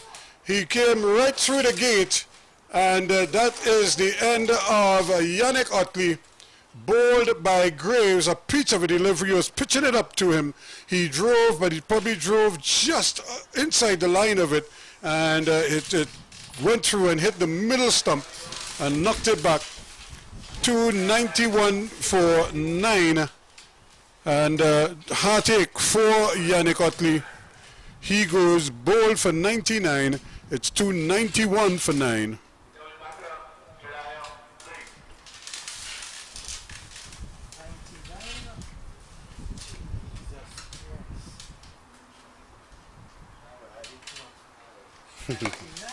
So how unfortunate could one be? He's getting a standing ovation as he goes back. And you could see the disappointment on his face there. Well, we can't see his face because his back is to us, but he's really just, his head is bowed as he walks in, and everybody wants to congratulate him on a job well done, because even though he didn't get the 100, he certainly put his team in a very, very strong position indeed. So Jediah Blades is the last man.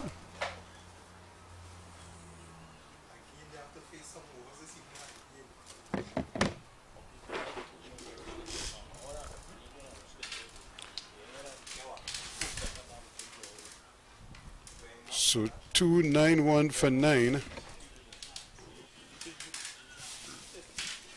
So now could Jediah Blades maybe add a couple runs here?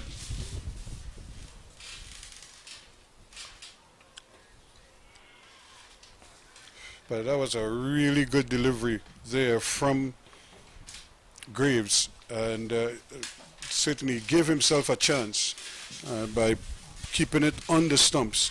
And there was Utley driving at it, and probably just played down the wrong line and lost his middle stump. Good fight from Yannick Utley.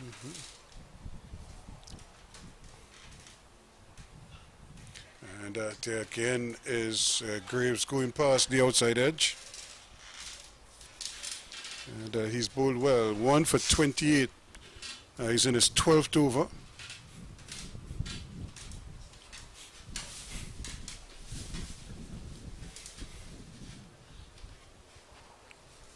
So do we have another twist in the tail here? Because should the innings end now or shortly, it means the Leewards will be batting again this evening, late in the day again, just as they did a couple evenings ago, and they lost an early wicket then. And then first thing the next morning, they lost their second wicket without an addition to the overnight score, similar to what transpired this morning as well. So it's been a long day and a bittersweet one for Yannick Utley, getting to 99, joining that rare club. And runs here for him. He's going to get a couple if they want. They're coming back for the second one. He's going to have to hurry, and he does. If he's struck, he would have been out. He was just short there, but that's 2 runs all the same, and he will take it, as will CCC, as they go up to 293 now for 9. With possibly a lead of 306. 3-7 right now. So they obviously want to stretch that as much as far as possible, and to as many as they can. So now it will be interesting to see how Motara approaches the off-spin of the big fella. Can Cornwall keep him quiet, or will he take a dip, as they say?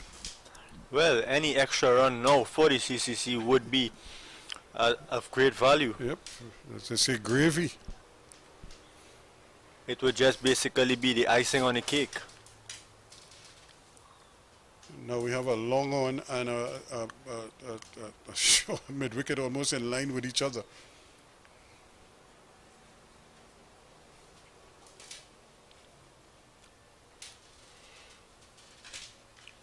And there he is trying to sweep that one down behind square. There's nobody back there. And that is really asking for trouble. Because had he made any kind of contact there, he probably would have gotten 4 runs. So now they're pushing the man at square leg back, because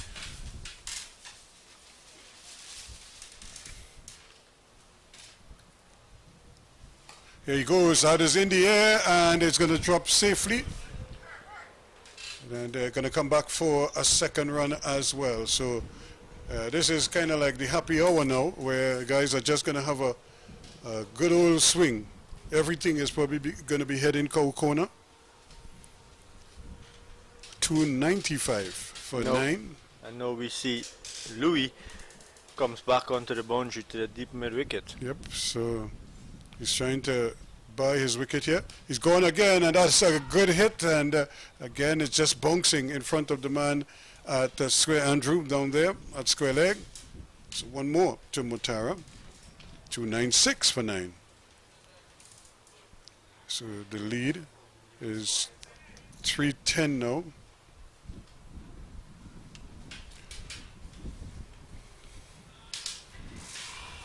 Cornwall 3 for 58, and this one jumps and it's going to be a bye, and certainly Hamilton.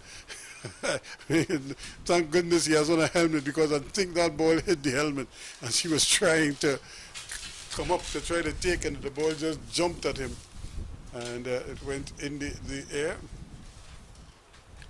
Hamilton, he's really been through the wars, and that was a stroke. That's a great shot. He waited on it and then he placed it to the left of the man at that extra cover position, and that's 4 more. Zishan Motara races on to 30 runs. So that brings up the 300 as well. 301 for 9 now, and that's a lead of 315. The Leeward Islands thinking here now, how do they navigate the rest of today and tomorrow? Down the wicket he comes, and he hits this one in the air. He could be out caught. It's a long chase coming there, and he takes the catch. So finally the innings has come to an end, and that was Daniel Durham there running a long way. Actually it was Louis, Michael Louis, running a long way in and able to take the catch, and a diving effort on his part. So Motara finally out for 30. The innings closes at 301.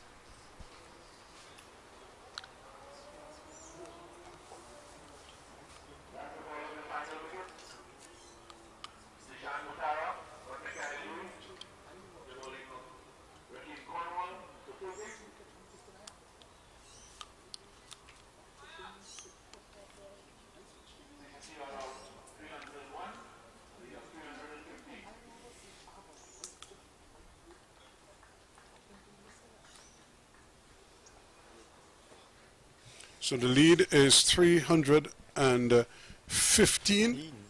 So it means that the Leeward Islands will now have to get 316 to win this match, and they have the rest of today and all of tomorrow in which to get those runs, but that is going to take some effort. Yeah, it's definitely a hard task for them. You know, the batsmen still need to go out there and, you know, stick it out there and try to get past that 316 mark for them to come out victorious tomorrow.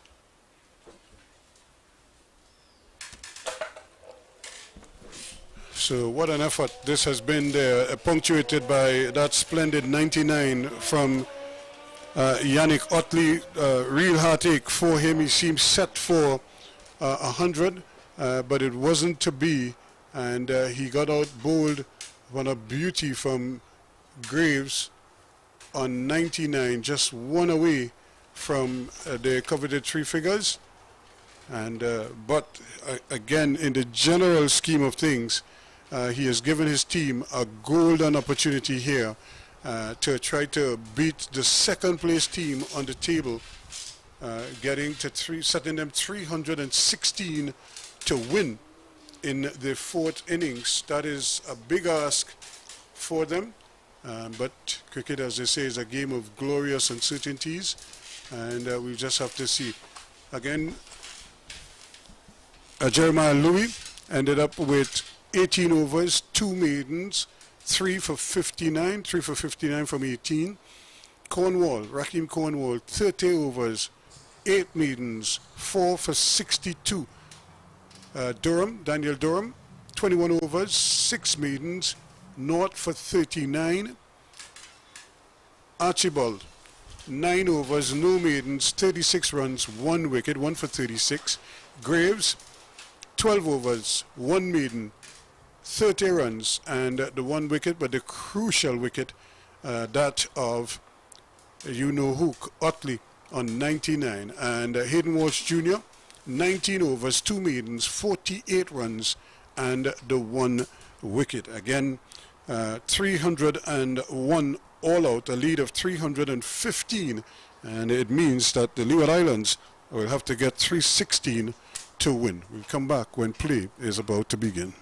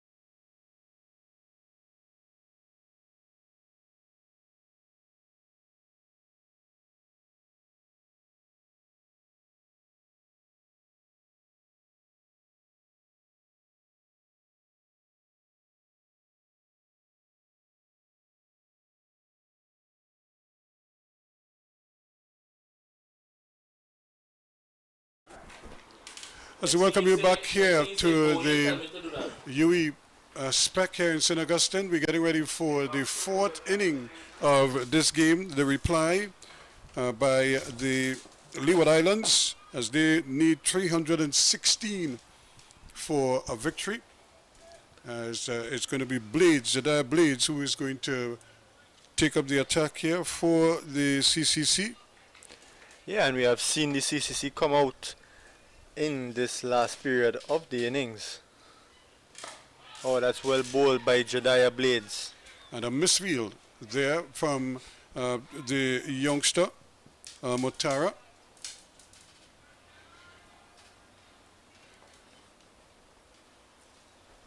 Yeah, and what the CCC would want to do in these last couple overs is put some pressure back on the Leeward Islands Hurricanes. And by doing that, they would need to pick up a few quick wickets in these couple overs. Well, that's the general idea, I would imagine. They must be thinking in terms of trying to really pin them back as much as possible.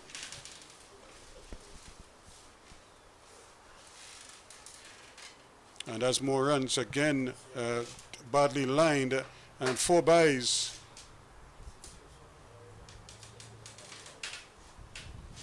So not the best of starts for the CCC. They had a misfield of the first ball, and 4 byes, a badly lined delivery. The next one.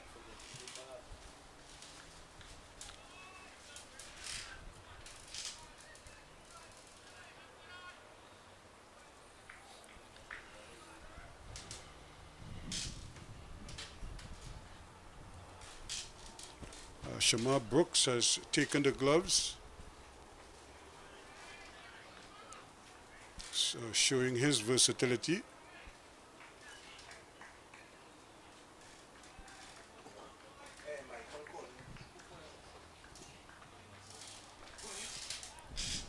So Michael Louis and Kieran Powell, the openers for the Leeward Islands, they'll be hoping to get their team off to a good start. Yeah, what Louis would want to do is continue his good form, having back-to-back hundreds in a game. And that's well played again. That's 4 runs. From the moment it beats the man at that short mid-off position, it screams across the ground for 4. Yeah, and what we're seeing here is Blades, quite expensive thus far. Having 10 runs coming off his 4 deliveries so far. And he was trying to pitch up the deliveries. The line wasn't the best with the one that went down for the 4 byes.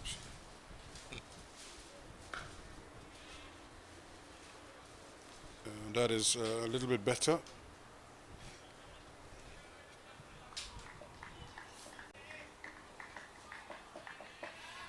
But what a fight back this has been for the CCC. This is, as I say, much improved. Yeah, rightfully so, having started off the day losing 1 wicket, but Yannick Otley and Odin McCarthy consolidated, and they gave CCC that fight back that they needed.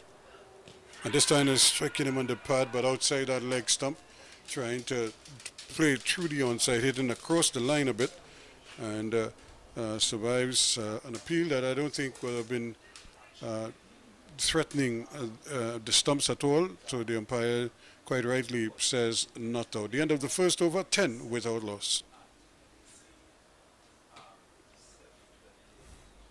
I think we're going to see spin from the other end.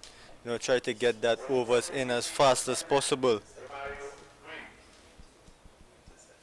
So Romario Graves. Yeah, and Romario Graves would want to continue his good form, having 5 wickets in that first innings, bowling to the Leeward Islands, and he would want to continue that and get those wickets as cheap as possible to see his team to a first victory in this 2024 CWI Professional 4-Day Cricket League. So he took a 5-4 in the first innings.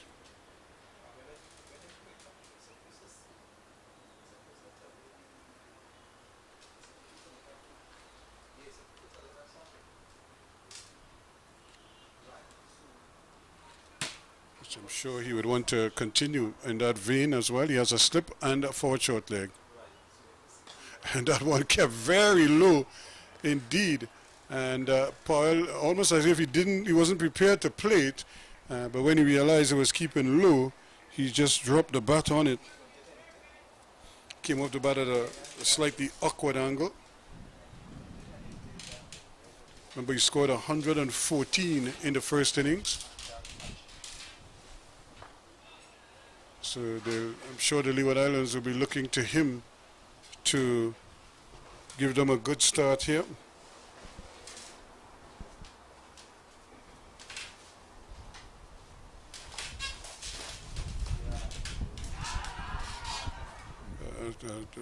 Stifled appeal there as he was chipping down the wicket, not really playing a shot. He just seemed to put the bat in behind the pads, which is a dangerous ploy.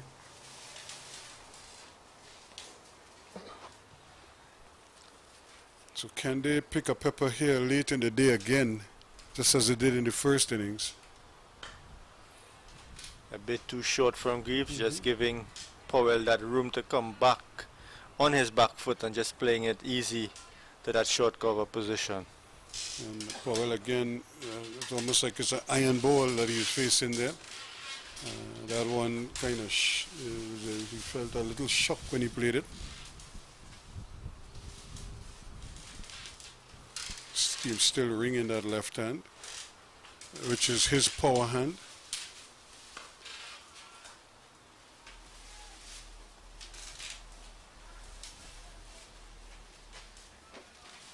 So far so good for the Leeward Islands, as they avoided any early damage.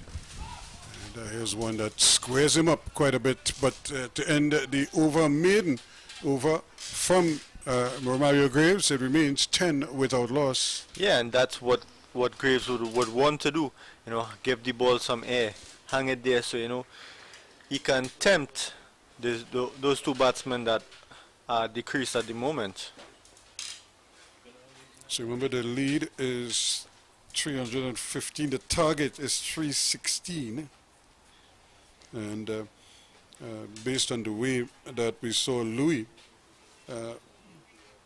started in this first over, in the first over of the reply, it's obvious he means business, and an indication that the Leeward Islands are confident that they could chase down these runs, or will give it their best effort. Yeah, but they would also want to take into consideration that, you know, the batsmen for the Leeward Islands would need to put their heads down and say, look, I'm going to do this for my team. We saw Kyron Powell did it in the first innings, but unfortunately they fell short of that first innings total put by the CCC.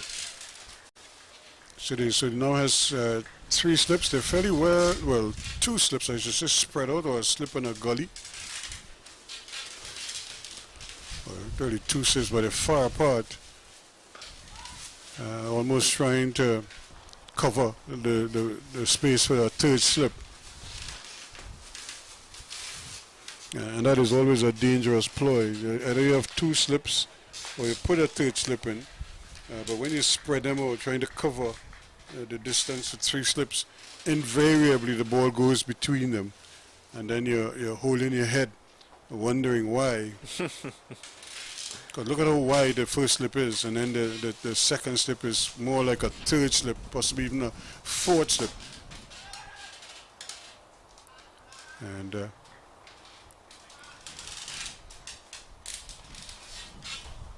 much better field in here. And as I said, this is Easter time, so you know kites will be flying around the place. And I think a lot of people get a lot of fun with kites, young and old. In fact, I know some senior people who live for these moments. That's well bowled by Blades. Blades keeping the pressure on this time. Went for 10 in that first over, but much tighter this time around. He's bowled well in this game so far, and has been a wicket taker as well.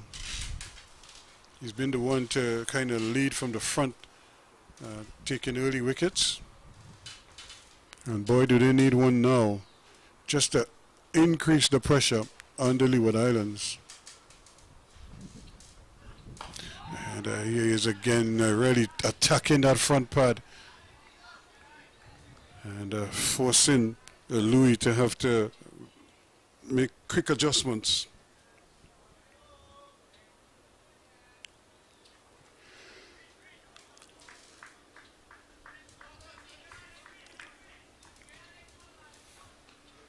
So hearing the chatter out there, everybody wants a wicket. Yeah, they're saying that they want a next over. Are they going to try to get a next over just before that 5 o'clock mark? Yep. They've done well so far.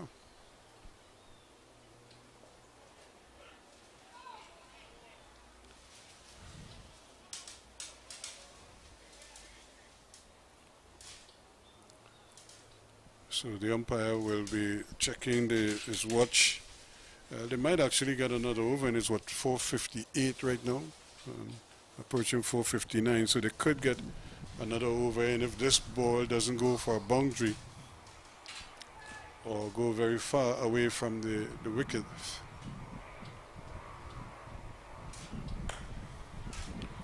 and I think they will quickly sprint into position, and which makes sense to try to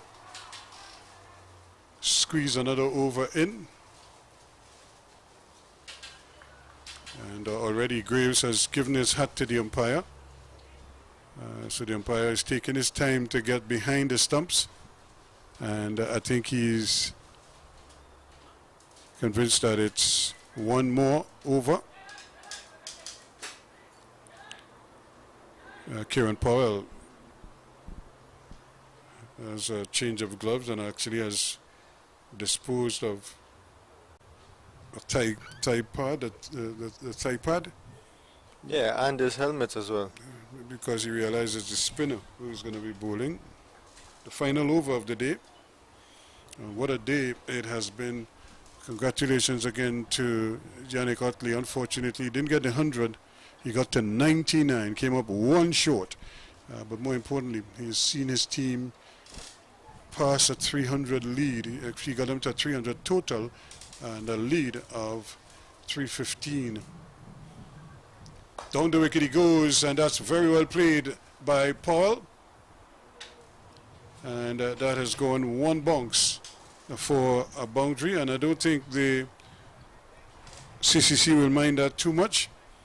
Graves will probably try to hang it up there again and see if Powell is so inclined to want to come after him once more.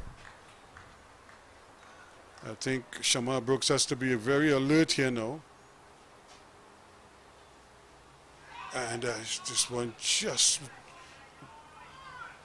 going down, and it has actually struck Primus on the boot there, or on the shin. And he did well to block it. It could have easily gone past him. But he's in some pain right now.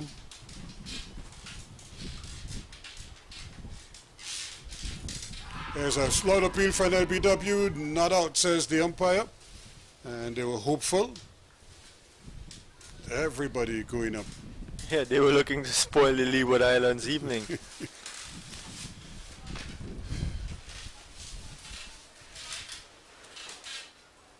Graves.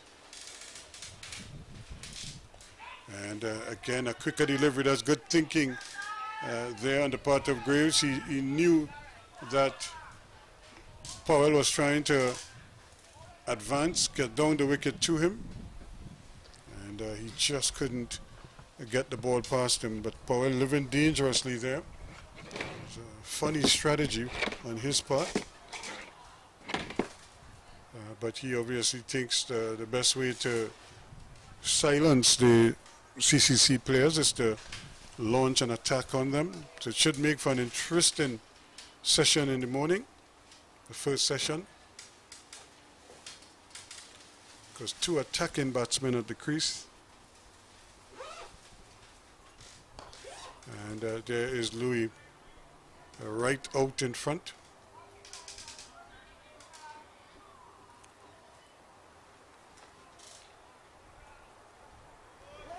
He's a tall man, but he's a powerful man as well. And again, covering a lot of ground when he makes that group forward. So that is the end of play. And the 4 overs in the evening, 15 with Outlaws. So Louis on 6, Powell is 5. It's 15 with Outlaws at the close of play, with Graves 2 overs costing him 5 runs, 10 for the 2 overs for Jediah Blades, and that is the story here. It means that the Leeward Islands still need 301 runs for a victory tomorrow. They have all of the final day to get those runs. So the game is set up quite nicely. But once again, the scores in the game, the CCC 273 and 301, with Yannick Otley getting 99 in the second innings. McCarthy, the concussion substitute, chipped in well with 37. Raheem Cornwall 4 for 62, and of course Jamal Louis 3 for 59. They were the principal wicket takers and set 316 for a victory. The Leeward Islands will close their third day after facing 4 overs on 15 with Outlaws, with Louis on 6, Michael Louis, and Kieran Powell on 5. And that is the situation here. They need a further 301 runs on the final day. We hope you can join us in the morning as we bring you the action live here from UE Spec out here in St. Augustine. So on behalf of the entire team, I'm Ruskin Mark. Thanks so much for joining us, and we hope to see you tomorrow.